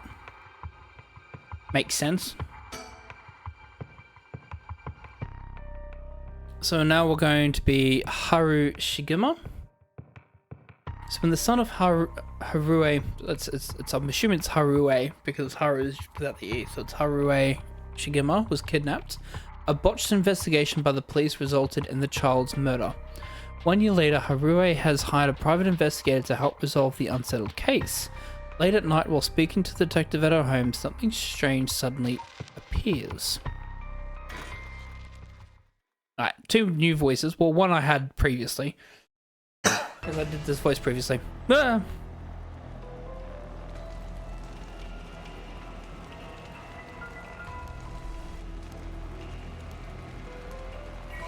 Well, we knew that she has this because we've met her. You've acquired the power of the curse stone of the haunting clappers. You can use it to kill those with fire or a fire starting device on their person. Press the use curse button to set your target alight. Okay. A murderous impulse seeps into my soul like thick black tar.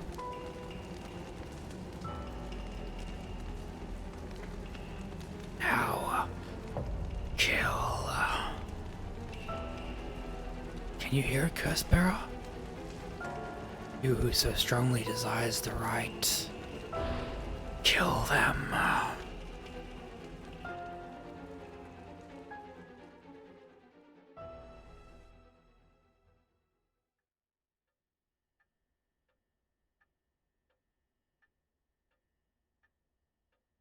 Shigema Mansion reception room. Back with me, ma'am? Yes or no, low battery? Can't say I understand what just happened. But it certainly seems to have put you in a good mood. This might be the first time I've ever seen you really smile. That's not a smile. That is a... If that's a smile I hate to see, would you... Okay. Sweet dreams.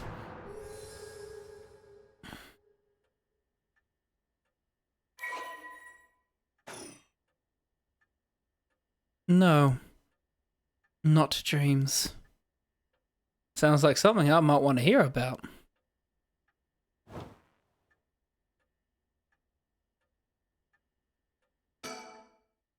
Let me bring you up to speed. We were in the middle of a chat when you suddenly started spacing out, and the whole time you were grinning to yourself like you just won the lottery. Care to tell me what that was all about? Well, where to start?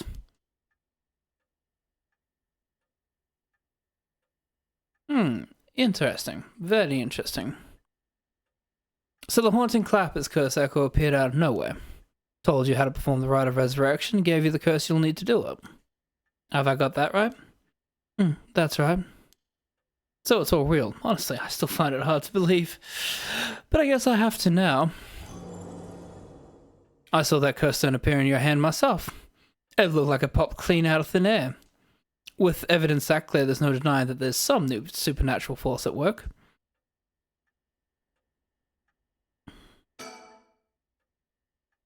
I don't think you quite understand.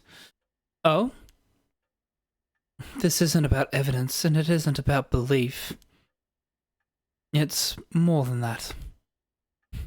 I know it's real. The moment the curse appeared, I knew everything before it even said a word. It was already there in my head as clear as day. You just knew, huh? It was etched onto my soul, along with the curse echo's resentful memories. So I can feel it, what it was like. Dying like they did hundreds of years ago. Wreathed in flame, writhing in pain as my flesh blackens and my blood boils.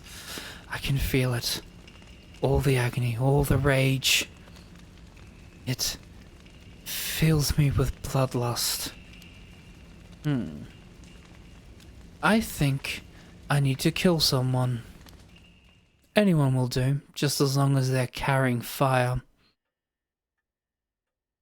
I see. Well, that could be a problem. You think so? From what I know of you, I was sure you'd see it as an opportunity. The stronger the desire to resurrect someone, the stronger the urge to kill. That's how it seems to me anyway. Good grief, talk about a spatter in the works. I say we take stock for a moment, remind ourselves where we've come from and where we're going. That might be a good idea.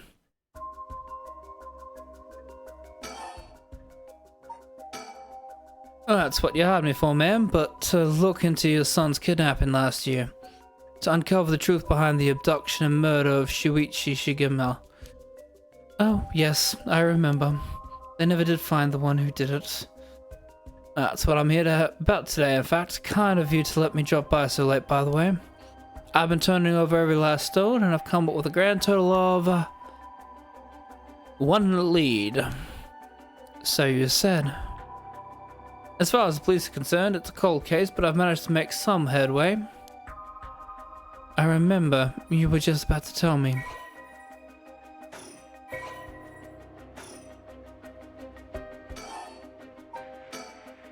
You know, we still need to figure out exactly what you want me to do.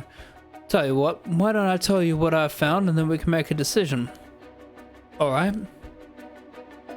Hey, Final Fantasy, welcome, welcome. Welcome in. Welcome to Spoopy Month. We are playing Paranormasight, the mystery horror game from Squenix. I've already had 5 jump scares. I am very, very spooked. It is a really, really good story. I'm enjoying it.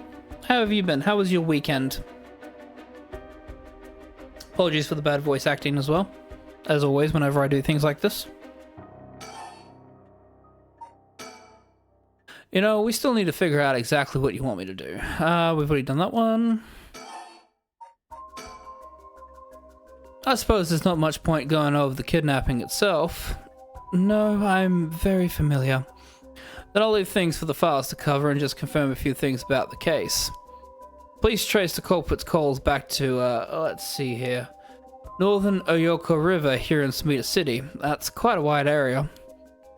That's right. In the end, they never managed to nail down exactly where the calls were coming from, but it was almost certain the same location that Shuichi was being held captive, since Shuichi's voice could be heard during the killer's calls. Oh yeah, no, same. Sleeping's been a nightmare recently. To be completely honest, I've been getting enough so I can function, but luckily today was a public holiday, but I still had to kind of like half work. But yeah, other than that, been really, really good. Been enjoying some games. Been trying to get some speedruns in, but failing miserably because 15's been a butt on PS5, so I'm going back to 16. But aside from that, everything else is all good. Northern Oyoko River is quite a distance from Shuichi's normal school commute. Factoring in that he was seen at school but went missing before he arrived at his house, it's likely that he was abducted by car on his route home. Maybe, but... Exactly. Shuichi was a clever boy. He never would have gotten into a car with a stranger. That's right. I was very firm about that. I know he understood, too. I even saw him warning the other children. It's possible they forced him into the car. The only issue there is, there weren't any witnesses to the kidnapping. You can't bundle someone into a car with that many students around and not be noticed. But nobody came forward to say that they saw anything suspicious. So they did target him at some other time or somewhere away from his usual route. Both of these seem a little far-fetched. Which raises the question, how did the kidnapper pull it off? The police never managed to find the answer. In the end, they decided that the kidnapper must have just gotten lucky. Well, why not turn the problem on its head? The kidnapper managed to convince Shuichi to get into their car, but how? The only thing that makes sense to me is if they were somebody that he would have had a reason to trust. A teacher perhaps, or a relative, or somebody else that he knew. But all the adults Shuichi knew had alibis. The police checked them all thoroughly. They did, huh? No one throws numbers at a problem like the cops. What if it wasn't someone he knew, or rather, what if the culprit disguised themselves as a police officer? That would explain why he didn't find them suspicious. The Shigema family has close ties with the police after all. He would have had a reason to trust them. You might be right. But surely that couldn't have... Well, there's a problem with the theory. You'd be surprised how many police officers stand out. That's sort of the point after all. They're meant to be a visible deterrent against crime.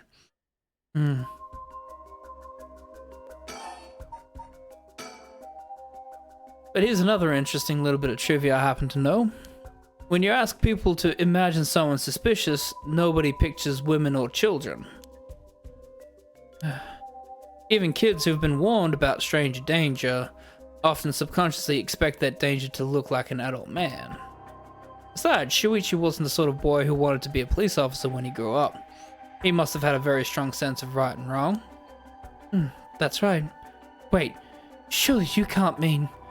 Now you're getting it. If, say, a young woman approached Shuichi asking for help, what would he have done? If someone like that said they were lost and asked him for directions, would he have gotten into a car? He might have. My husband always told him that a man had a duty to watch out for women and children.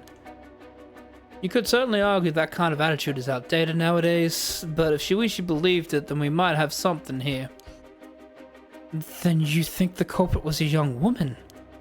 But it was a man's voice on the phone.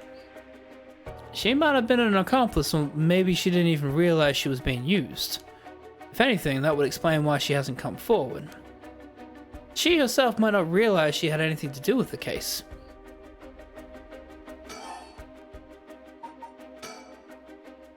So the question is, did anybody see Shuichi speaking with a young woman on the day of his disappearance? See, what I said about people's biases, that goes for witnesses too. And I figured that maybe if I started asking new questions, I might get some new answers. So I spent my day asking around Shuichi's school route, seeing if anyone had seen something. And one man thought he had. Do you mean he saw it happen? Well, I can't say that for sure yet. It turned out he wanted something from me, so he asked if we could talk in private.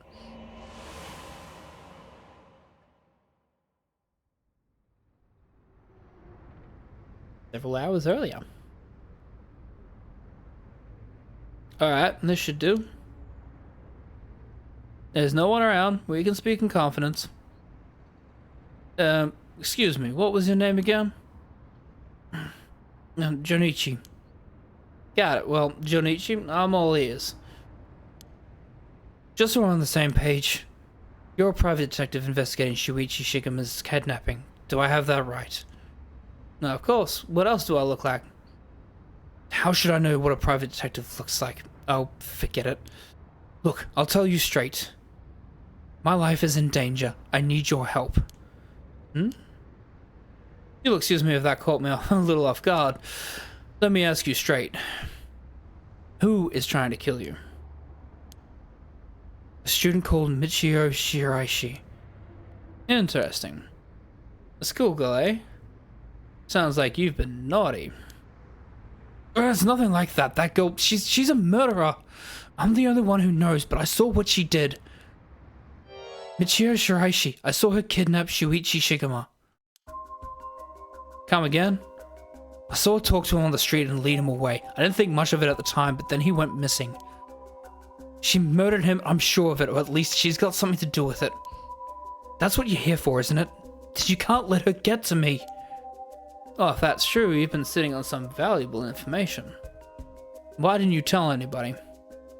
Well, you see, if you can't explain that, I don't have any reason to believe you. I couldn't. She told me she'd kill me if I spoke a word. You're telling me a schoolgirl had you scared for your life? So you've been sitting on that all this time, and you think she's coming for you now that you spilled the beans? Yes, that's exactly it. I'm begging you, don't let her get me. Arrest her, I'm telling you, she's a demon. Well, you seem to believe what you're saying, but it just doesn't add up.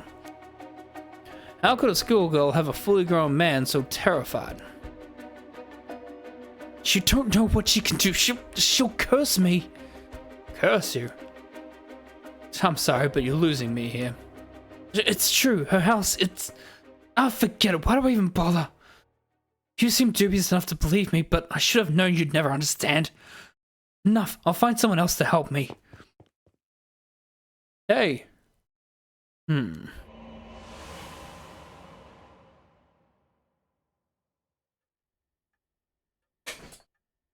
that's about the long and short of it. I can hardly believe it. At the time, I thought his mention of curses was just crazy talk, but I'm starting to see that there may have been more to it. Then, if we can just find that girl...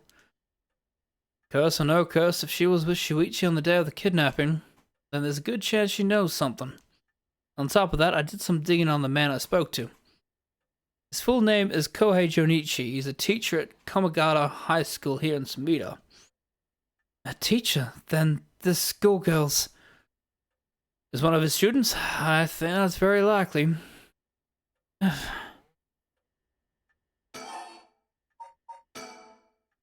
At last, we got a lead. Hopefully it'll be the breakthrough we're looking for.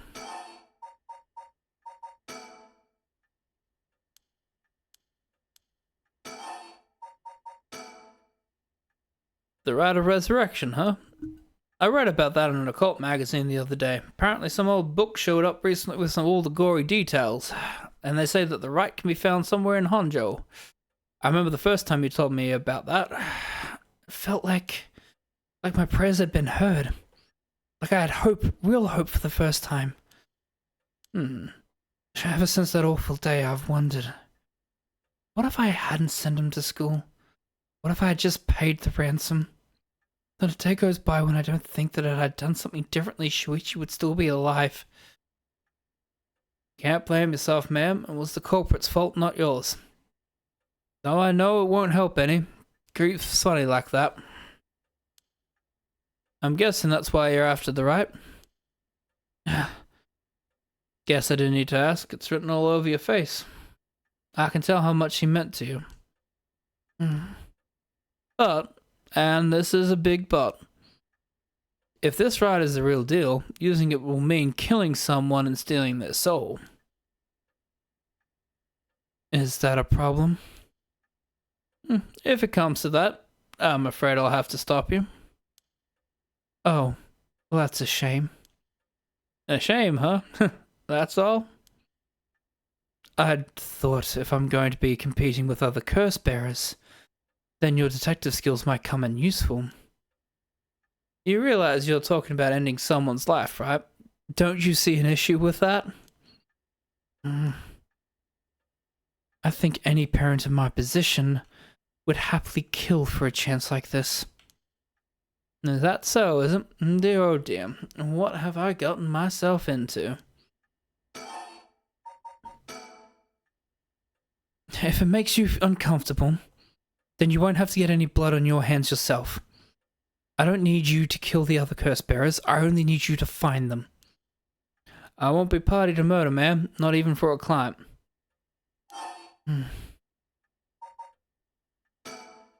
I see. I didn't realize you were so stubborn. Let me say though, it's not like I don't get what you're going through. As long as you're not killing anyone with your own hands, maybe I can help you out. What did you have in mind? Well, how about stealing someone else's curse stone after they've filled it with soul drags? If that's all you were after, then I could lend you my services guilt-free. If the other curse bearers want to kill each other, that's their business. I'm not trying to be a hero here.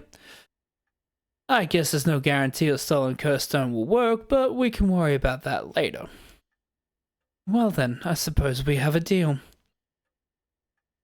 Although, what if I stole a curse stone using my curse? Would you disapprove? That would void our contract, ma'am. Just warning you now. My. I'm just gonna quickly get my cables ready. So yeah, it's bugging me that it needs to be charged, so I'm just gonna quickly put it into the switch and charge it. Alright, give me 2 seconds.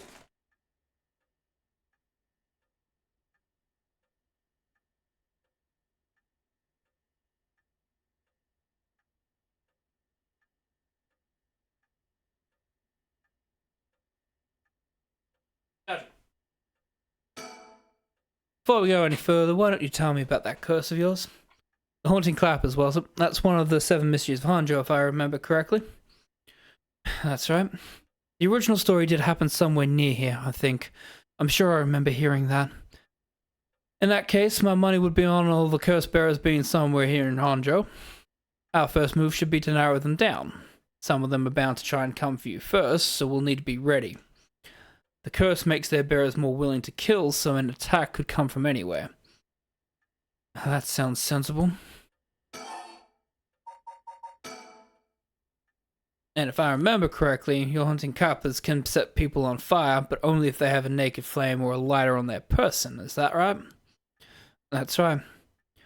Olden times, wooden clappers were used to warn people of fires. I'm guessing it punishes those who don't heed the warning. Seems like a good curse to have. It's simple and straightforward enough to use. Although it's hard to say how it stacks up without knowing what else is on the table. You really think it's that good? The target can't do much to throw it off, and it has a nice long activation window. It's big that it works on lighters too. Just slip one into your target's pocket, and say that condition were already fulfilled before they even knew you're there, they wouldn't even know what hit them. Maybe I won't have to actually use it. I could just tell someone I could, and they'd have to do what I said. That could work, although without any proof it'll come down to how convincing you can be. If only you could use a curse and back out at the last second. At the last second? What an interesting idea. I have a lighter right here. We could try it now. That's an interesting proposition. But maybe not. I'm not quite crazy enough to make myself a guinea pig. Oh, I see. Oh, an odd one, ma'am, if you don't mind me saying. I don't think it's just the curse. You flatterer.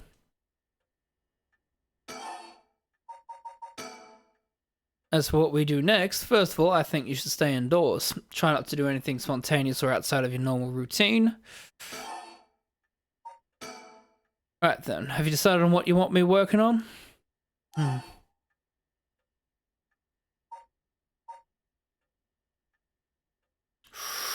Ooh. I mean, if we stay indoors, that way we can give... He said he had a lead, right? And the lead is going to probably help us, because we know that, the girl's involved, and we want more information about the girl, right? So let's investigate the kidnapping. Finally I have a lead. I need you to know what happened to my son. Your wish is my command, ma'am. I'll focus all my efforts on looking into the kidnapping. Although, something just occurred to me. You can't investigate the matter at night, can you? At least until the sun rises. Could you search for the other curse bearers? Yeah. Alright, I see how it is. Well, I'd be happy to help. Odds are good that the other curse bearers are also working by night. Anyone they kill under the cover of darkness won't be discovered until sunrise. But they'll be trying to do as much as they can before the morning comes. So it's settled then. I'll look into the other curse bearers by night. And once the city wakes up, I can start asking questions. I'll investigate the kidnappings as well. I'll even try and find Miss Shiraishi as part of the bargain. Thank you. That's more than enough.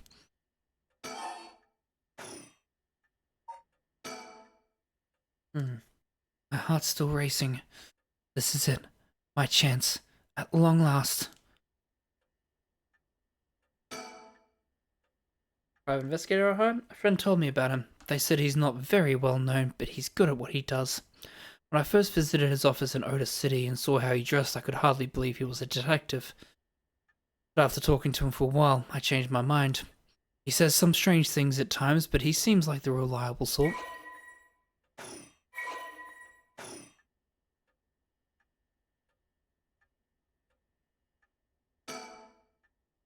An old hanging scroll. I don't know who painted it. It's been hanging here since before I was born.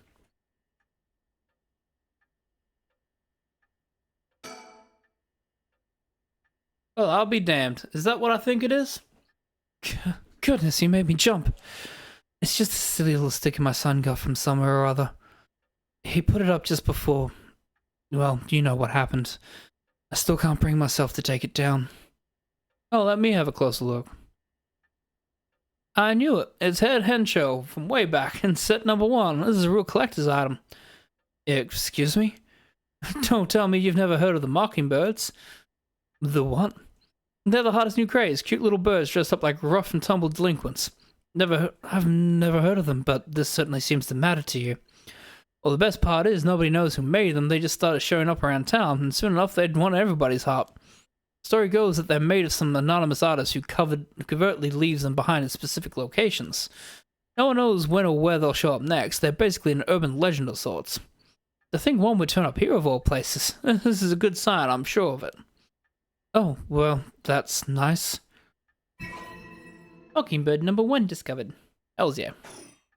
We have collectibles. A color television. Father bought one as soon as it hit the market. He likes to have the latest gadgets. Unlike the latest models, there is no remote control. We've had it for a long time. Back when it was new, we all gathered around it and marveled at it as a family. But with Father and my husband being away so often, it quickly fell into disuse. A fax machine. It can send images to other places along the telephone network. I don't really know how it works. Most houses don't have one. I rarely find a use for it. The telephone. This mansion has a private line. Now then. I should get to work. There's only so much time before sunrise. I'll call you if I find anything new. You stay here and keep a lookout. Alright? There's no telling what kind of curses you might find out in the streets tonight. Don't go outside if you can help it, and try to be ready for anything. I will. Well, if that's all, I should be going. See ya, Richter. And we immediately go outside. Despite having obtained the Curse of the Haunting Clappers, Harue Shigema is determined to use the Rite of Resurrection by stealing the remaining curse stones. She instructs her private investigator Richter to find the other curse bearers.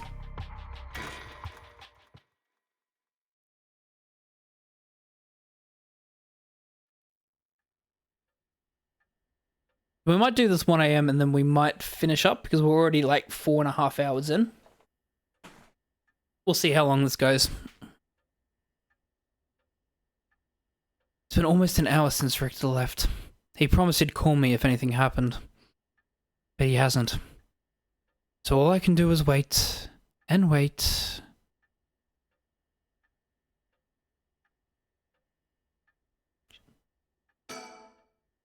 Should I put a record on? No, it's too late for that. I'm not in the mood for music anyway. The flowers put me at ease. Just a little. Paper. And what's this? A newspaper? It must have fallen off the chair. It's a newspaper. I only leave them in here for the guests. I hardly ever read them myself. I don't think I've taken the time to go over one in years, in fact. Well, it's not like I have anything better to do. Let's look at the culture. Now that everyone has more spending money to go around, people are coming up with all kinds of new diversions. Seems like only yesterday that people were flocking to the arcades to shoot aliens. But now we have these enormous theme parks and gaming machines that plug straight into our televisions. Everyone's talking about superhero series, foreign films, and movies based on the latest bestseller. Back in my day, fusion rock and folk music were all the rage. But now it's all about city pop and idols. I find it hard to care about that sort of thing anymore. Come to think of it, I never offered them any tea. Not that I ever learned how to make it.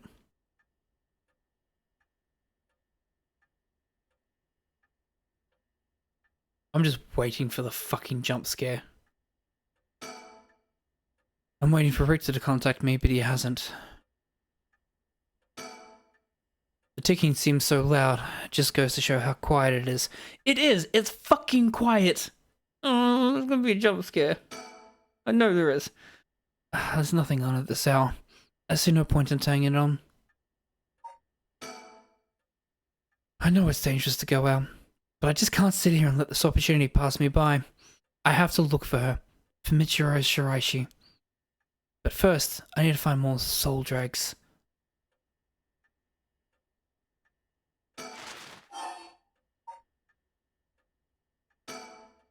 Looks like the city's biggest problem right now is pollution. I remember how the air and water used to be even more polluted.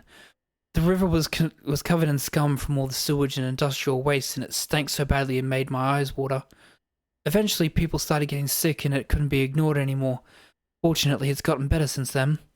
Although the air around the industrial district is still filthy with gas and smog.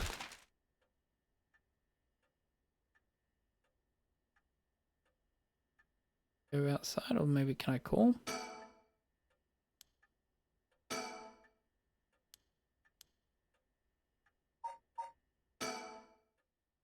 I need to distract myself somehow. I don't want to be alone with my thoughts. So we're just going to keep reading the newspaper. Okay, sounds good. Let's look at the economy. All sorts of articles about the current state of the economy. Now that the post-war boom has passed its peak, we're moving on to the era of large corporations. It's about 220 to 230 yen to the dollar. Manufacturing is on the rise and exports are healthy. The dollar is down from its height and people are saying it could fall further. There's no denying how much the standard of living has improved in the past few years. It's common to own a car and television now, and supermarkets are better stocked than ever.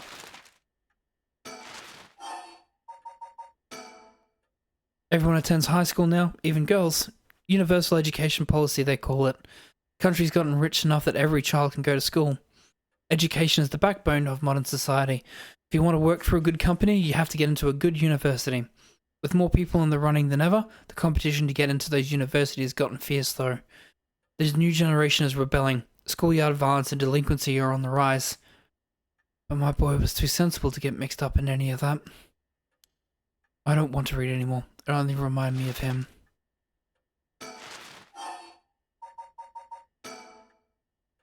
Don't really watch much television.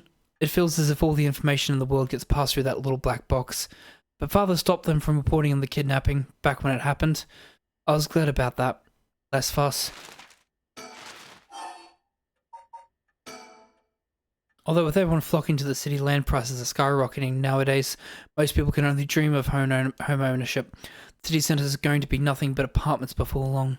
I'm not exactly a businesswoman, so this all feels like another world to me.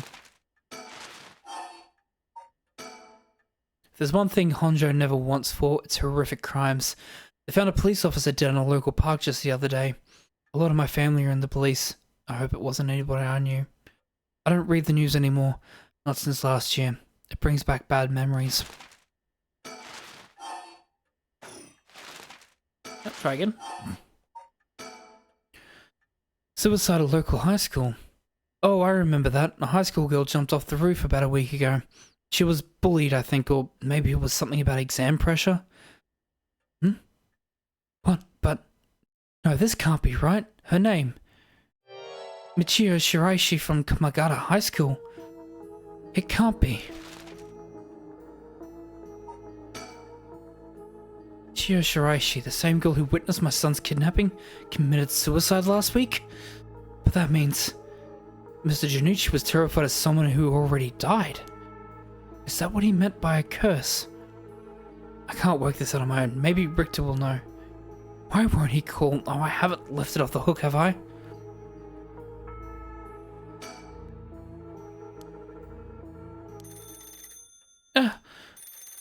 That must be him.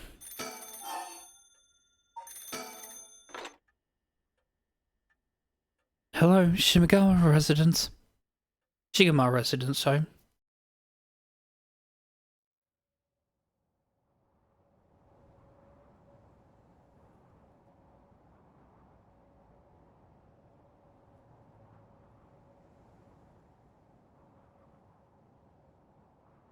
Richter called me out to meet him and we came here to Komagata Bridge. Richter, there's something I need to tell you. Funny, I was thinking just the same thing. Please, go ahead. Alright then. I've been poking around places connected to the Seven Mysteries looking for curse bearers. I think I found a few candidates. First, a tall man I ran into in Kinshibori Park. I asked him for directions, trying to probe him a little, but he turned the questions right back around on me. And he was out of there in the second he figured I wasn't what he was looking for. I got the sense curses were nothing new to him. I'm about 40% sure he's a curse bearer. Then there's this middle-aged guy I saw on South Warigasui Street. There's no question about this one, he had one of the curse stones in his hand. He had a nervous air about him too. It was clear he was up to some shady business. Gathering soul dregs, I'd bet. He'd make a good target. Next up is a young man and a woman I saw around Ryogoku Bridge. This time the man came up to me and asked me flat out if I was a curse bearer. I told him I didn't know what he was talking about and he backpedaled and left. Looks like they lurk around there often. Looking for kindred spirits would be my guess. Though it didn't seem like they were quite working as a pair. Gathering soul dregs in a group might be a decent idea if you can make it work. But with things being how they are, it's gotta be hard to find folks one can trust. They've got brass though. I don't know what their deal is, but I'd like to find out. Last two detectives I've seen sniffing around. The police are involved. Not necessarily. A body turned up in a local park a few days ago, so they might just be looking into that. Still, the park's got ties to one of the Seven Mysteries. Might be if it was a curse that did the guy in. And if they're sending in detectives from the head office, then something's gotta be up. How do you know where they're from? Let's just say that when you're in this business, there are some faces you get to know. Anyway, that's everyone who's caught my eye. You found all of them in so little time. I really did hire the best. It's all in the name, man. Richter Kai, P.I. No, wait. Make that Richter Kai investigator extraordinaire. My, an investigator extraordinaire. Is that why you can dress like that without drawing attention to yourself? You bet. An investigator extraordinaire can blend in like a chameleon in any outfit. Well, that aside, the middle-aged man and the young couple sound the most promising. Am I right? Whichever we pick, it's still too early to make a move. Seems like the curse bearers are less involved with each other than we thought. Plus, there's still some others we don't know about. I say we hang fire and see how things play out. Interesting choice of words considering we know what we can do. Once more bodies start showing up, that'll get the pot nice and hot. And once it's boiling, our chance will come. There's something I need to tell you. What's up? Well, that girl, Michiyo Shiraishi. The one who was with Shuichi on the day of the kidnapping. That's her. Well, she's dead. She's what? The student who committed suicide last week. That was her. I heard something like that had happened. Never got the name, though. Talk about bad luck. Finally get a lead only to find it's turned into a literal dead end. Unless her death was the whole reason Jonucci was so shaken up. He said she was going to curse him. Was he talking about her taking revenge from beyond the grave? It seems like we're back where we started. Not necessarily. That teacher knows something, I'm sure of it. At the very least, I put money on him having something to do with Miss Shiraishi's death. That's why he's so scared of being cursed by her. I see. And also, something tells me he knows more about your son's kidnapping. In any case, I think I got a good idea of what he's hiding. Call it a hunch. A hunch? Well, more of a theory. Care to take a guess? I can't say for certain, but...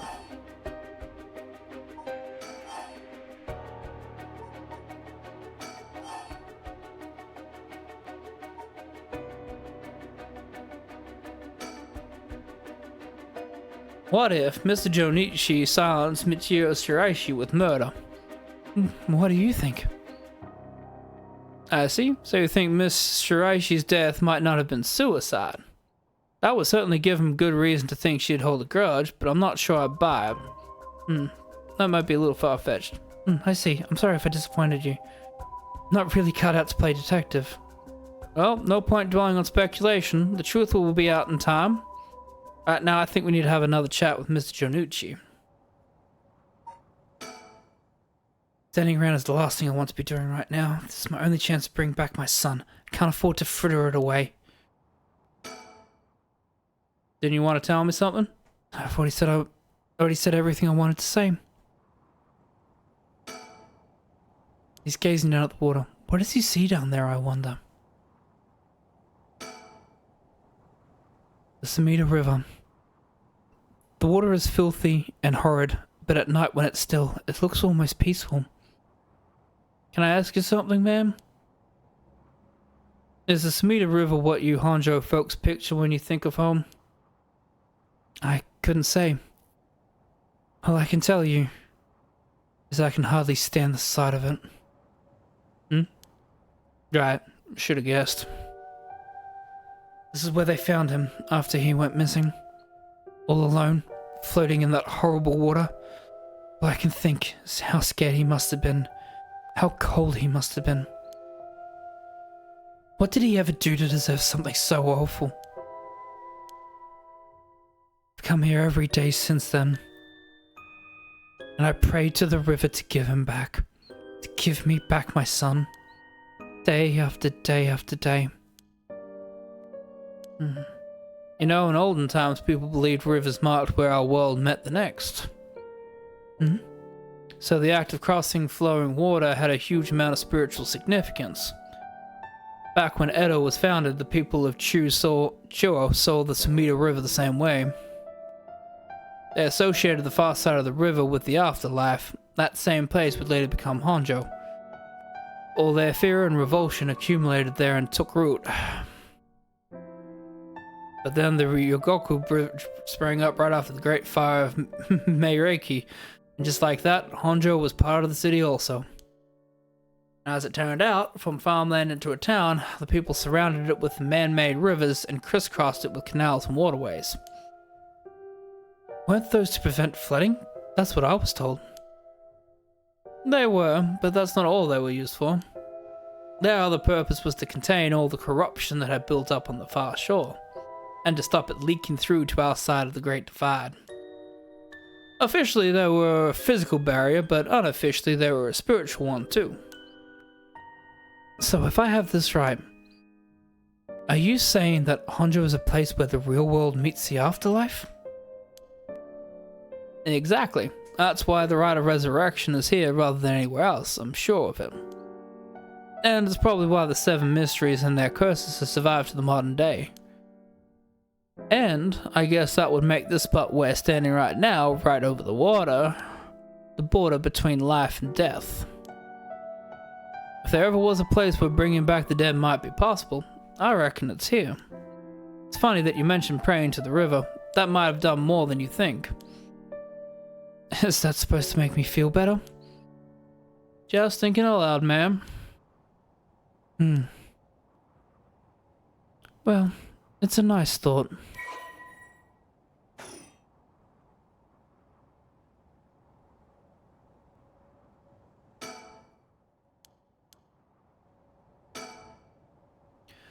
We're on Kamigata Bridge over the Samita River. There's a highway on one side and a freeway on the other, but they're both deserted this late at night.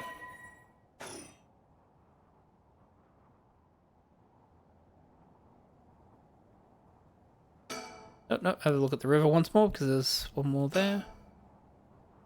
Oh, that's right. There's one more memory I have of this river. Do you mind if I tell you? Go ahead. It must have been about 20 years now when I was still a schoolgirl. Back then the Samita River was much filthier than it is now. It was full of garbage and industrial discharge. It was scummy and slimy and it stank. You could look out over the water and see dead cats and dogs and pigeons just floating. And one day, among all the filth and garbage, there was a piece of my missing classmate's hand. What? It was almost a miracle when you stop to think about it. What were the chances that someone would find a part of her that was still recognizable? And that altogether, although everything but the palm had rotted away in the water, the part that was left would have an unidentifiable scar, and that they could tell it'd been a murder from the blade marks on the bone. Wait, are you talking about the Nejima murders? So you have heard of it. I'm impressed. I assume you were but an elementary schooler at the time. I wasn't really aware of it then. I only heard about it after the fact. I had no idea the victim was a classmate of yours. To be honest, it was all a bit of a blur. A wave of chaos just parting around me. Something like that. They said that the rest of her body must have sunk to the bottom of the river. They combed the riverbed, but they only ever found pieces. Everything else must have rotted and flowed out to sea. Afterwards, I had heard of all the divers who had been looking for her fell ill. Sorry story for everyone involved, huh? Yeah, it's funny. Everyone figures the river's filthy already, so one more piece of garbage won't hurt. But every little piece makes it worse. It's a vicious cycle. I know I wouldn't want to go rooting around there myself. That's right, which is why the riverbed is the last place anybody would go looking. Or so was the killer's thinking, I suppose. The times were changing quickly back then. Things were confusing. Everyone seemed to be in a hurry. Young people were moving to Tokyo in droves. Some even ran away from home to make it to the big city. And they made easy targets for bad people. A lot of them ended up disappearing without a trace. You see, back then, if you chopped a body up into tiny pieces and threw it in the river, it would rot quickly and discreetly and sink to the bottom, never to be seen again. Are you saying what I think you're saying? They arrested him shortly after, Tomochika Nejima, the man who killed my classmate and cut her into pieces. He was so methodical about it, it couldn't have been his first crime, and people began to wonder how many other girls he'd murdered the same way. The police never found any evidence of other murders in the end, but the river knows the truth. How many corpses has it swallowed up over the years, I wonder? That same thought spread through everyone's mind and they started to avoid this area.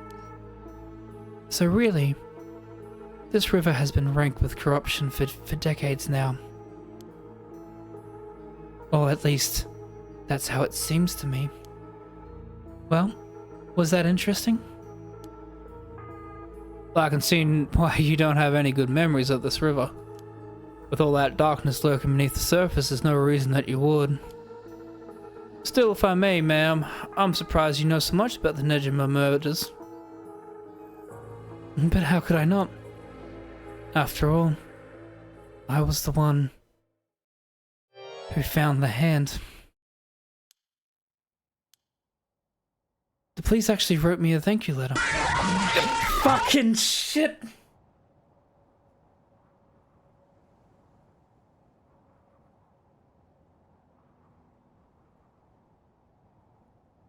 Thank you, Shy Hugh.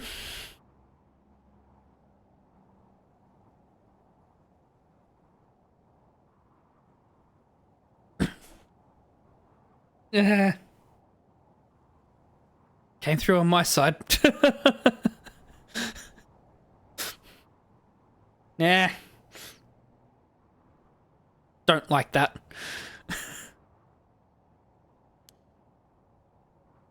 No, it's all good. You deserve a long sleep after your 18.5-hour stream.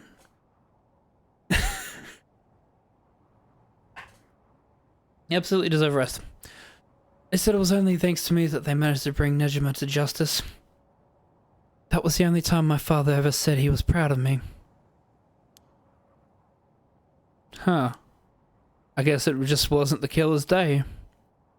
Sometimes I wonder if he resents me for it.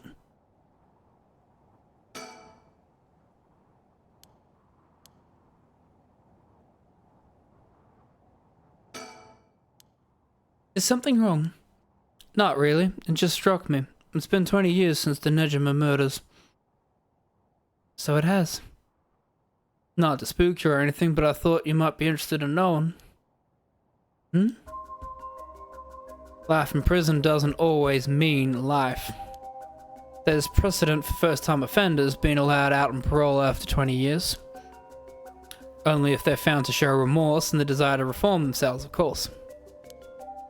That's right, I'm impressed you know so much. Still, it's hard for someone with a criminal record to reintegrate into society. I hear they've been trying to fix that recently, matching inmates for jobs and accommodation. Oh, really? They keep an eye on them, of course, and make them report in for regular checkups. But to avoid discrimination, they keep the inmates' records a secret from everyone but their employers. They even give particularly notorious criminals a new identity so they won't be recognized in the workplace. My, the way you put it, it's like you're saying Fumichika Neshima could be out on patrol right now, back in society under a new name with nobody any the wiser. It is possible. As it happens, little birdie told me about a big name making parole a few months back. I don't know if it was Nejima, but our discussion just now did bring it to mind. I see. How unsettling. Now that you mention it, I just remembered something too. What was it? I was passing Komagata High School a little while ago when I saw someone. A janitor, I think. I could have sworn he reminded me of Fumichika Nejima. So, fuck, the janitor could be the serial killer. Okay, good to know. Alright. Interesting. Oh. He looked a little different after 20 years. Much thinner than I remembered too. I told myself I was just seeing things. But perhaps it was him after all.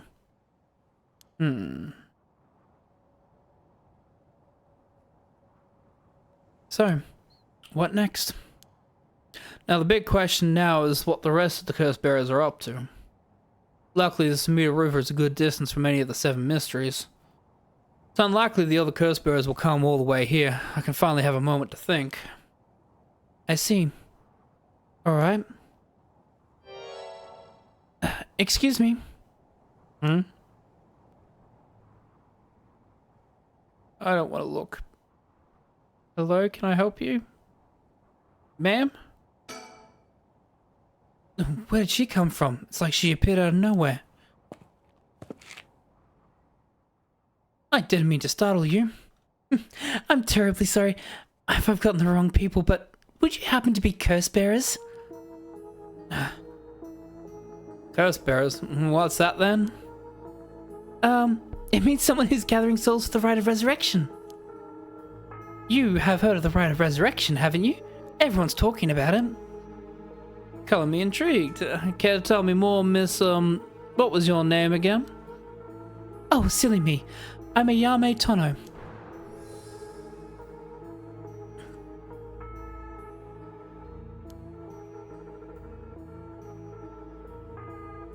Alright. Let's think this over first before we talk. She certainly had no reservations telling us about the rite of resurrection. It'll be worth keeping an eye on her. She could be trouble. There's more to the rite of resurrection than meets the eye, you see. So the best way to collect soul dregs is to kill the other curse bearers. And that's about the size of it. I hope it wasn't too much to follow. No, I think I got the gist. Funny old world we live in, huh? So, are you saying you're one of these curse bearers? No, well, not quite. It's complicated. I'm not, but Yutaro is. Yutaro? Is that your boyfriend? Oh, heavens, no, just a friend. His full name is Yutaro Namagaki. We're, I suppose you could say, partners in crime. Funny way of putting it. So she's saying she's not a curse bearer, but I have a feeling she's lying through her fucking teeth. So where is this Yutaro now? Well, about that, he's not actually a curse bearer anymore. He's more like a former curse bearer. Former? How so? I don't really know the details myself, but apparently he lost his curse stone. Typical, right? He makes such a show of being a top student only to flunk where it counts. And so now I'm out here looking for curse bearers myself. If you want something done right...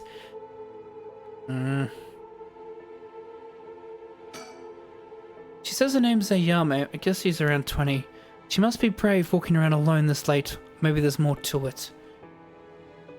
Something's not right here. He lost it? How did he do that?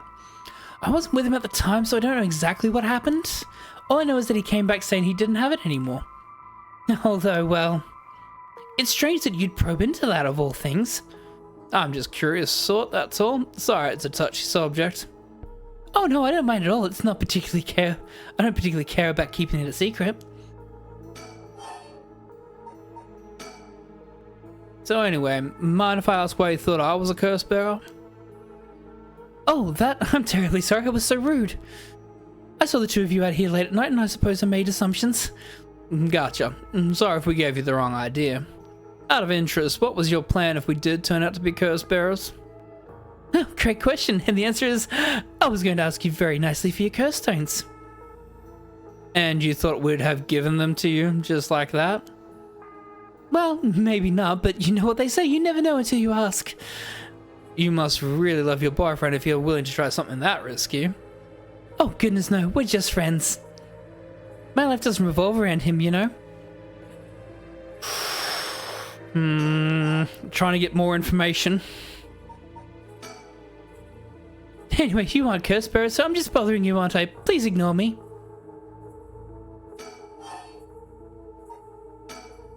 Yutaro can be a little irrational sometimes, so I have to keep a level head on my shoulders. So what are you trying to do with this rite of resurrection? Well, Yutaro has his own plan all laid out. I don't know if I can get behind it though. It seems, how do I put it, self-centered? I mean, if you got a chance to resurrect the dead, it would have been a waste not to use it on someone that really matters, right? So I was planning to steal his curse stone at the last second and use it for myself. Well, until he lost it anyway. Oh, but don't tell Yutaro I was going to do that, okay? I don't think he'd be happy to hear it. No, of course, keeping secrets is my business. My, aren't you dashing? Sounds like you really have your heart set on this, right? And what were you hoping to use it on? Do you promise you won't laugh? Cross my heart. Well then, let me tell you my master plan. Prepare to be amazed. I'm an art student, you see. Woodblock prints my speciality. Ukiyo-e in particular. Ukiyo-e, huh? You must be a cultured lady. Really? Do you think so? Everybody says it's a strange interest for a girl to have. You know, people often think of ukiyo as some inaccessible high-class art form, but that's actually totally untrue. Back in the Edo period, it was the art of the masses, amusement for the common people. So when you think about it, we feel exactly the same thrills from every brushstroke as they did back then. Isn't that fascinating? Huh. Well, yeah, I guess. And as far as I'm concerned, the undisputed king of ukiyo is the one and only Mokusei. Have you heard of him? Sure I have. He's famous. Didn't he live somewhere around here back in the Edo period? That's right. You're just as knowledgeable as you are smart. These 36 views of Mount Fuji are so iconic they're the only works of his most people know. But Hokusei was so much more than mountains and waves. That's only the teeny tip of a veritable iceberg of works. I gotta admit, I only really know him from those landscapes myself. Oh, don't worry about it. Anyone can learn. When Hokusei died at the age of 90, he left behind over 30,000 drawings. That's multiple drawings a day for 80 years. Amazing, right? So he kept on drawing right up to his old age, huh? Impressive. But even in his final years, he was never satisfied with his own work.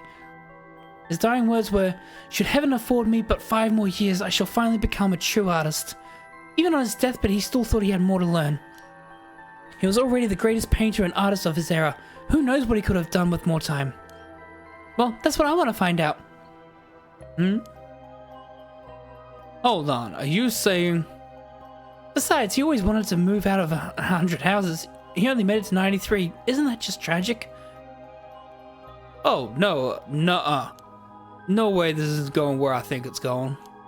Imagine the masterpieces he could create with modern techniques. I feel dizzy just thinking about it. You've got to be kidding me.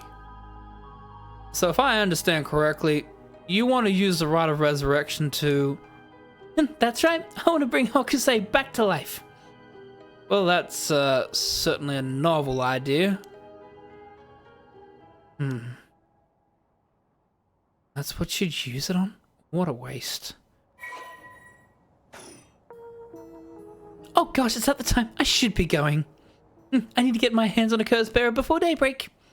Sorry for flagging you down out of the blue like that. Best of luck.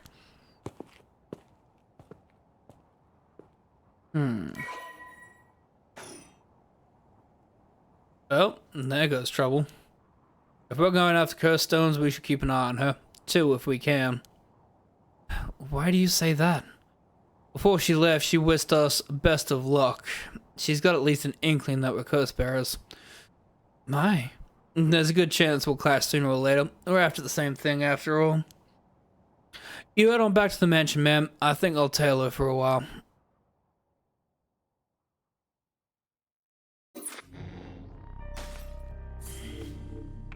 Alrighty. We are still learning more. Do I want to go one more story? Yes, because I kind of want to know what's going to happen with the janitor, and I think this is going to... Well, maybe not exactly know everything that's going to happen with the janitor, but it has got me curious. Aurora has received multiple reports about other suspected curse bearers, although concerned about Ayame Tano, who is apparently also after the curse stones. She entrusts Richter to continue his investigation. Alright, let's keep going. Gotta get at least one more fucking jump scare in, because why the fuck not? Shigama Mansion.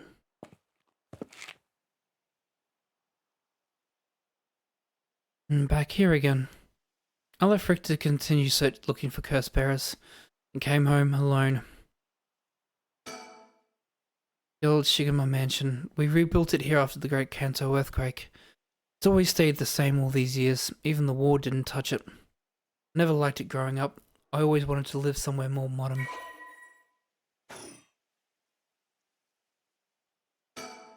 No. Think. Will this really be enough to gather the soul dregs I need? What if nobody uses any more curses? I'll lose my chance to bring him back.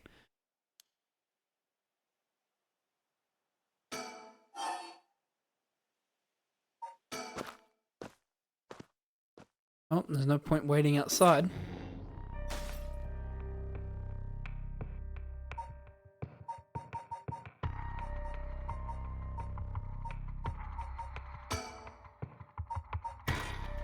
So we're going to go back to this one, and I think we're going to resume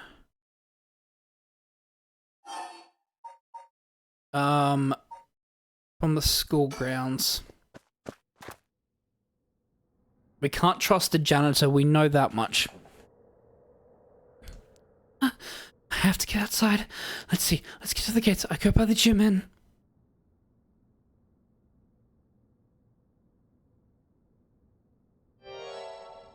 What are you doing, miss? You shouldn't be out here this late. Don't you know what time it is? Oh, Mr. Shimiya. Well, if it isn't Liliako. Anyway, students ain't supposed to be outside playing around at night. Wonder if this will unlock the option for me. Now that we know he's potentially the serial killer. I know you're off around the edges, but I didn't like you take you for one to act out like this. I'm not acting out. What about you? Should you be smoking on school grounds? Oh, well, so it's alright. Yeah, it's, you know, an accessory. Hey, don't go changing the subject. There's just no letting my guard down with you. So, why are you here so late? Well, truth is, I forgot something in my classroom.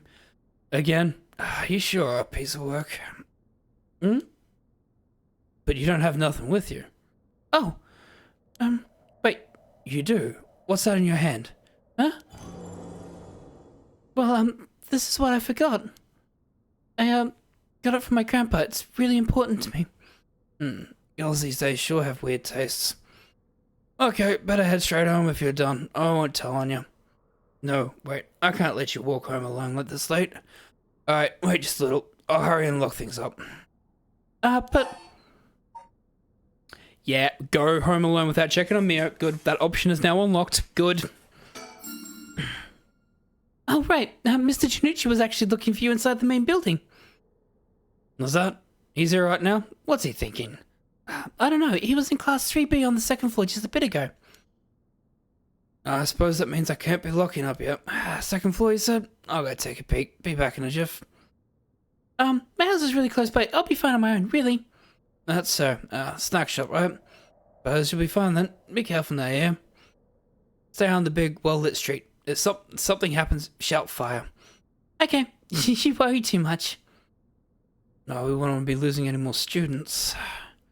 So I imagine you know that better than anyone. Yes, you're right. Alright, so we save her. Okay. Yako is now still alive. Though I don't know about Mio. Hopefully Mio is still alive now.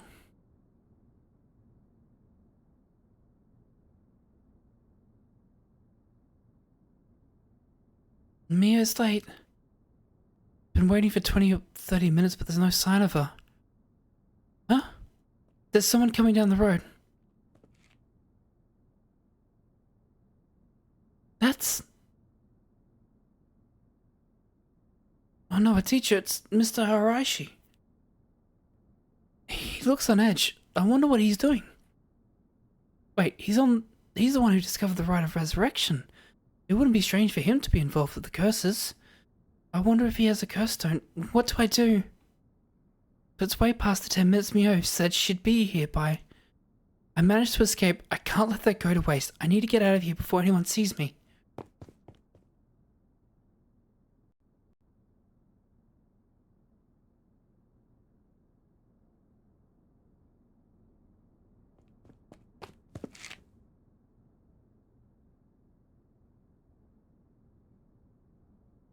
Ah, I'm home.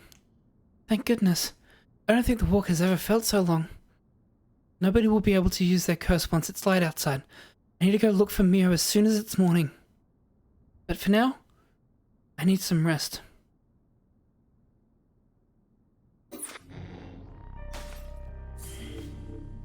Right, that leads to the police investigation. Awesome. Cool. I think we're going to end it here. We've been going for just over 5 hours, so I'm quite happy with that. And I don't want to go too far into this because the more that I start going into it, the more mysteries we will probably reveal. So I think I'm happy with where we are at the moment. There are obviously quite a lot of files I need to read through. Yeah. I'm quite happy with this. This is a really, really fun, spooky game. The jump scares have scared the shit out of me. Not only the in-game ones, but the ones that people have been fucking putting on the bloody channel. Yeah. I do want to actually make the jump scare louder because I can hear it, but I'm not sure if it's loud enough to completely, like, fully... No, I mean, it is scaring me, but I kind of want it to be louder to scare me more because I'm a masochist like that. So I'll see if I can just try and rejig the audio. Then fuck!